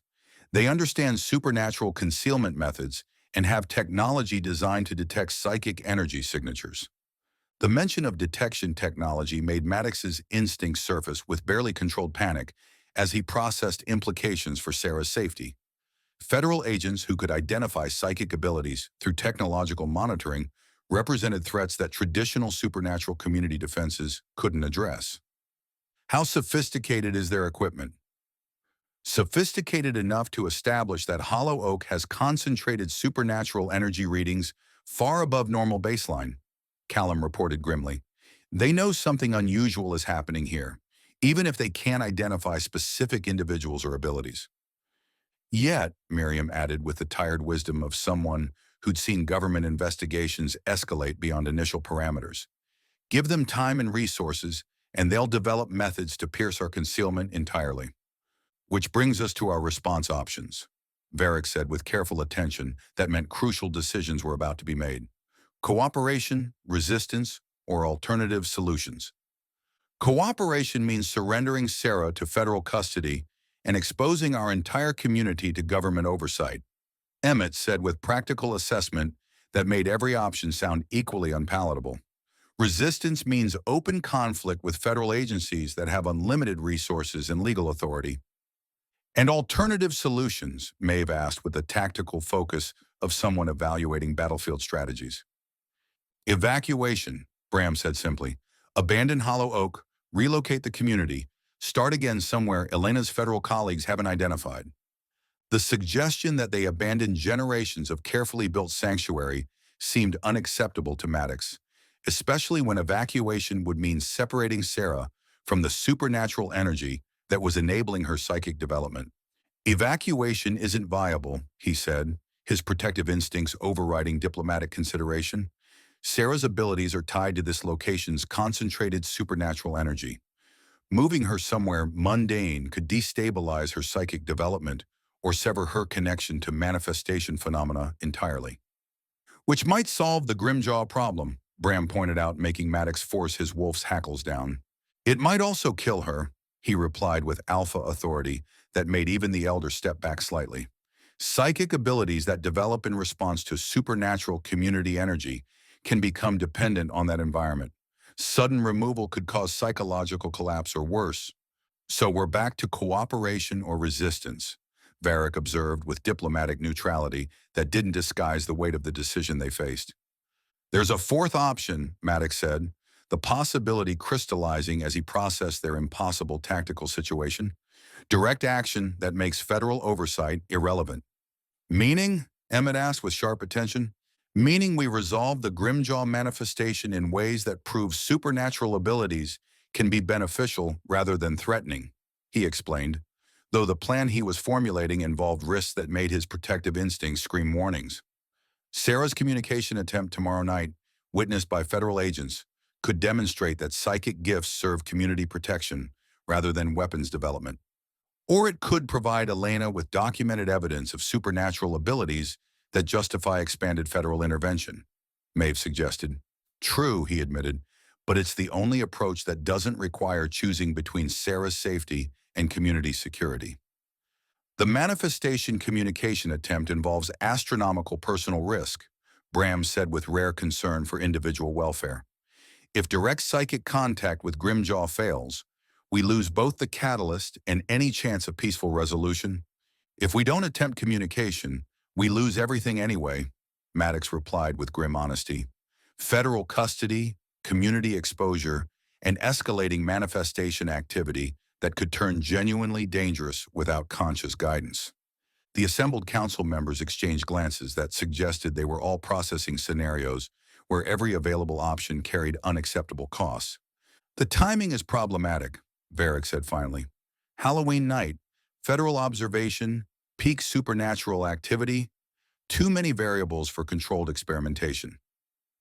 Halloween night is the only time when communication has optimal chance of success, Maddox argued, his academic expertise overriding emotional attachment to safer alternatives. Peak manifestation energy, enhanced psychic sensitivity, traditional boundaries at their thinnest. And if the federal agents interfere with the communication attempt, Miriam asked with maternal concern that focused on practical rather than theoretical complications. Then we defend Sera's right to use her abilities for community protection. He said simply, the declaration carrying weight that transformed academic discussion into a potential act of war. Against federal agents with legal authority and unlimited backup? Emmett asked with tactical realism. Against anyone who threatens my mate, Maddox replied with alpha finality that ended discussion about personal cost versus community benefit. Through the glade's ancient protections, they could hear the distant sounds of federal investigation continuing throughout Hollow Oak. Agents systematically documenting a community that had successfully hidden its supernatural nature for generations. 24 hours, Varick said with the authority of someone making decisions that could reshape their entire existence. If communication with Grimjaw succeeds, we have proof that supernatural abilities can be used as protection, not just dangerous outcomes. If it fails, he didn't need to finish the sentence. Failure meant losing Sera, losing their sanctuary, and losing any hope of maintaining the delicate balance they'd built between supernatural community and mundane world. As the council dispersed to prepare for whatever tomorrow night would bring, Maddox realized that protecting his mate had evolved beyond personal attachment into defending the right of supernatural communities to exist without government oversight, and that the cost of failure extended far beyond individual heartbreak into the destruction of everything they'd worked to preserve. But looking up at the October moon that would be full tomorrow night, he also realized that some risks were worth taking when the alternative was surrendering everything that made life worth living. Chapter 28. Sera. The warmth of the griddle and grind felt like sanctuary as Sera wrapped her hands around a steaming mug of Twyla's special blend, watching through the cafe's windows as federal agents continued their systematic documentation of Hollow Oak. The autumn afternoon had grown overcast, with heavy clouds threatening the first snow of the season and adding to the oppressive atmosphere that had settled over the town like a suffocating blanket. "They've been at it for 6 hours," Miriam observed from her corner table, where she was pointedly knitting what appeared to be an ordinary scarf, but occasionally whispered words that made the yarn shimmer with protective energy. "Persistent little bureaucrats, aren't they?" "Persistent and thorough," Sera replied, noting how the elderly woman's fingers moved in patterns that suggested spell work rather than simple crafting. "Elena's not taking any chances this time." Twyla emerged from behind the counter with a plate of cinnamon rolls that smelled like comfort, her ageless features reflecting concern that felt maternal despite their similar apparent ages. "Eat," she ordered with gentle authority. "You'll need your strength for whatever tonight brings, and you've barely touched food since this morning." The motherly attention was almost foreign to Sera. In her old life, care had come with conditions and expectations, relationships measured by professional utility rather than genuine affection. Here, people worried about her welfare simply because she'd become part of their community. "Twyla," she said quietly, lowering her voice so the federal agents visible through the windows couldn't potentially overhear. "How long have you known about my abilities?" Since the moment you walked into my cafe, Twyla replied with a knowing smile that suggested supernatural perception rather than lucky guessing. Psychic sensitivity has a particular resonance that those of us with Fey blood recognize immediately. Fey blood? Sera blinked in surprise, though it explained Twyla's ageless beauty and uncanny ability to brew exactly what people needed. Enough to recognize gift when I see it. Enough to understand that your abilities are remarkable rather than dangerous, Twyla continued, settling into the chair with feline grace. Elena's federal colleagues see weapons where they should see wonder. Through the windows, Sera watched two agents questioning Edgar Tansley outside the mercantile, their professional politeness unable to disguise bureaucratic determination to extract information he clearly had no intention of providing.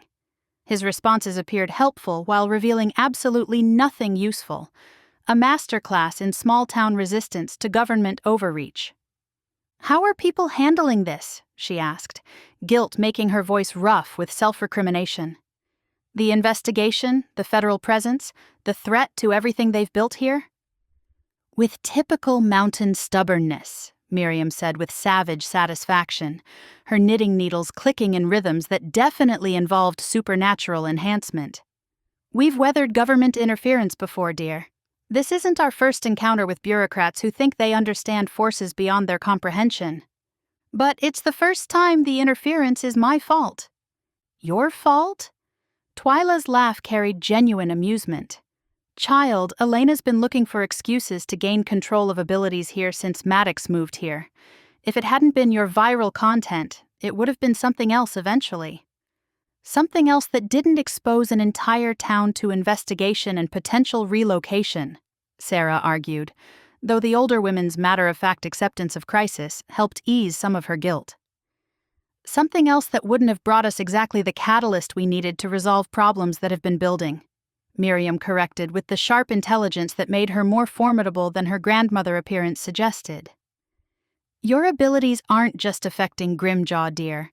They're affecting the entire supernatural ecosystem in ways that could prove beneficial if handled properly." The observation caught Sera's attention with implications she hadn't considered. "Affecting how?" "Stronger protective barriers, enhanced communication between species, increased community cohesion in response to external threats," Twyla explained with academic precision that suggested extensive observation. "Your psychic energy is amplifying existing supernatural connections rather than just manifesting individual entities." "Like a supernatural Wi-Fi booster," Sera said with dark humor that made both women smile despite the true topic. "More like a harmonic resonance that strengthens the bonds holding this community together," Mrs. Johnson corrected gently. "Which is exactly what we'll need if tonight's communication attempt is going to succeed." The mention of her planned psychic contact with Grimjaw made Sera's stomach clench with anticipation and terror in equal measure. Today was Halloween, when the barriers between worlds grew thin and supernatural activity reached its peak. Perfect conditions for unprecedented manifestation communication, assuming she survived the attempt. "Are you afraid?" Twyla asked with maternal concern that cut through Sera's defensive barriers. "Terrified," she admitted honestly, "not just of potential failure or personal danger, but of letting down people who've become family in ways I never expected." "Fear is sensible when facing unknown supernatural forces," Miriam observed with practical wisdom. "But remember that you won't be facing them alone. This community protects its own, especially when its own includes someone brave enough to risk everything for others' safety." Through the cafe's windows, Sera could see Maddox approaching as he processed threat levels and tactical options. Even from a distance, their developing mate bond allowed her to sense his protective determination and barely controlled worry about her safety. "He's planning something," she realized, reading body language that spoke of decisions made and consequences accepted. "Alpha wolves always plan something when their mates are threatened," Twyla said with fond exasperation. "The trick is making sure his protective instincts don't override your agency in determining how to handle the situation." agency that includes the right to make dangerous choices if those choices serve the greater good, Miriam added, with the fierce pragmatism that made mountain communities so resilient. Maddox entered the cafe with barely controlled energy that made Sera's pulse quicken with awareness of his supernatural nature. His piercing blue eyes held depths of concern and determination that proved their bond was affecting him as strongly as it affected her. "How bad?" she asked without preamble, reading the tension in his shoulders. "Federal agents have established surveillance on every community gathering place," he replied, settling beside her with protective proximity. "They're not just investigating, they're preparing for some kind of action tonight." Halloween night. Elena's timing this to coincide with peak supernatural activity. "She probably heard what happened last Halloween here," Twile muttered, as Maddox and Miriam shared knowing looks. "What happened last year?" "Well, we have this dreamwalker," Twyla started, but Maddox shook his head as if saying, "Now's not the time. Let's focus on now. Elena is setting this up when your abilities will be most pronounced, and Grimjaw's manifestation will be most substantial," he confirmed grimly. "Perfect conditions for federal documentation of psychic phenomena. Or perfect conditions for proving that supernatural abilities serve protection rather than destruction," she countered, meeting his worried gaze with determined resolve. "Sera," he began with protective concern. "We're doing this, Maddox," she interrupted with gentle finality. "Tonight, when the moon is full and the barriers are thin. We're going to show Elena and her federal colleagues that psychic gifts build communities rather than threaten them." The way he looked at her when she said it, with pride and terror and possessive love in equal measure, proved that their mate bond transcended supernatural recognition to become something worth fighting for, regardless of the personal cost. Outside, the first snowflakes began to fall, dusting Hollow Oak's streets with pristine white that would make the town look like a winter fairy tale by evening. Halloween snow was unusual but not unheard of in the mountains, and something about the peaceful beauty of it felt like blessing rather than omen. Chapter 29. Maddox. The afternoon snow continued falling as Maddox led Sera through the forest paths toward a secluded clearing where he could show her aspects of his nature that required privacy and trust in equal measure. The federal surveillance made his study and home feel compromised, but the ancient woods offered sanctuary where supernatural revelations could unfold without bureaucratic observation. "Where exactly are we going?" Sera asked, her boots crunching through the accumulating snow, while her breath formed clouds in the increasingly cold air. "Because if this is about tactical planning for tonight, I should mention that Elena's agents probably have thermal imaging equipment." "It's not about tactical planning," he replied, guiding her toward a grove where massive oaks created natural shelter from both weather and prying eyes. "It's about showing you what accepting the mate bond really means." "Meaning?" She studied his profile with the perceptive attention that never failed to make his chest warm with appreciation for her intelligence. "Meaning you've agreed to bond with a shapeshifter, but you've never actually seen my wolf form," he said, stopping in the center of the clearing where snow had created a pristine white carpet beneath the bare branches. "Before we face whatever tonight brings, you should understand exactly what you're choosing." The gravity in his voice seemed to settle around them like the falling snow, and Sera's expression shifted from curiosity to something deeper as she processed the significance of what he was offering. "You're going to shift," she said with wonder rather than fear. "Actually transform into a wolf." "If you're ready to see it," he confirmed, though his protective instincts worried about her reaction to supernatural transformation that challenged every assumption about reality she'd learned in human society. "Shape-shifting can be overwhelming for humans who haven't experienced it before. I think I passed overwhelmed by supernatural reality several crises ago," she said with humor that made him smile despite his nervousness. "Show me, Maddox. Show me all of who you are." The simple trust in her voice gave him courage to begin the controlled shift that would reveal his animal nature completely. He stepped back to give her clear sightlines while his human consciousness prepared to share space with lupin instincts that viewed Sera as mate, territory, and treasure worth protecting at any cost. It's not painful, he explained as warmth began building beneath his skin. More like expanding, becoming more rather than less. The transformation flowed through him with familiar ease, bones reshaping and muscles reconfiguring, while his human awareness remained intact to monitor Sera's reaction. His clothes dissolved into shadow as supernatural energy consumed ordinary matter, replacing human form with something larger, more primal, infinitely more honest about what he truly was. When the shift completed, he stood before her as a silver-furred wolf, the size of a small horse, his piercing blue eyes unchanged despite the radical alteration of everything else. Snow clung to his thick coat, and his breath formed clouds in the cold air as he waited for her response to seeing him completely. "Oh," Sera breathed, her voice carrying awe that made his lupin heart race with satisfaction. "Oh, you're magnificent." Instead of fear or revulsion, her expression held fascination mixed with something that looked suspiciously like delight. She approached slowly, her movements careful but confident as she extended one hand toward his massive head.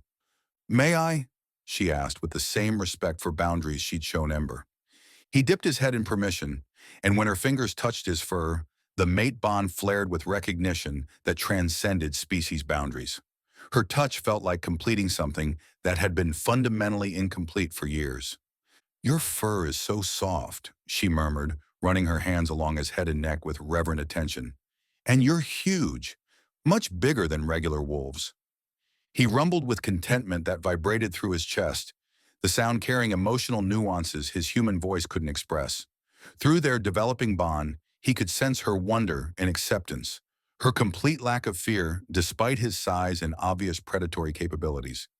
"This is why you were so protective," she said with understanding that proved her intuitive gifts extended beyond psychic manifestation into emotional perception.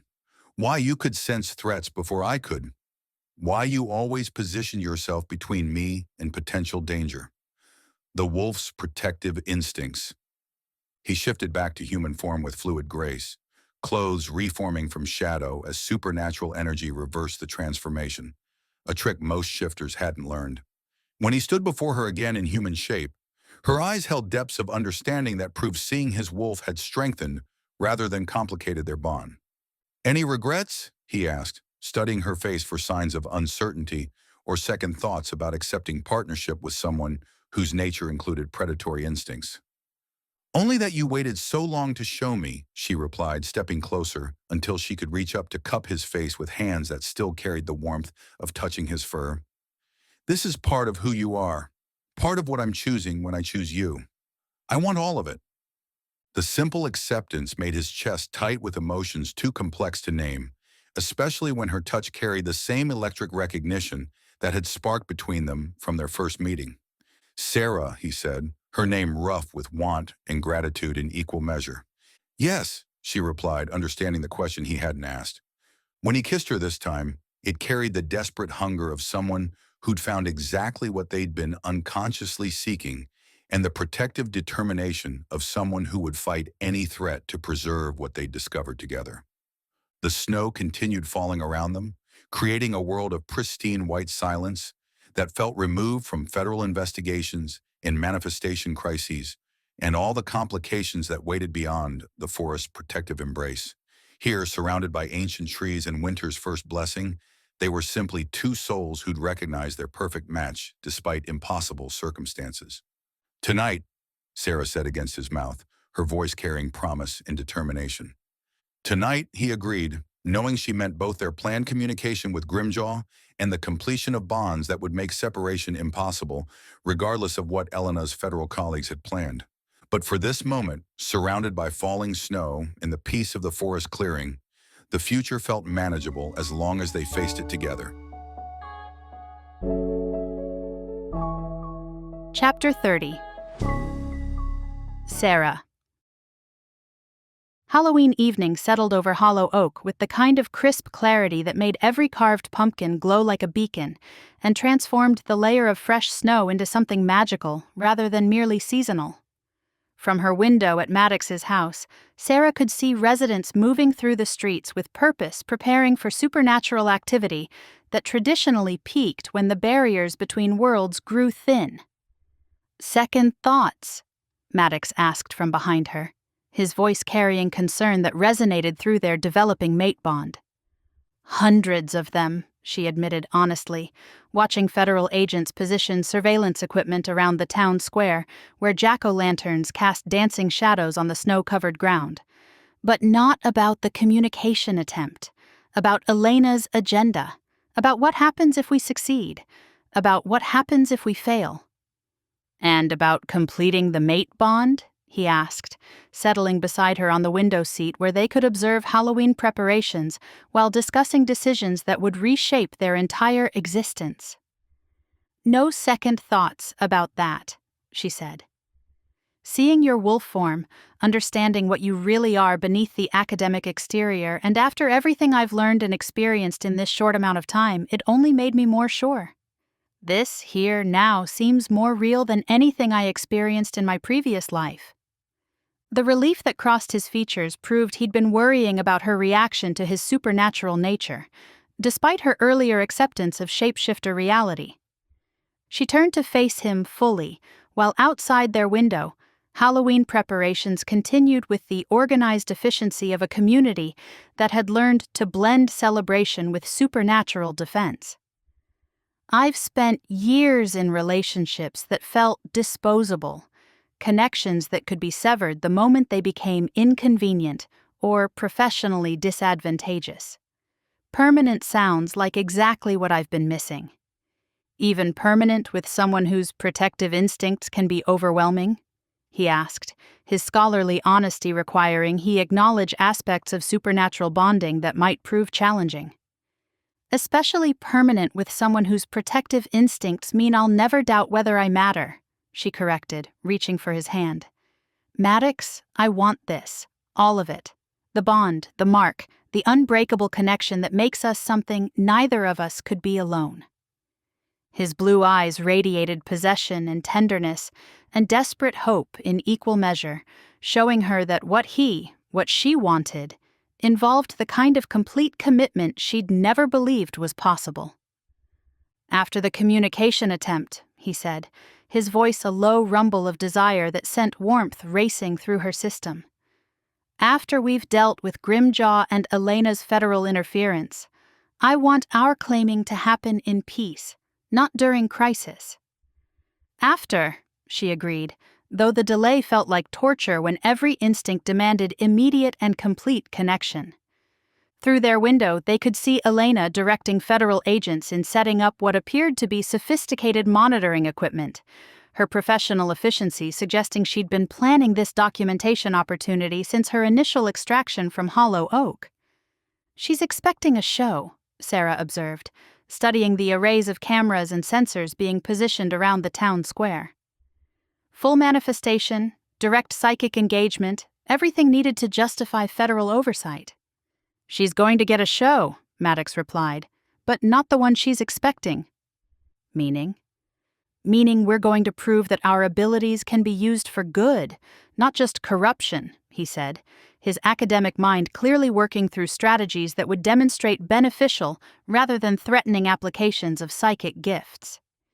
"Your communication with Grimjaw, witnessed by federal agents, could establish precedent for supernatural cooperation rather than government control. Or it could provide Elena with documented evidence that justifies everything she's been claiming about psychic weapon potential," Sera pointed out with practical realism. "True," he admitted grimly, "but it's the only approach that doesn't require choosing between your safety and community security." The weight of responsibility settled around them like the falling snow, and Sera realized that their Halloween night communication attempt carried implications that extended far beyond resolving a single manifestation crisis. "What if I can't control the connection?" she asked quietly, voicing fears she'd been trying not to examine too closely. "What if direct psychic contact with Grimjaw proves too overwhelming for my developing abilities?" "Then you have me," Maddox said simply, his certainty cutting through her anxiety like sunrise through fog. The mate bond provides anchoring that can stabilize psychic work even when individual abilities become strained. Maybe not as profound as officially claimed mates, but enough for this. You won't be facing Grimjaw alone. Partnership, she said with understanding that felt like revelation. Not just romantic connection, but actual supernatural teamwork. Supernatural teamwork that makes both of us stronger than either could be individually, he confirmed, bringing her hand to his lips to press a kiss against her knuckles that sent electricity racing up her arm. Whatever Elena's federal colleagues document tonight, they'll see evidence of cooperation rather than weaponization. They watched Hollow Oaks residents complete their Halloween preparations, with the kind of quiet determination that proved Sanctuary was worth defending, regardless of the personal cost. Children moved in groups accompanied by supernatural guardians, whose protective vigilance ensured traditional celebrations could continue despite federal surveillance, their laughter carrying through the crisp evening air like music. "It's beautiful," Sera said with wonder, studying a town that had learned to blend mundane holiday joy with supernatural community defense. Even with everything that's happening, people are maintaining traditions that matter. Because traditions are what hold communities together during crisis, Maddox replied with academic appreciation for cultural preservation in action. Halloween isn't just about costumes and candy. It's about acknowledging forces beyond ordinary perception while celebrating the bonds that keep us safe. As full darkness settled over Hollow Oak and the first trick-or-treaters began their rounds under careful supernatural supervision, Sera realized that tonight would determine not just the fate of their manifestation crisis, but the future of supernatural community autonomy in an increasingly surveillance-oriented world. "Time to go," Maddox said, noting how the moon had risen full and bright above the snow-covered mountains. "Grimjaw will be manifesting soon, and we want to establish communication before Elena's equipment detects peak supernatural activity." As they prepared to leave the warmth and safety of his home for whatever waited in the Halloween night, Sera found herself thinking not about potential failure or federal consequences, but about the possibility that love really could triumph over forces that seemed impossible to overcome. The snow crunched beneath their boots as they walked toward whatever destiny awaited, and something about the peaceful beauty of Halloween in Hollow Oak felt like blessing rather than omen. Chapter 31. Sera. The town square had been transformed into something from a winter fairy tale, with jack-o'-lanterns glowing like amber stars against the pristine snow, and federal surveillance equipment blending into Halloween decorations with the kind of bureaucratic efficiency that made Elena's preparation disturbingly thorough. Children moved in small groups under careful supernatural supervision, their laughter mixing with the crisp October air, while carved pumpkins cast dancing shadows across the white-dusted cobblestones. "She's positioned cameras to capture every angle," Maddox observed quietly, his enhanced senses tracking federal equipment that had been disguised as seasonal lighting fixtures. Professional documentation setup designed to record supernatural phenomena from multiple perspectives. Sera studied Elena's arrangements with the analytical eye she'd developed during years of content creation, noting details that proved this wasn't opportunistic investigation, but carefully orchestrated evidence gathering. Motion sensors, thermal imaging, audio recording equipment that can isolate specific frequency ranges, she cataloged, her expertise in documentation technology revealing the sophistication of Elena's surveillance. She's not just hoping to witness manifestation activity, she's prepared to capture every detail for analysis. "Which means whatever happens tonight becomes federal evidence," Maddox said grimly, his protective instincts clearly warring with tactical necessity. "Evidence that supernatural abilities can be beneficial rather than threatening," Sera reminded him, though her own anxiety about performing psychic communication under government scrutiny made her voice less confident than intended. Through the square's Halloween festivities, they could see other council members maintaining careful positions that appeared casual but provided strategic coverage of potential threat vectors. Emmett chatted with parents while monitoring federal agent movements. Maeve distributed candy to trick-or-treaters while keeping weapons within easy reach. And Callum coordinated with supernatural residents through subtle hand signals that looked like seasonal greetings.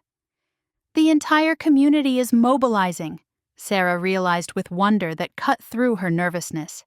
Not just for protection, but for support.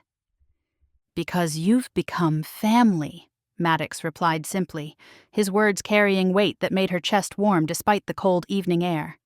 And family protects each other, especially during Halloween when supernatural activity traditionally peaks. The casual way he mentioned Halloween's supernatural significance reminded Sera that most of Hollow Oak's residents had grown up accepting magical realities that still felt new and overwhelming to her developing psychic abilities. "When will Grimjaw manifest?" she asked, noting how shadows seemed to be lengthening despite consistent artificial lighting from street lamps and decorative displays. "Soon," Maddox said, his enhanced hearing apparently picking up sounds beyond normal human perception. "The barriers are thinning as the moon reaches zenith, and manifestation energy is building toward critical mass." As if summoned by his words, the temperature in the square dropped 10 degrees in as many seconds, sending mist rising from the snow-covered ground, while electronic devices began fritzing with the electromagnetic interference that announced supernatural presence. "There," Sera breathed, pointing toward the far edge of the square where shadow had begun taking shape with deliberate purpose. Grimjaw emerged from the darkness between buildings like nightmare given form, its massive silhouette more substantial than she'd ever seen it before. The creature's antlers, definitely composed of human bones, caught moonlight in ways that made them gleam like polished ivory, while its shifting form seemed to exist partially outside normal reality. But what struck Sera most was the intelligence in its presence. Not mindless hunger or predatory instinct, but something that observed and evaluated with cognitive complexity that challenged every assumption about manifestation behavior. "It's watching the children," she said with surprise, noting how Grimjaw's attention focused on the trick-or-treaters who continued their Halloween rounds, despite supernatural presence that should have triggered primal terror. "They've grown up in a community where supernatural entities are neighbors rather than threats," Sera realized, understanding flowing through her developing psychic connection to both Grimjaw and the collective energy of Hollow Oak's residents. Elena's federal equipment immediately began documenting the manifestation with professional efficiency. Cameras tracking Grimjaw's movement, while sensors recorded energy signatures that proved supernatural phenomena existed beyond theoretical discussion. "Now," Maddox said quietly, "while it's substantial but not actively hunting, establish communication before it decides whether these circumstances represent opportunity or threat." Sera stepped forward into the square's center, positioning herself where both Grimjaw and Elena's surveillance equipment could observe her clearly. The federal agents tensed as they realized documentation was about to become active engagement, but Elena gestured for them to maintain observation rather than intervention. "Grimjaw," Sera called. "I know you can understand me. I'm the one whose energy gave you form, whose documentation brought you into existence." The creature's massive head turned toward her with mechanical precision, and she felt the weight of ancient, alien attention focusing on her specifically. Through their psychic connection, she sensed confusion mixed with curiosity. "I didn't mean to create you as a threat," she continued, opening her developing abilities to allow direct mental contact despite the risks involved. "I was trying to preserve stories, to share cultural heritage, to help people understand the beauty of folklore traditions." Grimjaw moved closer with flowing grace that defied its massive size, shadow and substance, shifting around bone and purpose in ways that hurt to observe directly. But instead of predatory stalking, its approach felt more like cautious investigation. "You gave me purpose," it spoke, voice carrying the sound of breaking branches and winter wind. "But the purpose is pain, hunting, bone collecting, fear feeding." Because those are the only stories I knew, Sera replied, her psychic connection allowing direct communication despite the creature's alien nature. But stories can change. Purpose can evolve. You can choose what you become rather than being trapped by what you were manifested to be. The revolutionary concept seemed to ripple through Grimjaw's consciousness like water through still air, and she felt its surprise that choice might be possible for entities that existed through belief and narrative structure. Change how? It asked, genuine curiosity replacing predatory assessment. By protecting instead of hunting, she said, the solution crystallizing as she spoke. By becoming guardian of this community rather than threat to isolated individuals. By using your power to defend rather than destroy. Through Elena's surveillance equipment, federal agents were documenting evidence of successful supernatural communication, proof that psychic abilities could facilitate cooperation rather than weaponization. But Sera's attention remained focused on Grimjaw, on the possibility that dialogue might succeed where containment had failed, and on the growing certainty that some stories were worth rewriting regardless of the personal cost. Chapter 32. Maddox.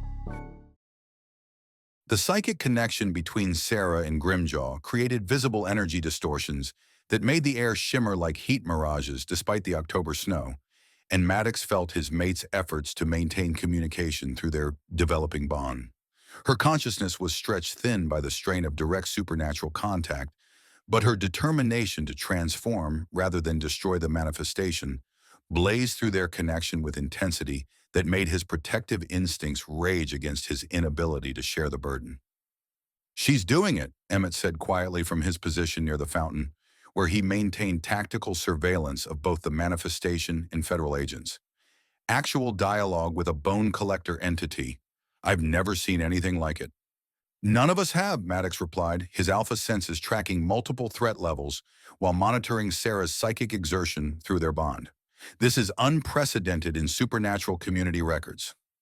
Through Elena's sophisticated surveillance equipment, federal agents were documenting evidence that would reshape their understanding of psychic abilities and supernatural cooperation. But more importantly, residents of Hollow Oak were witnessing proof that their newest community member possessed gifts that could protect rather than endanger their carefully maintained sanctuary. The children, Maeve observed from her position near the elementary school group, her tactical awareness focused on potential civilian casualties. They're not just unafraid, they're curious about what's happening. Maddox followed her gaze to see young trick-or-treaters watching the communication attempt with fascination rather than terror. Their natural acceptance of supernatural phenomena providing exactly the kind of positive reinforcement that could support Grimjaw's behavioral transformation. Community acceptance influences manifestation stability, he realized with academic excitement that cut through his protective anxiety. If the children see Grimjaw as potential guardian rather than traditional threat, their belief could anchor the transformation Sera's negotiating. Provided she can sustain psychic contact long enough to complete the narrative restructuring, Varric observed, having appeared beside them with the silent movement that made him an effective elder despite his age. Direct communication with alien consciousness carries risks that extend beyond individual exhaustion. The warning proved accurate as Sera's connection to Grimjaw deepened, her human awareness stretching to accommodate supernatural intelligence that operated according to entirely different cognitive principles. Through their mate bond, Maddox felt echoes of the creature's thought processes, ancient, patient, designed for purposes that predated modern understanding of individual versus collective consciousness. "Sera," he called to her, "remember your anchor. Remember who you are beyond the connection." Her gratitude flooded through their bond as his words provided grounding that helped her maintain individual identity despite direct contact with entity whose nature threatened to overwhelm human cognitive structures. "Protection," Grimjaw said, its voice carrying contemplation that proved it was processing Sera's proposal seriously. "Guardian purpose instead of hunter purpose. This is possible." "Possible through community choice," Sera replied, her voice strong, despite the obvious strain of maintaining supernatural communication. Stories change when the people telling them choose new endings. You can become the protector Hollow Oak needs instead of the threat outsiders fear. The concept of choice seemed to resonate through Grimjaw's consciousness like earthquake through bedrock, fundamentally altering its understanding of what manifestation existence could involve. But the Federal Watchers, Grimjaw continued, its alien attention turning toward Elena's surveillance equipment with recognition that proved its intelligence extended beyond traditional folklore programming. They seek to capture, to study, to use purpose for conflict rather than protection. The observation that Grimjaw understood Elena's true agenda concerned Maddox as he realized the manifestation possessed awareness of political implications that extended far beyond individual community dynamics. Which is why transformation matters, Sera said, her psychic abilities apparently allowing her to sense connections between local supernatural phenomena and broader federal oversight concerns. Proof that supernatural cooperation benefits communities rather than threatening national security. Cooperation, Grimjaw repeated, testing the concept against its original programming. Not submission, not capture, partnership between manifestation and community. Partnership, Sera confirmed, and Maddox felt her certainty that they were succeeding in ways that transcended their original goals. Federal agents were documenting revolutionary evidence of supernatural negotiation that could establish precedent for peaceful coexistence rather than government control. But more importantly for Maddox, his mate was proving that her abilities served protection and cooperation rather than weapons development. The change requires community acceptance, Grimjaw said, its massive form beginning to shimmer with energy patterns that suggested fundamental transformation was possible. All voices choosing new purpose together. All voices, Sera agreed, turning to address the assembled residents of Hollow Oak, who had gathered to witness unprecedented supernatural communication. Everyone who calls this place home, choosing protection over destruction, cooperation over conflict, community over isolation. The response was immediate and overwhelming as supernatural residents, gifted humans, and even the children raised their voices in unanimous agreement that echoed across the snow-covered square with the kind of harmonic resonance that could reshape reality itself. We choose protection, the community declared with one voice. We choose guardianship. We choose transformation. The words carried power that went beyond simple agreement, tapping into the collective belief and shared narrative that gave folklore its strength. Through his mate bond, Maddox felt Sera's triumph as Grimjaw began the fundamental alteration from threat to protector, its purpose rewritten through community choice rather than individual will. But even as transformation began, Elena's federal agents moved with professional efficiency that suggested documentation had evolved into acquisition, and Maddox realized that their success in supernatural cooperation might have provided exactly the evidence Elena needed to justify expanded government intervention.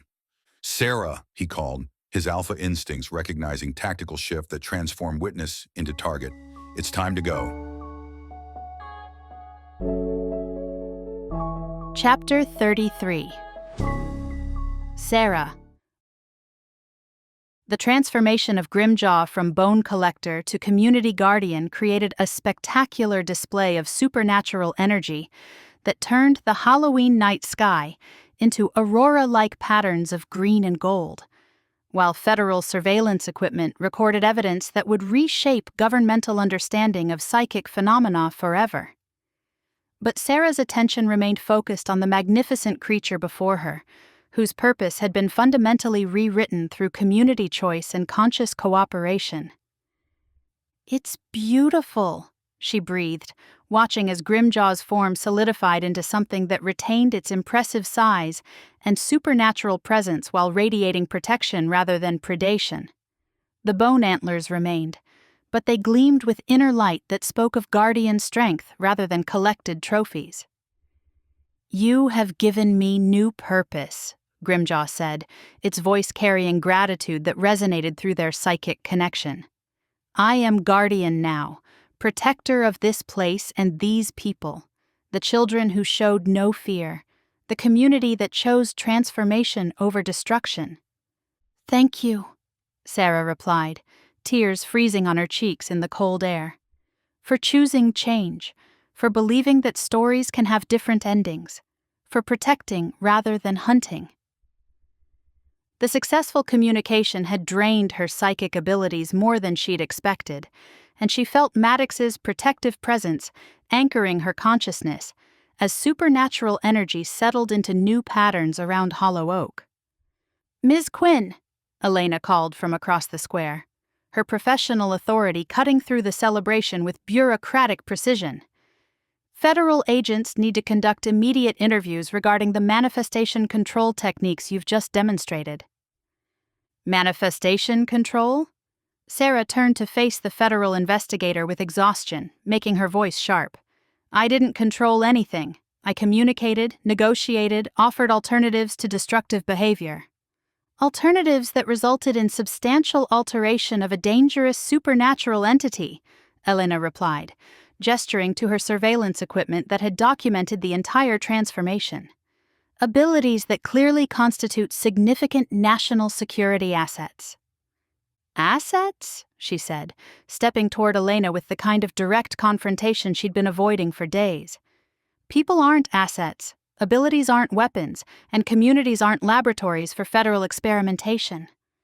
Individuals with psychic capabilities that can manifest and control supernatural entities absolutely represent national security interests," Elena countered with bureaucratic ruthlessness.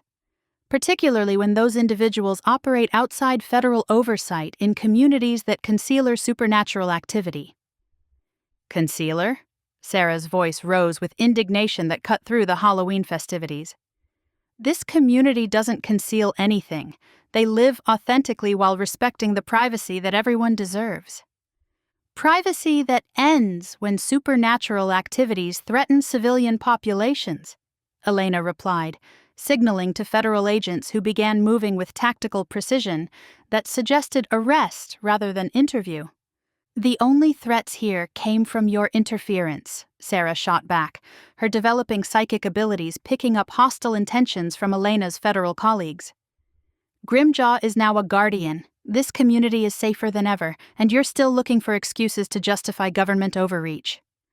"Elena," Maddox said, threatening authority radiating protective menace that made several federal agents reconsider their approach, "I suggest you reconsider any actions that threaten my mate." "Your mate?" Elena's eyebrows rose with academic interest that felt predatory.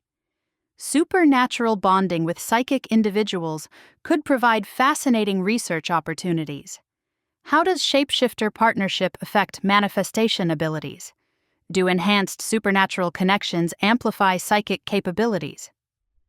The way she discussed their relationship as potential research project sent rage flooding through Sera's system, and she felt Maddox's similar fury through their bond. "We're leaving," Sera announced with finality that brooked no argument. "This conversation, this investigation, this entire federal interference ends now." "Actually, it doesn't," Elena said with regretful authority that suggested she'd been expecting this confrontation. "Federal agents have warrants for protective custody based on documented evidence of uncontrolled psychic manifestation." "Protective custody," Sera repeated with bitter humor. "Is that what you call imprisonment now?"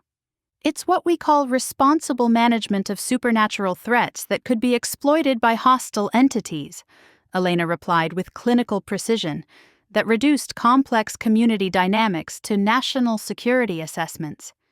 Before Elena's agents could move to enforce their warrants, Grimjaw's massive form interposed itself between Sera and federal authority, with protective determination that proved its transformation had been complete and permanent.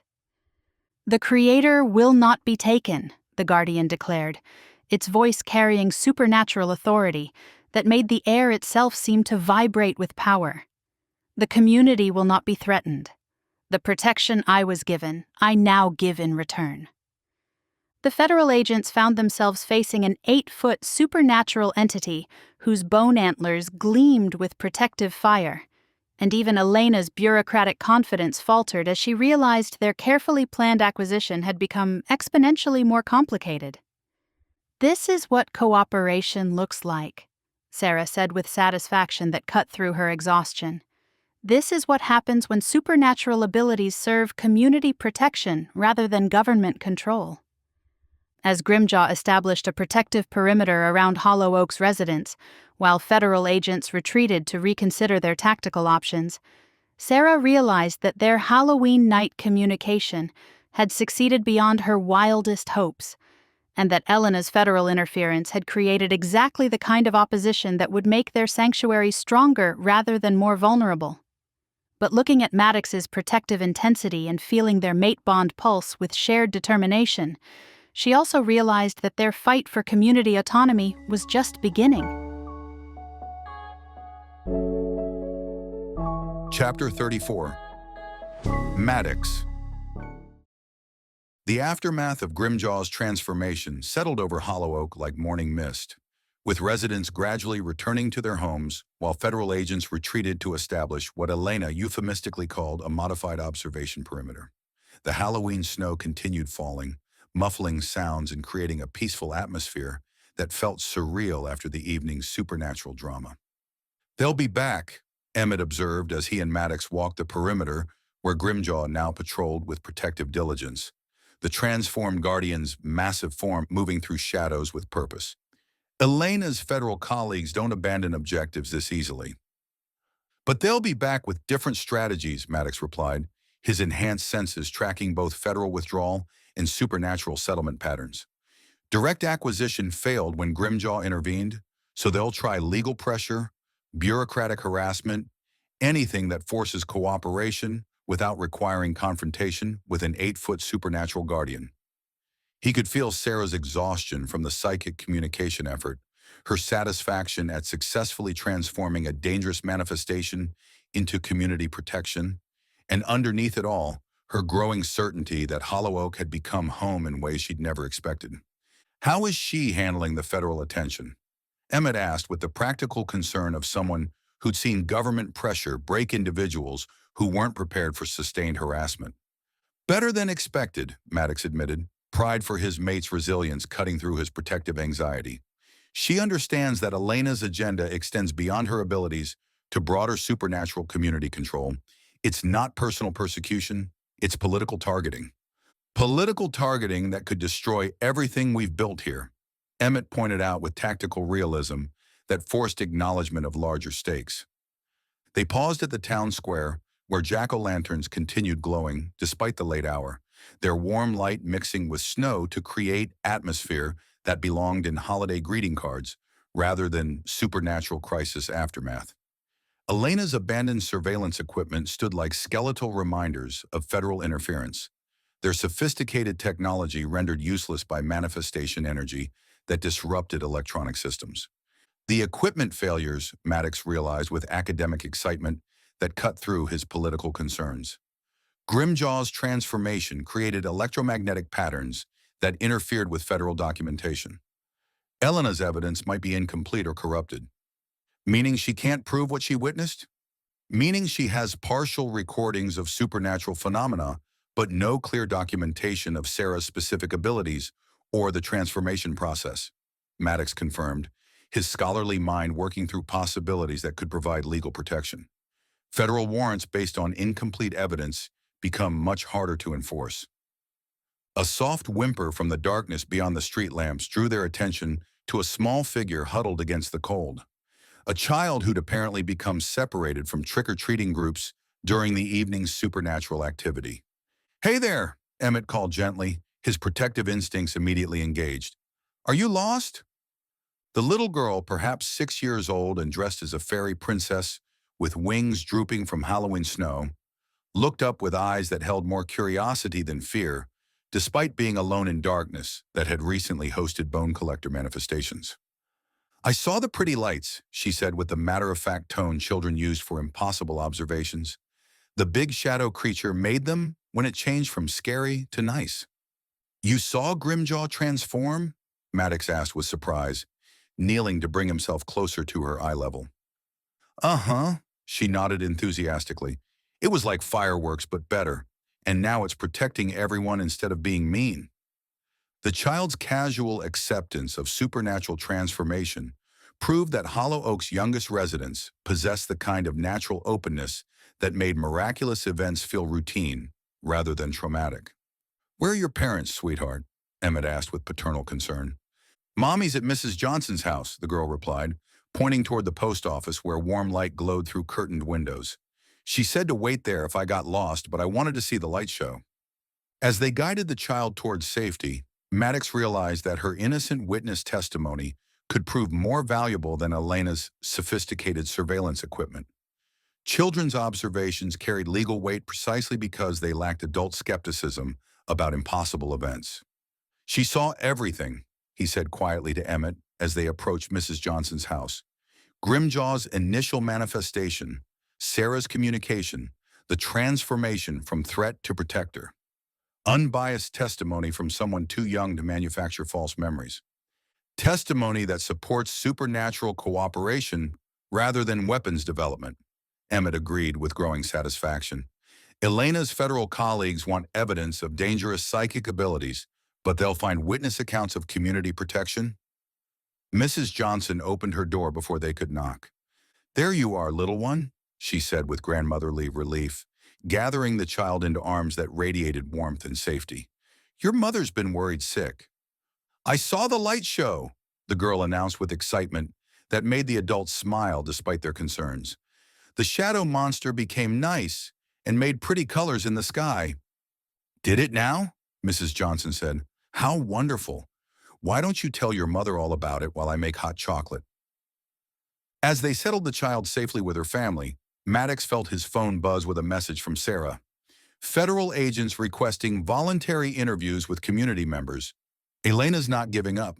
The text confirmed his suspicions about escalating pressure, but it also reminded him that his mate was handling federal harassment with intelligence and determination rather than cowering from government authority. "Time to go home," he told Emmett, noting how the snow had intensified until it fell in thick curtains that would make surveillance more difficult. "Tomorrow we deal with whatever legal pressure Elena's assembling. Tonight we celebrate successful community defense." The walk back to his house felt like victory procession despite ongoing federal threats, and when he found Sera waiting by the fireplace with Ember perched contentedly on her favorite stand, the sight filled him with contentment that transcended political complications. "How are you feeling?" he asked, sitting beside her on the couch where firelight played across features that had become precious beyond his ability to articulate. "Tired, satisfied, and ready to complete what we started," she replied. "What we started?" "The mating bond," she said simply, meeting his gaze with certainty that proved the evening's success had strengthened rather than complicated their commitment to each other. "I want to belong to you completely, Maddox. Tonight, before Elena's federal pressure creates new complications." The way she looked at him when she said it, with trust and desire and absolute determination, made him realize that protecting his mate meant more than defending her from outside threats. It meant claiming her so completely that no force on earth could separate them again. Chapter 35. Sera. The warmth of Maddox's bedroom felt like sanctuary as Sera settled against the headboard, watching him feed the fireplace that would keep them comfortable through the November night. The stress of federal confrontation and supernatural communication had finally caught up with her, but underneath the exhaustion was a bone-deep certainty that she wanted to complete their bond before any other crisis could interfere. The firelight cast dancing shadows across his broad shoulders as he moved, highlighting the defined muscles of his back and the way his dark hair caught golden highlights. When he turned back to her, his piercing blue eyes held a hunger that made her eager with anticipation. "You're sure about this?" Maddox asked, settling beside her. His large frame made the bed dip, and she could feel the heat radiating from his skin. "Completing the mate bond isn't something that can be undone if you change your mind later." "I'm not going to change my mind," she said, reaching for his hand with fingers that trembled slightly from anticipation rather than uncertainty. "Maddox, I've spent years in relationships that felt conditional, connections that could be severed the moment they became inconvenient. I want permanent. I want unbreakable. I want you." The raw honesty in her voice seemed to break the last of his careful control, and when he kissed her, it carried desperation and reverence in equal measure. His lips were firm and demanding against hers, his tongue sliding into her mouth to claim her thoroughly. "The marking," he said against her mouth. "Once I mark you, the bond becomes irreversible." "And you'll be mine in exactly the same ways," she replied, meeting his possessive intensity with claiming desire of her own. Her hands found the hem of his thermal shirt, needing to feel his skin against hers. "Show me, Maddox. Show me what belonging really means." He caught her wrists gently, bringing them to his lips to press kisses against her racing pulse. "First, let me worship you properly," he murmured, his eyes dark with promise. "Let me show you how precious you are to me." "Well, it looks like the screen is fogging up from all this heat. Unfortunately, that means it's too steamy for this platform to handle. To abide by this platform's guidelines and keep bringing you free content, we have to remove the spicy scenes. Luckily for you, you can always find them at millytadenbooks.com. To make up for interrupting you, get a 30% discount on us when you use code RODEO30. The supernatural marking created a permanent reminder of their bond that would be visible only to them, but felt with every movement, every breath, every heartbeat that now synchronized with his through magic that predated human understanding of commitment. "How do you feel?" he asked, gathering her against his chest where she could hear his heart beating in rhythm with her own. "Different," she said with wonder, testing the new awareness that let her sense his emotions. "Connected. Like part of me was missing before and now it's complete." "That's exactly what it is," he said, pressing a kiss to her temple while his hands traced patterns on her skin. Completion. Two souls choosing to become something neither could achieve alone. Through their bedroom windows, she could see November snow continuing to fall over Hollow Oak, covering the town in pristine white that made everything look peaceful, despite the federal threat still lurking beyond their temporary sanctuary. "What happens now?" she asked, settling more comfortably against his warmth, while their completed bond hummed with contentment. "Now we face whatever comes next together," he replied with certainty that made her feel capable of handling any challenge. Elena's federal pressure, community protection, building the life we want despite forces that might try to interfere. As sleep claimed them in the early hours of November 1st, Sera realized that completing their supernatural connection had transformed her from someone seeking belonging into someone who could never be separated from the home and mate she'd found in Hollow Oak's magical sanctuary. Chapter 36. Sera. The morning after their claiming brought Sera awake with awareness that felt fundamentally different from anything she'd experienced before. Through the completed bond, she could sense Maddox's steady breathing, his contentment at her presence, even the way his protective instincts remained alert despite the peaceful atmosphere of their bedroom. The marking on her hip carried a pleasant ache that reminded her with every movement of the permanent connection they'd forged.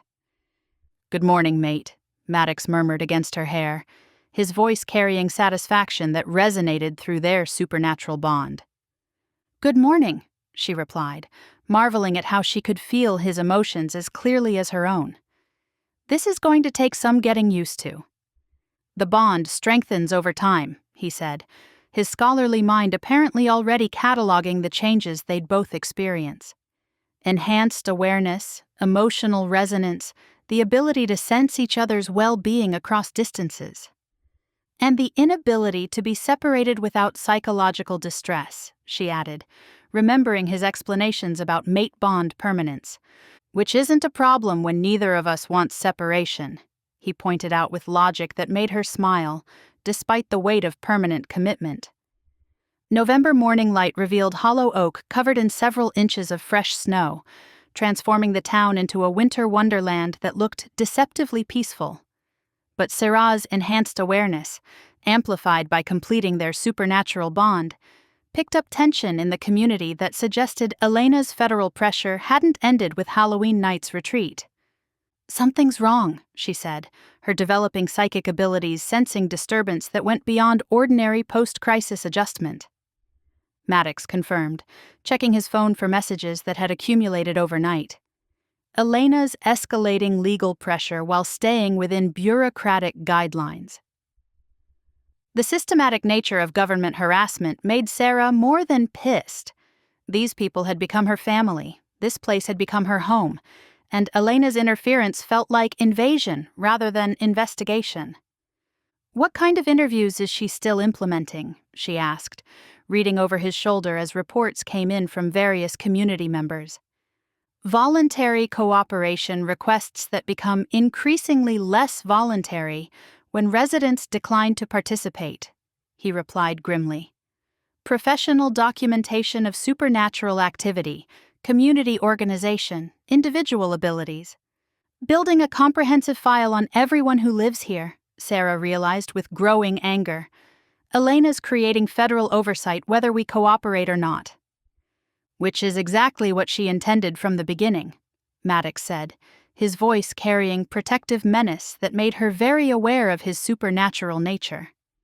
The manifestation crisis was never the real objective. It was an excuse to establish permanent federal monitoring of supernatural communities. The casual way Elena had weaponized her viral content to justify government overreach made Sera feel sick with guilt and fury in equal measure. Her desperate attempt to rebuild her career had provided exactly the evidence federal agencies needed to destroy the sanctuary that had become her home. "This is my fault," she said quietly, the weight of responsibility settling around her like lead blanket. "This is Elena's agenda finally revealing itself," Maddox corrected firmly, his protective instincts overriding her self-recrimination through their bond. "She's been looking for excuses to establish federal oversight for years, like Twyla said the other night.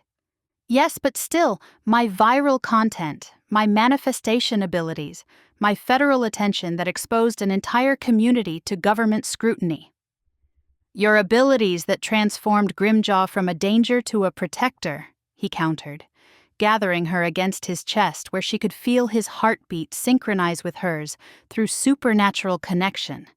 "Your courage that proved supernatural cooperation benefits everyone rather than threatening national security." She felt his absolute certainty that her presence in Hollow Oak had strengthened rather than endangered their community, but guilt continued gnawing at her conscience. "What do we do?" she asked, studying the messages that painted a picture of federal pressure designed to break community resistance through bureaucratic attrition. "We protect what matters," Maddox said simply, his voice carrying determination. "Starting with making sure Elena's federal colleagues understand that harassing our residents carries consequences they might not be prepared to handle."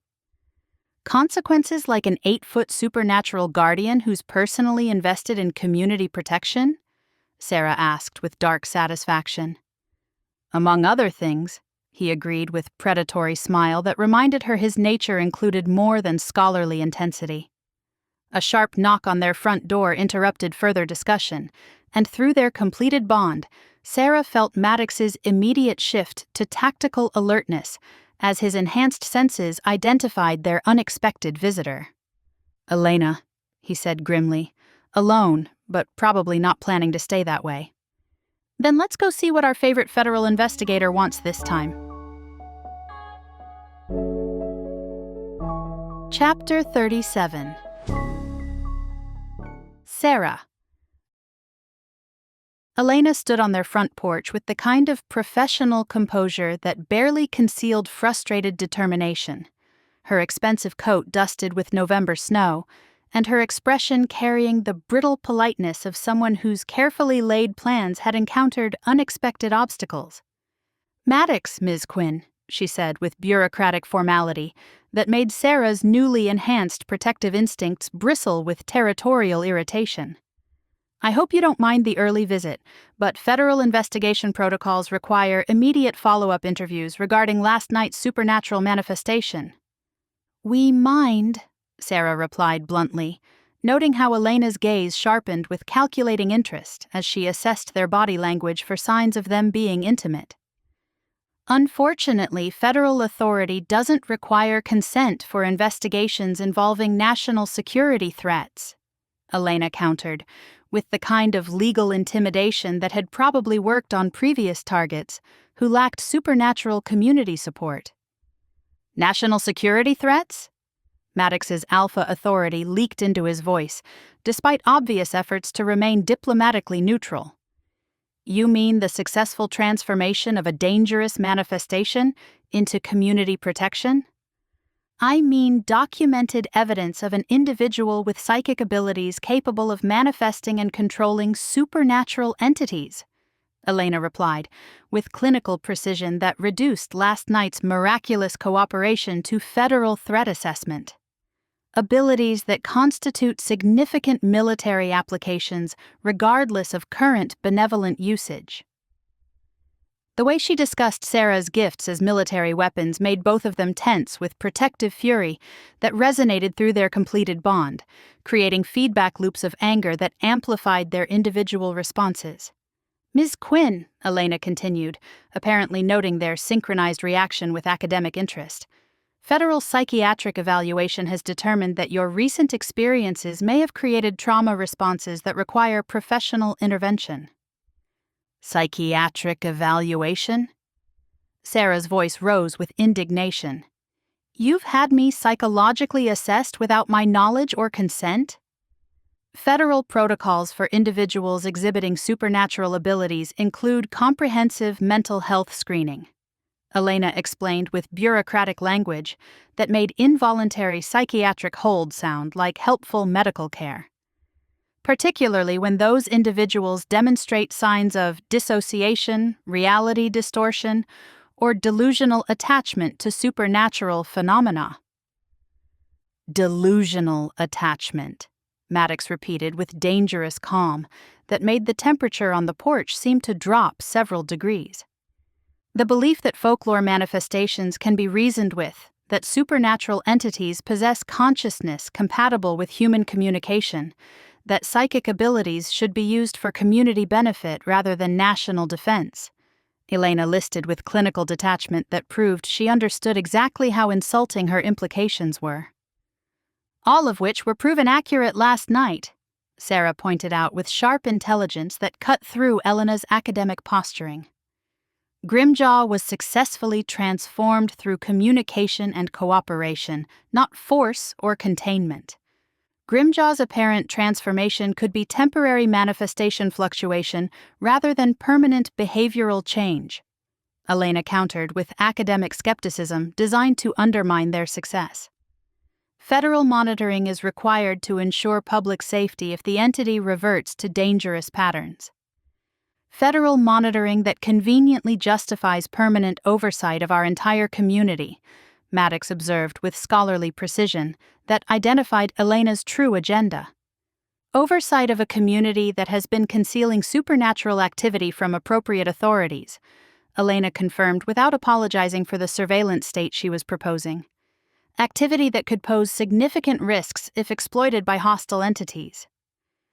"The only hostile entities we've encountered are federal agents who treat cooperation as threat and community protection as weapons development," Sera said with growing anger that made her psychic abilities resonate with protective energy.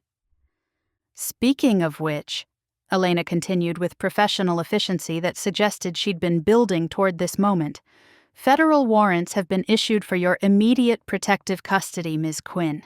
Your safety and the safety of others requires supervised evaluation of your psychic capabilities."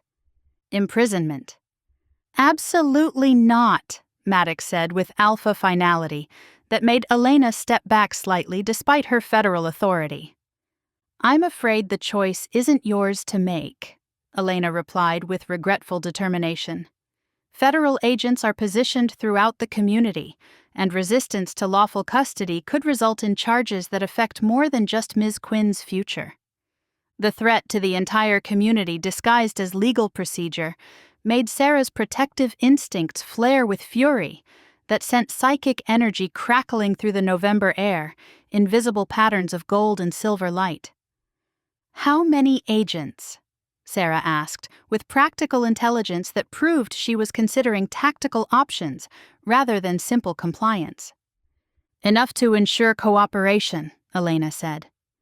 Sera felt Maddox's calculation of defensive options, his protective rage at the threat to their sanctuary, and his growing certainty that federal acquisition attempts had reached the point where community safety required active resistance rather than diplomatic negotiation.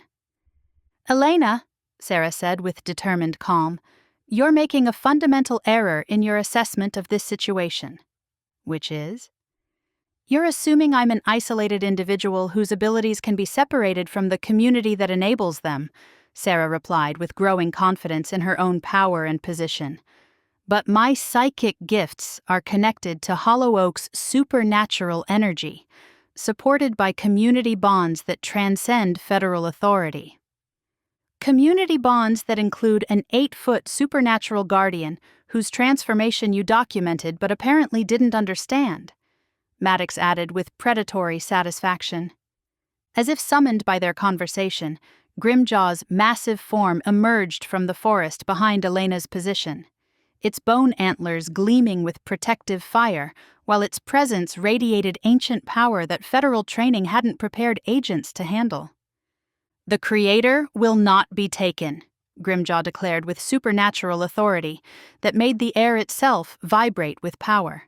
"The community will not be threatened. The protection I was given, I now give in return." Elena's professional composure finally cracked as she realized her carefully planned federal acquisition had become exponentially more complicated by supernatural forces that didn't recognize bureaucratic authority. "This isn't over," she said with bureaucratic determination that proved federal pressure would continue regardless of immediate tactical failures. "No," Sera agreed with certainty. "It's not, but neither are we." Chapter 38. Maddox. The council meeting convened within an hour of Elena's failed acquisition attempt, with every supernatural resident of Hollow Oak gathering in the forest glade where ancient protections provided their only guarantee of privacy from federal surveillance. The November air carried bite that promised winter's full arrival, and snow continued falling through bare branches, while the community discussed response options to unprecedented government pressure. "Federal agents have established checkpoints on every road leading out of town," Callum reported with tactical precision that didn't disguise his anger at the siege-like conditions Elena had imposed. "Legal detention authority, search warrants for any vehicle containing supernatural materials, and coordination with state police that suggests expanded federal jurisdiction." "They're not just monitoring anymore," Maeve observed with practical intelligence that cut through emotional reactions to focus on strategic realities. "They're implementing containment protocols designed to prevent anyone from leaving while they establish permanent oversight." Maddox felt Sera's anxiety spike through their completed mate bond as she thought about the effect of a federal containment for a community that had never posed any threat to national security. "What are our legal options?" Varric asked with the careful attention of someone evaluating all possible responses before committing to action that could escalate beyond recovery. "Limited," Miriam replied with the tired authority of someone who dealt with government overreach before. "Elena's federal warrants appear legitimate on paper, and challenging them requires legal processes that could take months while providing no guarantee of favorable outcomes. Months during which Sera remains in federal custody while our community operates under permanent surveillance," Emmett said with grim assessment that made every option sound equally unpalatable. "If they can acquire her," Bram pointed out with rare optimism, Grimjaw's intervention demonstrated that federal authority has limitations when confronted with actual supernatural power. The mention of their transformed guardian drew attention to the massive creature that had positioned itself at the glade's perimeter, its presence radiating protective determination that federal agents were learning to respect despite their legal advantages. "Grimjaw's protection is a temporary solution," Elder Varric observed with diplomatic realism. "Federal agencies have resources and patience that supernatural manifestations can't match indefinitely." "So what do you suggest?" Sera asked with a direct challenge that proved she'd fully integrated into their community's decision-making processes. Surrender to federal custody and hope Elena's psychiatric evaluation concludes that my abilities aren't worth weaponizing? I suggest we consider alternatives that don't require choosing between individual sacrifice and community exposure, Varick replied with a careful neutrality that meant crucial decisions were about to be made.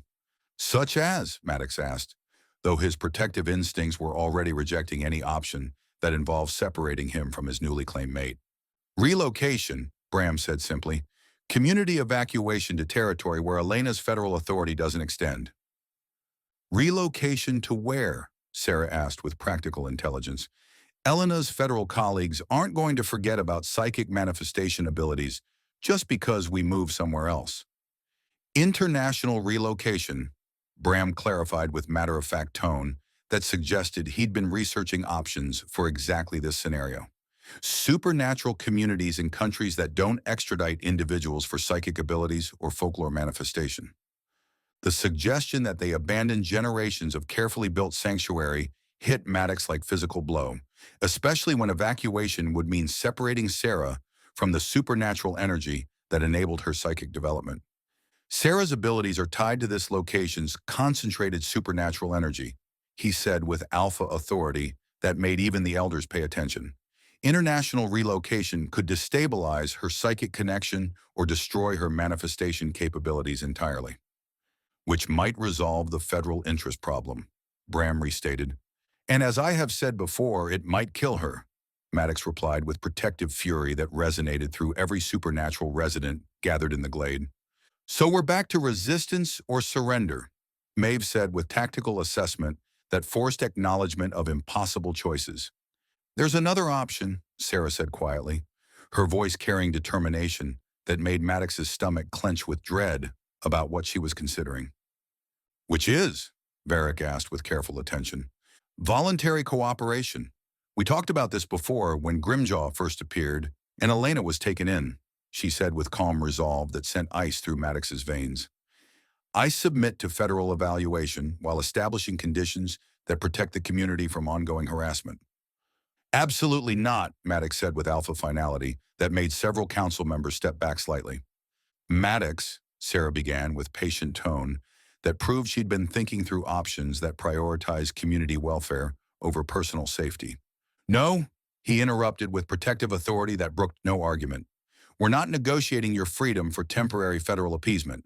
We're negotiating community protection for individual sacrifice, she corrected with gentle determination that proved her commitment to their sanctuary transcended personal considerations. Individual sacrifice that includes permanent separation from supernatural energy that sustains your abilities, he pointed out with academic precision that made the true cost of her proposal crystal clear. And permanent separation from the mate bond that anchors your psychic stability, Elder Varick added with supernatural wisdom that forced acknowledgement of consequences she might not have considered. The revelation that federal custody could damage their completed bond sent protective fury racing through Maddox's system with intensity that made his control strain against itself. The mate bond is unbreakable, Sera said with confidence that proved she didn't understand the full implications of federal interference. The mate bond can't be severed, Varick corrected with gentle honesty, but it can be damaged by forced separation, psychiatric intervention, or medical procedures designed to suppress supernatural sensitivity. Meaning what exactly? Sera asked with growing alarm as she processed implications she hadn't anticipated. Meaning federal custody could leave you permanently disconnected from the abilities that brought us together, the community that accepts you, and the mate bond that completes you, Maddox said with raw honesty that proved the stakes extended far beyond individual freedom. The weight of potential loss seemed to settle around them like November snow, and through their bond, Maddox felt Sera's growing understanding that protecting their community might cost everything that made survival worthwhile. Then what do we do? She asked with vulnerability, protective tenderness. We fight, he said simply, the declaration carrying weight that transformed academic discussion into declaration of war. All of us together for the right to exist without federal oversight. Chapter 39. Sera. The federal agents arrived at dawn with the kind of military precision that transformed Hollow Oak's peaceful streets into a occupied territory, their black SUVs and tactical equipment creating an atmosphere of siege that felt designed to intimidate rather than investigate. Through her bedroom window, Sera watched them establish what Elena euphemistically called enhanced security protocols, while residents went about their morning routines with the stubborn determination that had sustained mountain communities through generations of government interference. "How many?" Maddox asked from beside her, his enhanced senses obviously tracking threats she couldn't perceive while their mate bond carried his protective fury like electricity through her nervous system.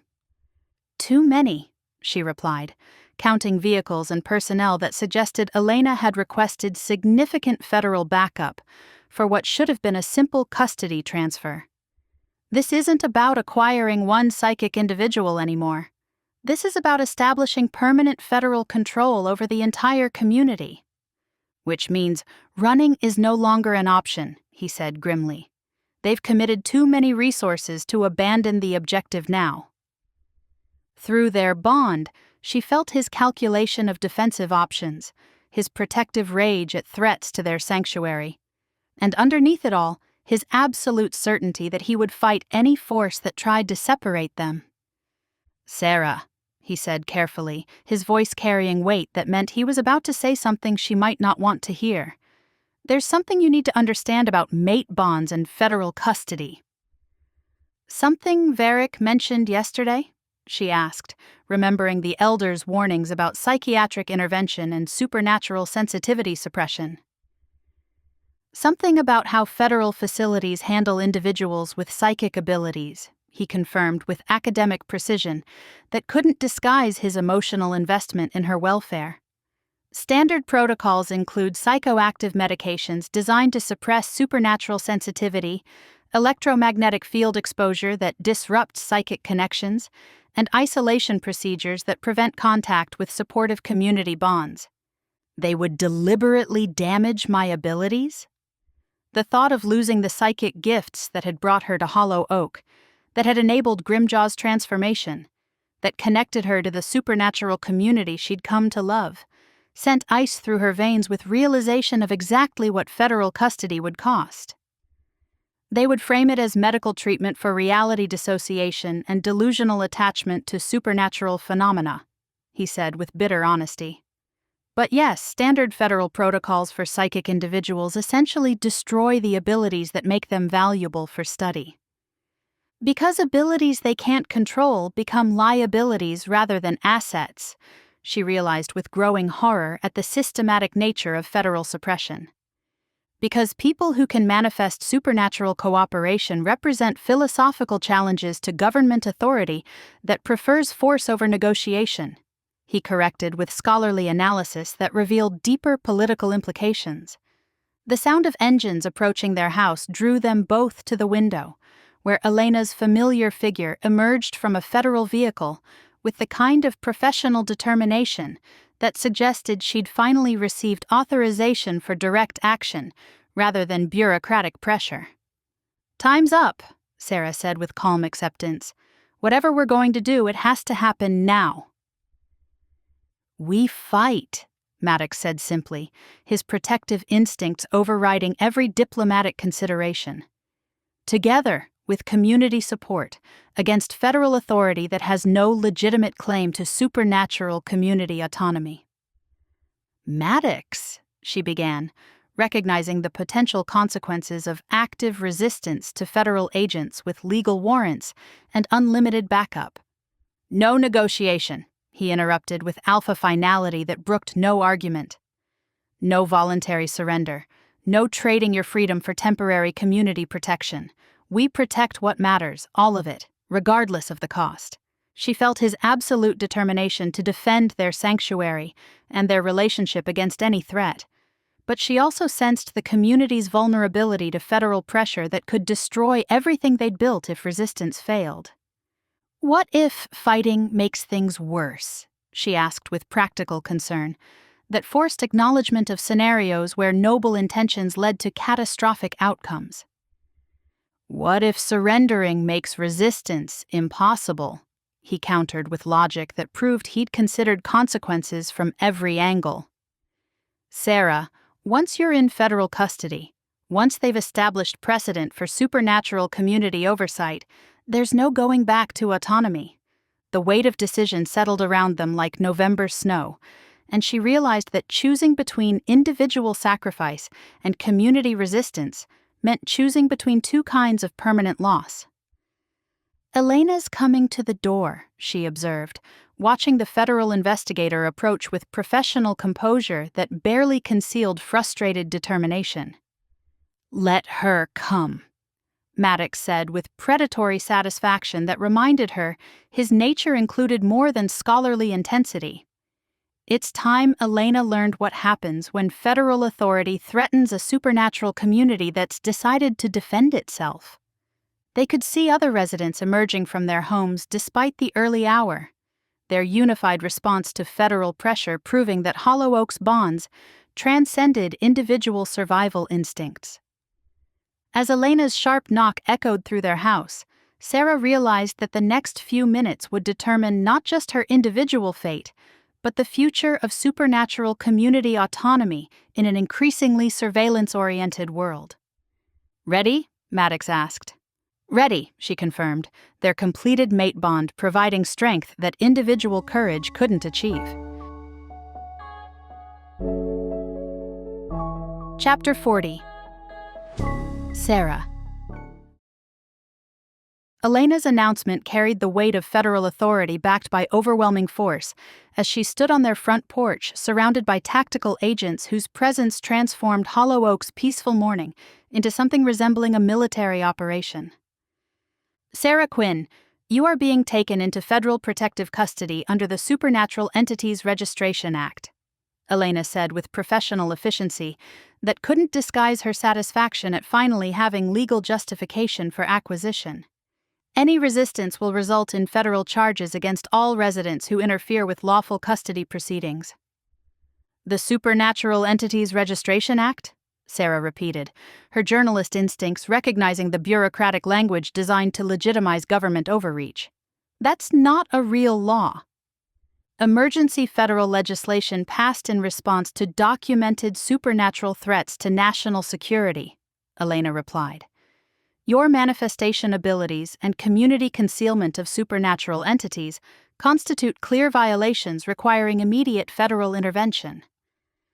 Through their mate bond, Sera felt Maddox's protective fury building toward explosive levels as he processed the implications of retroactive legislation designed to criminalize their entire way of life. Emergency legislation that wasn't passed by Congress, he said with alpha authority that made several federal agents shift uncomfortably. Executive orders that exceed constitutional authority. Constitutional authority that adapts to evolving national security threats, Elena countered with academic precision that proved she'd anticipated legal objections. Supernatural entities and psychic weapons development fall under federal jurisdiction regardless of state or local preferences.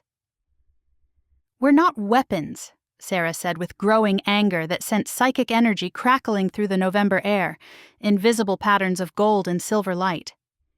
We're people who chose to build something beautiful together. People whose abilities have been documented manifesting dangerous supernatural entities that required community mobilization to contain, Elena replied with clinical detachment that reduced Grimjaw's transformation to federal threat assessment. Grimjaw re-emerged from the forest with protective determination that made every federal agent reach for weapons they were not equipped to use against supernatural entities, ancient authority that seemed to resonate through the very foundations of Hollow Oak. The community will not be harmed. The protection I was given, I now give in return. Federal agents are prepared to use appropriate force against hostile supernatural entities, Elena warned with professional composure that couldn't hide her nervousness at facing an 8-foot guardian whose bone antlers gleamed with protective fire. Then federal agents will discover what happens when they threaten us, came a new voice from behind the government forces. Sera turned to see the entire supernatural community of Hollow Oak emerging from their homes with unified determination that transformed residential streets into tactical positions. Emmett and Callum flanked Elena's agents with military precision. Maeve positioned herself where crossbow accuracy could provide covering fire, and even Miriam appeared armed with what looked suspiciously like a combat-ready knitting needle. "This is impressive community organization," Elena observed with academic interest, that suggested she was cataloging intelligence rather than recognizing her tactical disadvantage. "Almost like you've been preparing for federal intervention." "We've been preparing to protect our home," Twyla said, approaching with fey grace that made the air shimmer around her movements. Something federal agents apparently don't understand. "Federal agents understand that supernatural concealment represents clear threats to national security," Elena replied, with bureaucratic authority that sounded increasingly hollow when surrounded by residents whose abilities she'd systematically underestimated. "Show them," Sera said quietly. "Show them what protection really looks like." The response was immediate and overwhelming, as everyone who had abilities allowed them to manifest simultaneously. Protective barriers shimmed into visibility around the town's perimeter. Communication spells created network connections that bypassed electronic surveillance, and defensive enchantments activated with power that made federal equipment malfunction in spectacular displays of electromagnetic feedback. "This is what you're threatening," Sera continued with growing confidence in her community's unified strength. "Not weapons or threats or national security risks. Families who protect each other, neighbors who've built something worth defending, people whose abilities serve love rather than destruction." Elena's professional composure finally cracked as she realized her federal authority was meaningless when confronted with supernatural community whose bonds transcended bureaucratic intimidation. "This won't end here," she said with bureaucratic determination that proved federal pressure would continue regardless of immediate tactical failure. "Higher authorities will be informed of organized supernatural resistance to federal oversight." "Higher authorities can try to find us," Varric said with diplomatic calm that carried undertones of ancient power, "assuming they can locate a community that doesn't want to be found." As Elena and her federal agents retreated to reconsider their approach to supernatural community that had demonstrated abilities far beyond their prepared protocols, Sera realized that protecting their sanctuary had evolved beyond individual resistance into collective defense of principles that transcended government authority. "Is it over?" she asked, though the way Elena's retreat felt tactical rather than final suggested their confrontation had entered new phase rather than reaching conclusion. "It's just beginning," Maddox replied with alpha certainty that carried through their mate bond. "But now we face it as a united community rather than isolated individuals." Through Hollow Oak streets, supernatural residents began the work of strengthening defenses that would protect their sanctuary from future federal interference, their unified efforts proving that some bonds were stronger than bureaucratic authority could break. Chapter 41. Maddox. The transformation of Hollow Oak from peaceful mountain town to supernatural fortress happened with efficiency that proved their community had been preparing for federal confrontation far longer than Elena realized. Within hours of the agent's retreat, protective barriers that had been carefully concealed became visible manifestations of power that made the town impossible to locate for anyone who approached with hostile intentions. Concealment fey magic, hedge witch protection spells, and shifter territorial marking, Maddox cataloged as he walked the perimeter with Sera, noting how individual abilities had combined into collective defense that transcended the sum of its parts. "Elena's federal colleagues are going to have significant difficulty finding us again." "Finding us to do what?" Sera asked, her enhanced psychic awareness picking up resonances from the protective barriers that felt like being embraced by the town itself. To justify the federal resources they've already committed to supernatural community oversight, he replied grimly, his academic mind working through political implications that extended far beyond their individual situation. Elena's failure here will require explanation to federal authorities who don't accept defeat easily. He felt Sera's growing understanding that their victory over federal acquisition had created larger political problems that could affect supernatural communities throughout the country. So they'll find other targets, she realized with horror at the thought of Elena's federal pressure being redirected toward communities that lacked Hollow Oak's unified defensive capabilities. Unless we provide them with reasons to abandon supernatural oversight entirely, he said, the solution crystallizing as he processed their tactical advantages. Evidence that supernatural communities serve national interests rather than threatening them. Evidence like successful cooperation between federal authorities and supernatural entities? Sera asked with sharp intelligence that immediately grasped the political possibilities. Evidence like a supernatural community that chooses to share beneficial abilities rather than hiding from government attention? He confirmed, though the plan he was developing involved risks that made his protective instincts rage against exposure. They paused at the town square where Grimjaw maintained protective vigil, the Guardians' massive presence serving as both symbol of their defensive capabilities and reminder of what supernatural cooperation could achieve when approached with respect rather than coercion. Grimjaw, Sera called, her psychic connection allowing direct communication with the transformed manifestation. Would you be willing to work with federal authorities if they approach with cooperation rather than control? Cooperation serves protection, the Guardian replied with ancient wisdom that proved its intelligence extended beyond individual community defense. But federal watchers seek control, not partnership. Their purpose is domination, not service.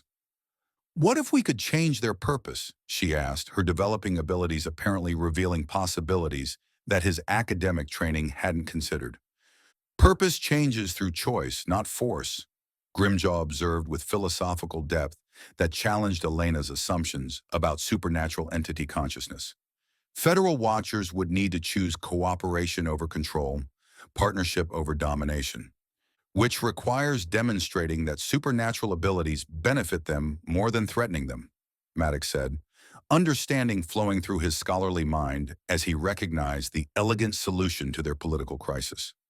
A supernatural community that provides federal assistance voluntarily establishes precedent for cooperation rather than oversight, Sera added with growing excitement at possibilities that could protect other communities from Elena's interference. But cooperation requires trust that federal authorities haven't earned, he pointed out with protective concern for exposing their sanctuary to continued government attention. Trust that starts with small demonstrations and builds toward larger partnerships, she replied, such as Grimjaw assisting with federal investigations that actually involve genuine, supernatural threats, she said, her psychic connection to the Guardian revealing its willingness to protect beyond their immediate community. Hostile entities that endanger civilian populations, manifestations that lack conscious choice about their behavioral patterns. The revolutionary concept of supernatural law enforcement partnership represented possibilities that could reshape federal policy while providing their community with protective legal status rather than target designation. You're proposing that we become federal contractors rather than federal targets, he realized with academic appreciation for elegant solution that turned their greatest weakness into strategic advantage. I'm proposing that we become partners who provide valuable services in exchange for autonomous sanctuary, she corrected with diplomatic precision that proved her communications background had prepared her for exactly this kind of negotiation. Through the town square, they could see other residents working to strengthen defenses while children played in the November snow, their laughter mixing with serious adult conversations about protection and political strategy. The community would have to agree, he said, noting how their unified response to federal pressure had created decision-making dynamics that prioritize collective welfare over individual preferences. The community would have to understand that hiding forever isn't sustainable when federal authorities possess resources and patience that supernatural concealment can't match indefinitely. she replied with pragmatic honesty that forced acknowledgement of long-term vulnerabilities. And Elena? Elena gets what she wanted from the beginning, Sera said with satisfaction that proved she understood federal motivations better than bureaucratic language had suggested. Access to supernatural abilities for national security purposes, just through cooperation rather than coercion. As they completed their circuit of Hollow Oak's newly visible defenses, Maddox realized that protecting their sanctuary had evolved beyond hiding from federal authority into actively reshaping the political relationship between supernatural communities and government oversight. It could work, he admitted with growing confidence in Sera's strategic thinking, assuming we can convince both the community and federal authorities that cooperation serves everyone's interest better than conflict. It will work, she replied with certainty that resonated through their mate bond, because the alternative is permanent warfare that neither side can afford to sustain. Chapter 42. Sera. The phone call to Elena 3 days later felt like stepping off a cliff into uncertain political territory, but Sera's growing confidence in her community's unified strength made the risk feel manageable rather than terrifying. Through their mate bond, she felt Maddox's protective presence anchoring her consciousness, while council members gathered in his study to witness negotiations that could reshape supernatural community autonomy. "Dr. Vasquez," she said when Elena answered with professional wariness that suggested federal authorities had been struggling to explain their tactical failure to higher officials. "I have a proposition that might interest you, Ms. Quinn." Elena's tone carried surprise mixed with calculating attention. "I wasn't expecting to hear from you voluntarily." "Circumstances change," Sera replied with diplomatic calm. "Your plan seems to be encountering unexpected complications. Temporary setbacks that federal resources can overcome given adequate time and authorization," Elena countered with bureaucratic confidence that couldn't disguise underlying uncertainty. "Or permanent conflicts that serve no one's interests," Sera suggested with gentle challenge to Elena's assumptions about federal authority. "What if there was an alternative that gave you access to supernatural abilities for legitimate national security purposes without requiring community oversight that everyone involved finds objectionable?" "I'm listening," Elena said with professional caution that suggested she was indeed struggling to justify continued federal pressure to authorities who measured success through concrete results rather than political intentions. "Voluntary cooperation," Sera explained, her psychic connection to Hollow Oak's supernatural energy providing confidence that their community could deliver on whatever promises she made. "Supernatural assistance with genuine federal investigations involving hostile entities that threaten civilian populations." "Supernatural assistance in exchange for what concessions?" Elena asked with academic precision that proved she understood negotiation dynamics, despite her previous reliance on coercive authority. "Autonomous sanctuary status for cooperating communities," Sera replied with diplomatic language that established boundaries while offering genuine value. "Federal recognition of supernatural community self-governance in exchange for voluntary assistance with investigations that actually require supernatural expertise." "You're proposing a form of federal contracting relationship," Elena said with growing interest that suggested the political possibilities were becoming attractive to someone who needed concrete achievements to justify expensive failed operations. "I'm proposing partnership between federal authorities and supernatural communities that serves everyone's legitimate interests," Sera corrected with careful attention to framing that emphasized mutual benefit rather than one-sided concessions. Through the study's windows, she could see Grimjaw maintaining protective patrol, while other residents went about their daily routines with the kind of peaceful normalcy that federal surveillance had been disrupting for weeks. Such partnerships would require extensive documentation of supernatural abilities and community organization, Elena pointed out, with bureaucratic thoroughness, that proved she was seriously considering alternatives to direct oversight. Documentation that communities provide voluntarily as part of cooperative agreements rather than information extracted through federal investigation. Sera replied with strategic thinking that protected privacy while acknowledging legitimate security concerns. And oversight of supernatural activities that could pose national security risks? Self-governance that prevents activities harmful to civilian populations while maintaining community autonomy for beneficial supernatural practices. She negotiated with diplomatic precision that established accountability without sacrificing independence. "You've thought this through extensively," Elena observed with professional respect that hadn't been present during their previous confrontations. "We've had motivation to develop alternatives to permanent federal supernatural conflict," Sera said with dry humor that made several council members smile, despite the gravity of their political negotiation. "I would need to present such proposals to federal authorities who have already committed significant resources to supernatural community oversight," Elena said with practical concern for bureaucratic politics that could complicate even beneficial policy changes. "Present proposals that demonstrate immediate value through concrete examples," Sera suggested, her strategic mind recognizing that federal bureaucracy responded better to proven results than theoretical frameworks. "Grimjaw has expressed willingness to assist with federal investigations involving genuinely hostile supernatural entities." Grimjaw would work with federal agents?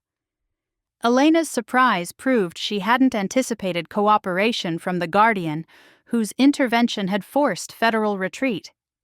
"Grimjaw protects civilian populations from supernatural threats regardless of bureaucratic boundaries," Sera explained with growing confidence in the Guardian's principles.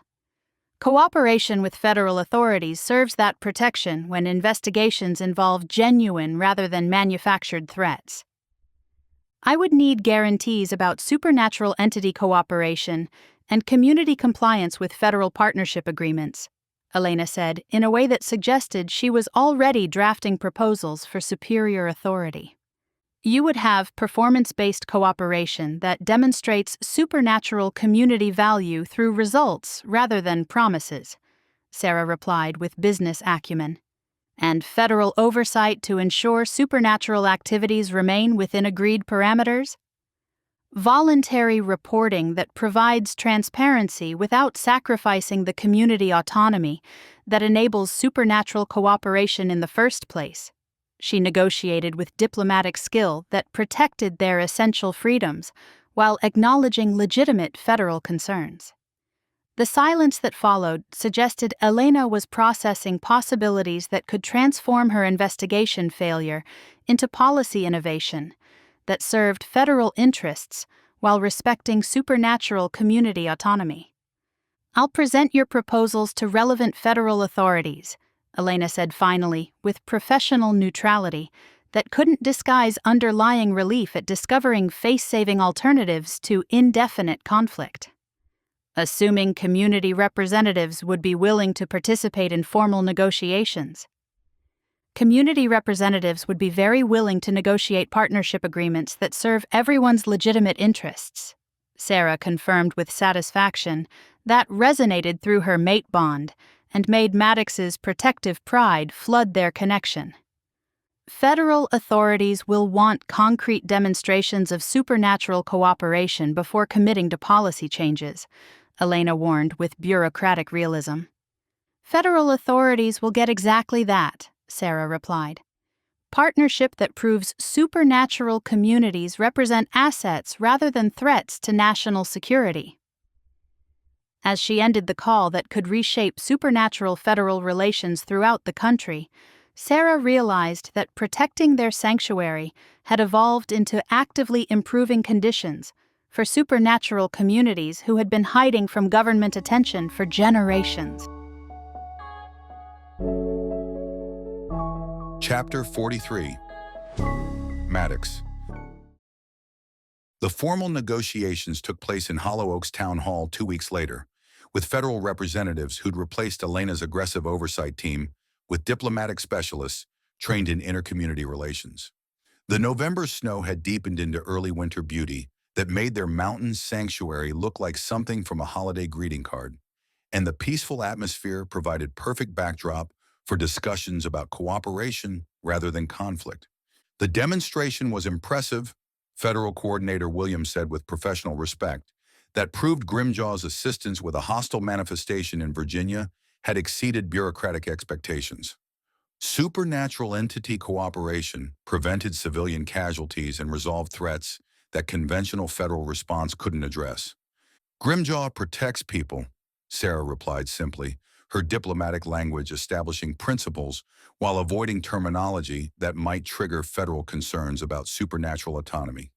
Federal partnership allows that protection to extend beyond individual community boundaries.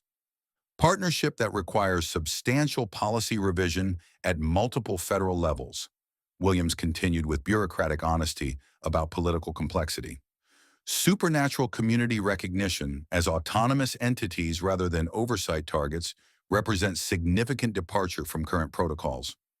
Current protocols that proved ineffective and resource-intensive, Maddox pointed out with academic precision, that focused federal attention on practical rather than theoretical considerations. Cooperation achieves federal objectives more efficiently than coercion. Through the town hall's windows, they could see federal observers documenting Hollow Oak's peaceful integration of supernatural and mundane activities, their professional assessment providing evidence that supernatural communities pose no inherent threats to civilian populations. The policy framework Dr. Vasquez developed based on your proposals has generated significant federal interest, Williams said with carefully neutral tone that suggested higher authorities were indeed considering revolutionary changes to supernatural oversight. Voluntary cooperation agreements, autonomous sanctuary status, performance-based partnership rather than regulatory compliance. Framework that provides federal authorities with supernatural assistance while respecting community self-governance, Sera clarified with diplomatic attention to mutual benefit rather than one-sided concessions. Federal authorities are prepared to authorize pilot programs testing cooperative supernatural community partnerships, Williams announced with the kind of bureaucratic formality that transformed experimental policy into official federal recognition. The declaration that federal policy was shifting from oversight to partnership sent satisfaction flooding through Maddox's mate Bond, as he realized their resistance had achieved something unprecedented in supernatural community history. Pilot programs with what parameters? Varick asked with elder wisdom that insisted on concrete details rather than bureaucratic promises. Autonomous sanctuary designation for cooperating communities, federal recognition of supernatural community self-governance, and voluntary assistance agreements for investigations requiring supernatural expertise? Williams replied with specificity that proved federal authorities were serious about policy innovation. And federal oversight of supernatural activities within sanctuary communities? Elder Bram asked with diplomatic wariness that reflected generations of supernatural community suspicion about government promises. Self-governance with voluntary transparency reporting. Williams clarified with language that respected community autonomy while acknowledging federal accountability requirements. Partnership rather than oversight, cooperation rather than control. Elena will oversee partnership implementation, Sera asked with practical concern for whether their former adversary could adapt to cooperative rather than coercive authority. Dr. Vasquez has been reassigned to theoretical, supernatural policy development, Williams said with diplomatic phrasing that suggested Elena's aggressive tactics had become bureaucratic liability rather than federal asset. Partnership programs require different expertise than oversight operations. The confirmation that Elena's federal career had been redirected away from community interference sent relief through the assembled council members. Though Maddox recognized that bureaucratic personnel changes provided no guarantee against future federal overreach. Implementation timeline? Emmett asked with tactical attention to practical scheduling. Immediate autonomous sanctuary designation for Hollow Oak pending final documentation review. Williams replied with efficiency that proved federal authorities wanted successful pilot programs more than they wanted continuing conflict. Expanded partnership agreements for other supernatural communities contingent on demonstrated cooperation success. Documentation that communities provide voluntarily rather than information extracted through federal investigation. Sera specified with careful attention to protecting other supernatural sanctuaries from Elena's previous methods. Absolutely, Williams confirmed with professional respect that proved federal policy had indeed shifted toward cooperation rather than coercion. Partnership success depends on community willingness to participate voluntarily. As formal negotiations concluded with agreements that transform federal supernatural relations from conflict to cooperation, Maddox realized that protecting their individual sanctuary had created policy precedents that could benefit supernatural communities throughout the country. "It's over," Sera said quietly as federal representatives departed with signed agreements that guaranteed Hollow Oak's autonomous sanctuary status while establishing voluntary cooperation frameworks. Through the town hall's windows, they could see residents emerging to celebrate policy victories that had seemed impossible when Elena's federal pressure first threatened their sanctuary. Children played in snow while supernatural adults discussed expansion possibilities that legal recognition made available for the first time in generations. "What happens now? Now we build something even better than what we were protecting," Maddox said with academic enthusiasm for possibilities that legal supernatural community recognition enabled. "Partnership that serves federal interests while preserving everything that makes places like Hollow Oak worth defending." "And us?" she asked, making him even more aware that their personal relationship had evolved alongside their political victory. "Us," he said, "we celebrate surviving federal pressure that could have destroyed everything and plan a future that includes both community service and private happiness." "Private happiness," she repeated with anticipation that sent warmth through their supernatural connection. "Very private," he confirmed with predatory satisfaction that made her pulse race with recognition of exactly what he was suggesting. As Hollow Oak celebrated policy victories that transformed supernatural community status from hidden refuge to recognized sanctuary, Maddox realized that their fight for community autonomy had created the perfect foundation for building personal happiness that included both individual fulfillment and collective service. He looked over at Sera and realized maybe it was time he officially let her know in every way that he wanted to spend forever with her. Chapter 44. Sera. The wedding planning took place in the griddle and grind 3 days after their Thanksgiving engagement party, while autumn's last breath painted Hollow Oak in shades of amber and gold that felt perfect for quiet celebration, rather than elaborate ceremony. Twyla bustled around their table with maternal efficiency, though her fey-blooded intuition seemed to understand this conversation would be different from typical bridal consultations. "Simple weddings are the most meaningful," Twyla said with knowing certainty, as she served coffee and apple cider donuts that tasted like November contentment, especially when couples choose intimacy over spectacle. "We want it quiet," Sera said, her fingers intertwined with Maddox's as they sat close together on the same side of the booth. "Small, just us and the people who matter most." "How quiet are we talking?"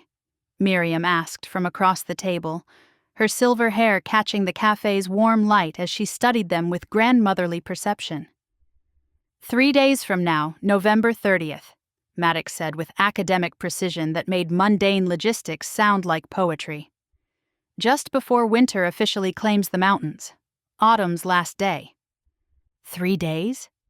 Twyla blinked with surprise that quickly transformed into delighted understanding. An elopement. How perfectly romantic. "Not an elopement, exactly," Sera clarified, though her smile suggested she appreciated the spontaneous nature of their timeline. "We want witnesses, but only the people who feel like family. Varric to perform the ceremony, you and Miriam to stand with us." "The forest glade where we first really talked," Maddox added, his protective satisfaction evident in the way his thumb traced patterns across her knuckles. "Where I realized that academic theories about folklore meant nothing compared to living stories with real people. Where I realized that belonging somewhere wasn't about performing for an audience," Sera continued, their shared memory creating the kind of intimate moment that made their witnesses smile with approval. Through the cafe's windows, late November light painted the mountains in shades of copper and gold that suggested nature itself was preparing for their quiet celebration, rather than marking time until winter's arrival. "What about dress?" Mrs. Johnson asked from the next table, where she'd been pretending not to eavesdrop while actually blessing their conversation with subtle hedge witch magic. "The cream sweater dress in my closet," Sera said with decision that proved she'd already considered every practical detail. "The one I wore to our first council meeting. It feels right, something that represents who I really am rather than who I used to perform being." "No photographer?" Twyla asked with gentle curiosity rather than judgment. "Just our memories," Maddox replied, with alpha certainty that suggested they'd discussed this thoroughly. "We've had enough of outside documentation and public scrutiny. This celebration belongs to us."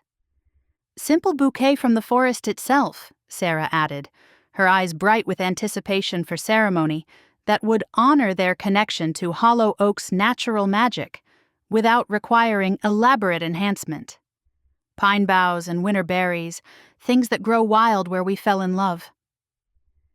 The casual reference to falling in love made their witnesses exchange glances of shared satisfaction, especially since everyone present had watched their relationship develop from antagonistic sparring to supernatural partnership to genuine romantic partnership. "Varric will be honored to perform the ceremony," Miriam assured them with confidence that suggested she'd already discussed officiating duties with the council elder.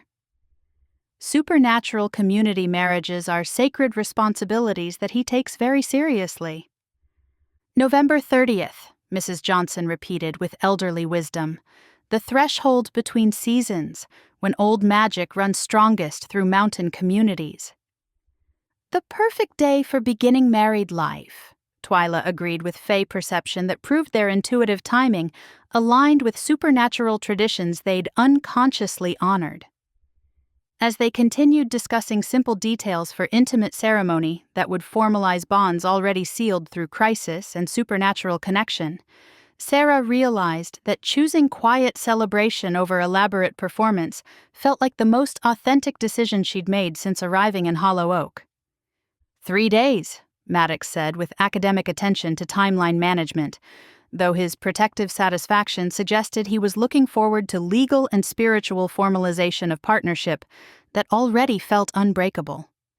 3 days to become officially married in the community that's become home, she agreed, with anticipation that resonated through their mate bond, and made every supernatural resident in the cafe smile with shared excitement for romantic celebration that would honor their choice rather than outside expectations. The late November light continued painting Hollow Oak in autumn's farewell colors, but inside Twyla's warm cafe, wedding anticipation and seasonal magic combined to create atmosphere that felt like the beginning of exactly the kind of happily ever after they'd chosen to build together. Chapter 45. Sera. November 30th dawned with crystalline clarity that made Hollow Oak's mountains look carved from amber and gold, autumn's final day arriving with the kind of perfect weather that suggested nature itself approved of quiet wedding celebrations over elaborate ceremonies. From her window at the inn, where she'd spent the night in gentle acknowledgement of traditions about grooms not seeing brides before ceremony, Sera could see bare branches etched against the sky that promised winter without surrendering autumn's last magic. "Nervous?" Miriam asked as she entered with steaming coffee that smelled like cinnamon and contentment, her maternal warmth making the hearth and Hollow Inn feel like a family home rather than temporary accommodation. "Perfect," Sera corrected, accepting the mug with hands steady despite the magnitude of what this day would bring. "Ready to marry the man I love, in the place where we first understood what we could build together, with the people who've become family." "Everything you've chosen together," Miriam added with gentle acknowledgement of their journey from antagonistic sparring to supernatural partnership, to this moment of formalized commitment. Through her window, Sera could see the forest glade where they would exchange vows, where autumn light would filter through bare branches to create a natural cathedral atmosphere without requiring any artificial enhancement. The simplicity felt perfect. Just them, their chosen witnesses, and promises spoken in the place where their love story had truly begun. "The dress," she said with satisfaction rather than anxiety, knowing that the cream sweater dress hanging in her closet represented authenticity over performance, comfort over spectacle. "Is perfect," Miriam assured her with confidence. "Simple elegance that honors who you are, rather than who you used to perform being." A gentle knock announced Twyla's arrival with a wedding breakfast that looked almost too beautiful to eat, pastries and coffee that tasted like November morning and new beginnings. "Wedding day breakfast," Twyla announced with cheerful efficiency as she arranged treats that would provide energy for ceremony and celebration without overwhelming delicate pre-wedding nerves. Simple recipes that ensure matrimonial happiness without complicated supernatural enhancements. "And something borrowed," Mrs. Johnson added, as she appeared with a small jewelry box whose contents would undoubtedly represent community blessing without ostentatious display. Inside the box lay a simple silver pendant on a delicate chain, warm to the touch and somehow alive with accumulated blessing from marriages that had sustained mountain communities through decades of challenge and change. "Worn by 3 generations of supernatural community brides," Mrs. Johnson explained with elderly wisdom that made the gift feel like inheritance rather than loan. Nothing elaborate, just protection and harmony for couples choosing to build something permanent together. "It's beautiful," Sera breathed, touching the pendant that felt like family treasure rather than ceremonial obligation. "It's yours," Mrs. Johnson corrected with satisfaction that proved community acceptance had evolved into genuine affection. "Family treasures belong with family members, and you've been family since you chose to protect our community over personal convenience." The casual reference to family membership made Sera's chest warm with emotions. "Time to get ready," Miriam announced with gentle efficiency that suggested intimate weddings still required careful timing. Simple ceremonies need the same attention to detail as elaborate celebrations.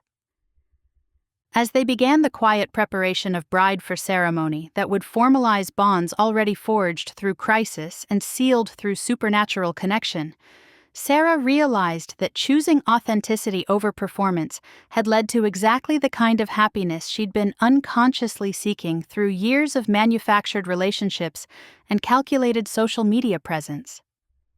"Ready?" Twyla asked, as Sera studied her reflection in the inn's antique mirror, noting how the simple dress and borrowed pendant made her look like someone who belonged in love stories rather than federal investigations. "Ready," she confirmed with certainty that resonated through the mate bond connecting her to Maddox across the short distance to their ceremony location.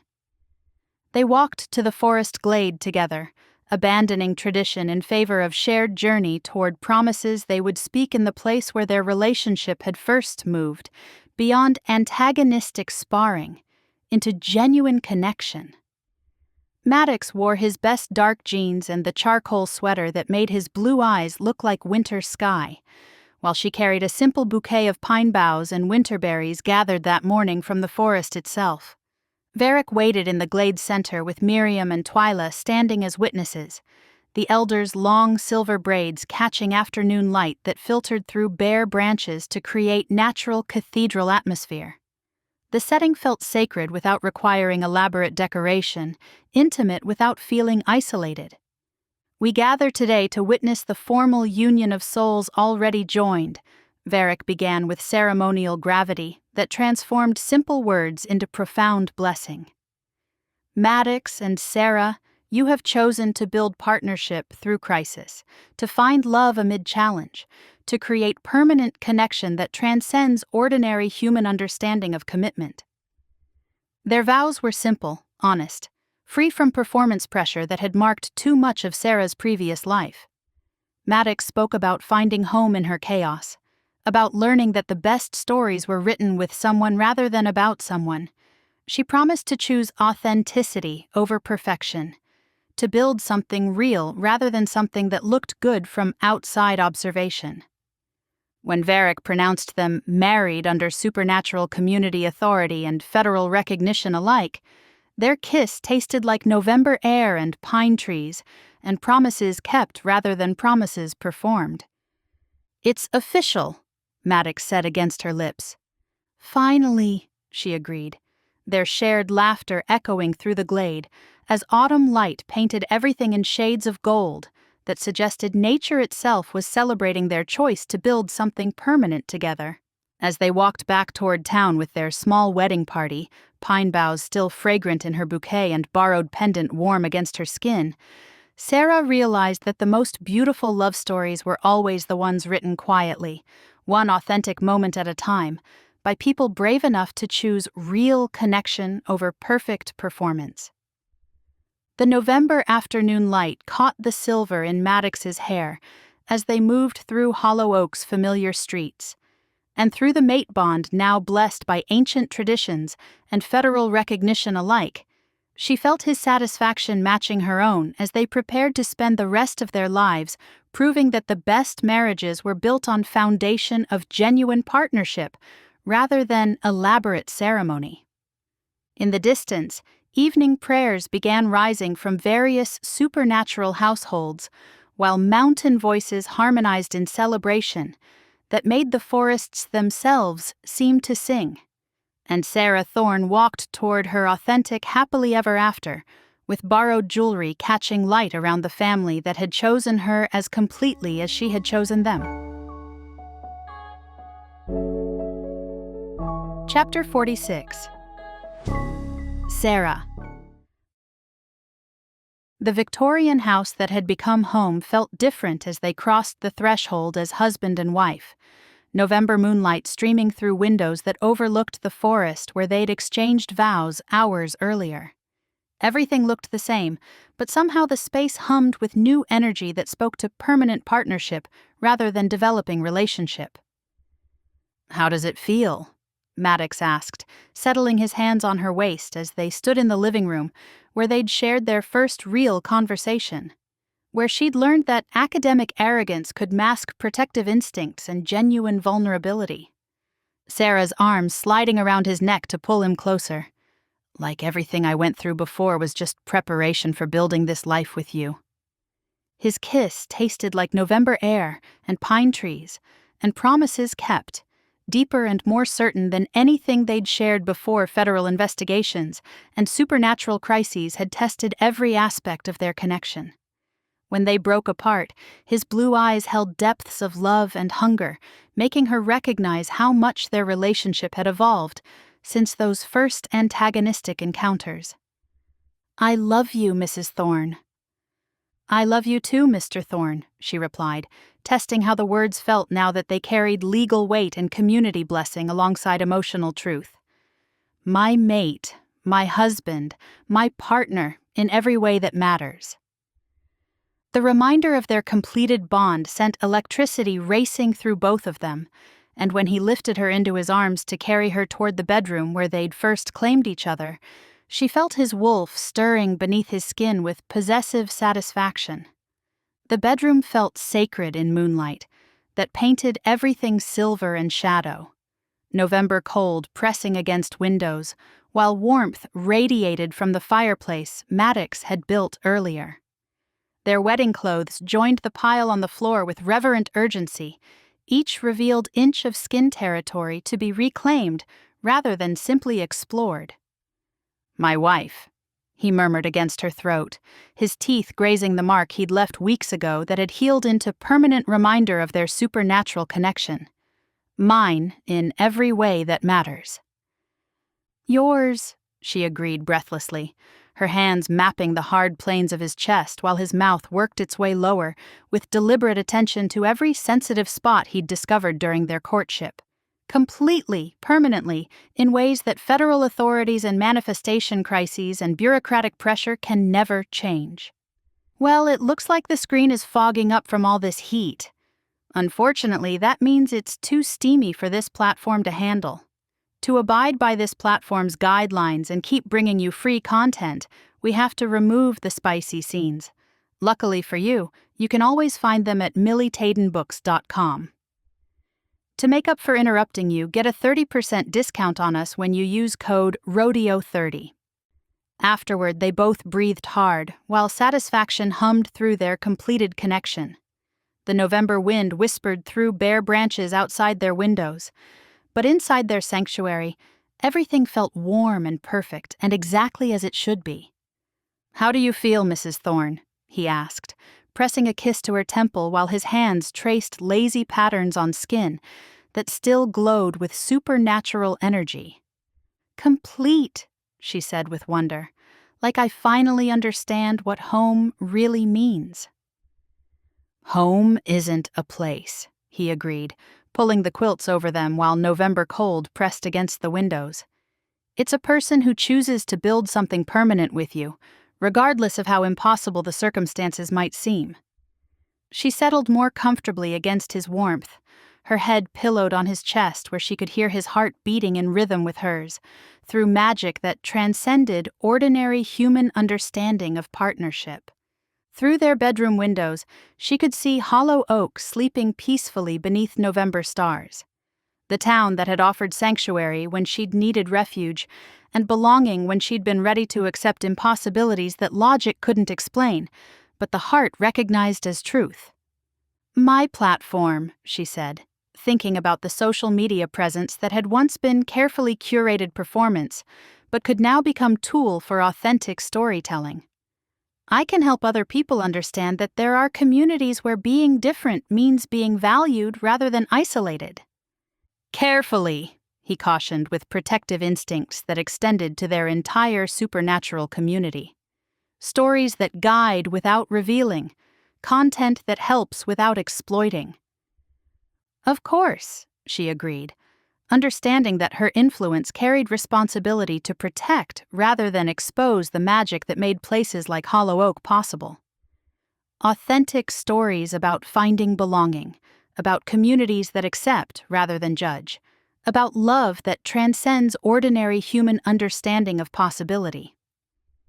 As sleep began to claim them in the early hours of December 1st, their first full day as a married couple, Sera realized that her journey from failed influencer to supernatural community member had led to exactly the kind of purpose she'd been unconsciously seeking through years of manufactured content and performed relationships. "I love you," she whispered against his chest, the words carrying new weight now that they were sealed by marriage vows and community blessing. "I love you too," he replied, his arms tightening around her with possessive satisfaction that made their bond hum with contentment. "My mate, my wife, my partner, in building something extraordinary together." The December morning would bring new challenges and continued responsibilities, but tonight was theirs. Husband and wife, mates and partners. Two souls who had chosen to become something together that neither could achieve alone. In the distance, she could hear the forest singing winter lullabies, while supernatural voices rose in harmony that made the mountains themselves seem to celebrate their choice to build permanent connection, despite everything that had tried to tear them apart. And in the quiet sanctuary of their shared bedroom, surrounded by books and protective magic, and the accumulated warmth of love freely given and gratefully received, Sera Thorn settled into the first night of a marriage that would prove some stories really did have happily ever after endings, especially when they were written by people brave enough to choose authenticity over performance, belonging over isolation, and love over fear.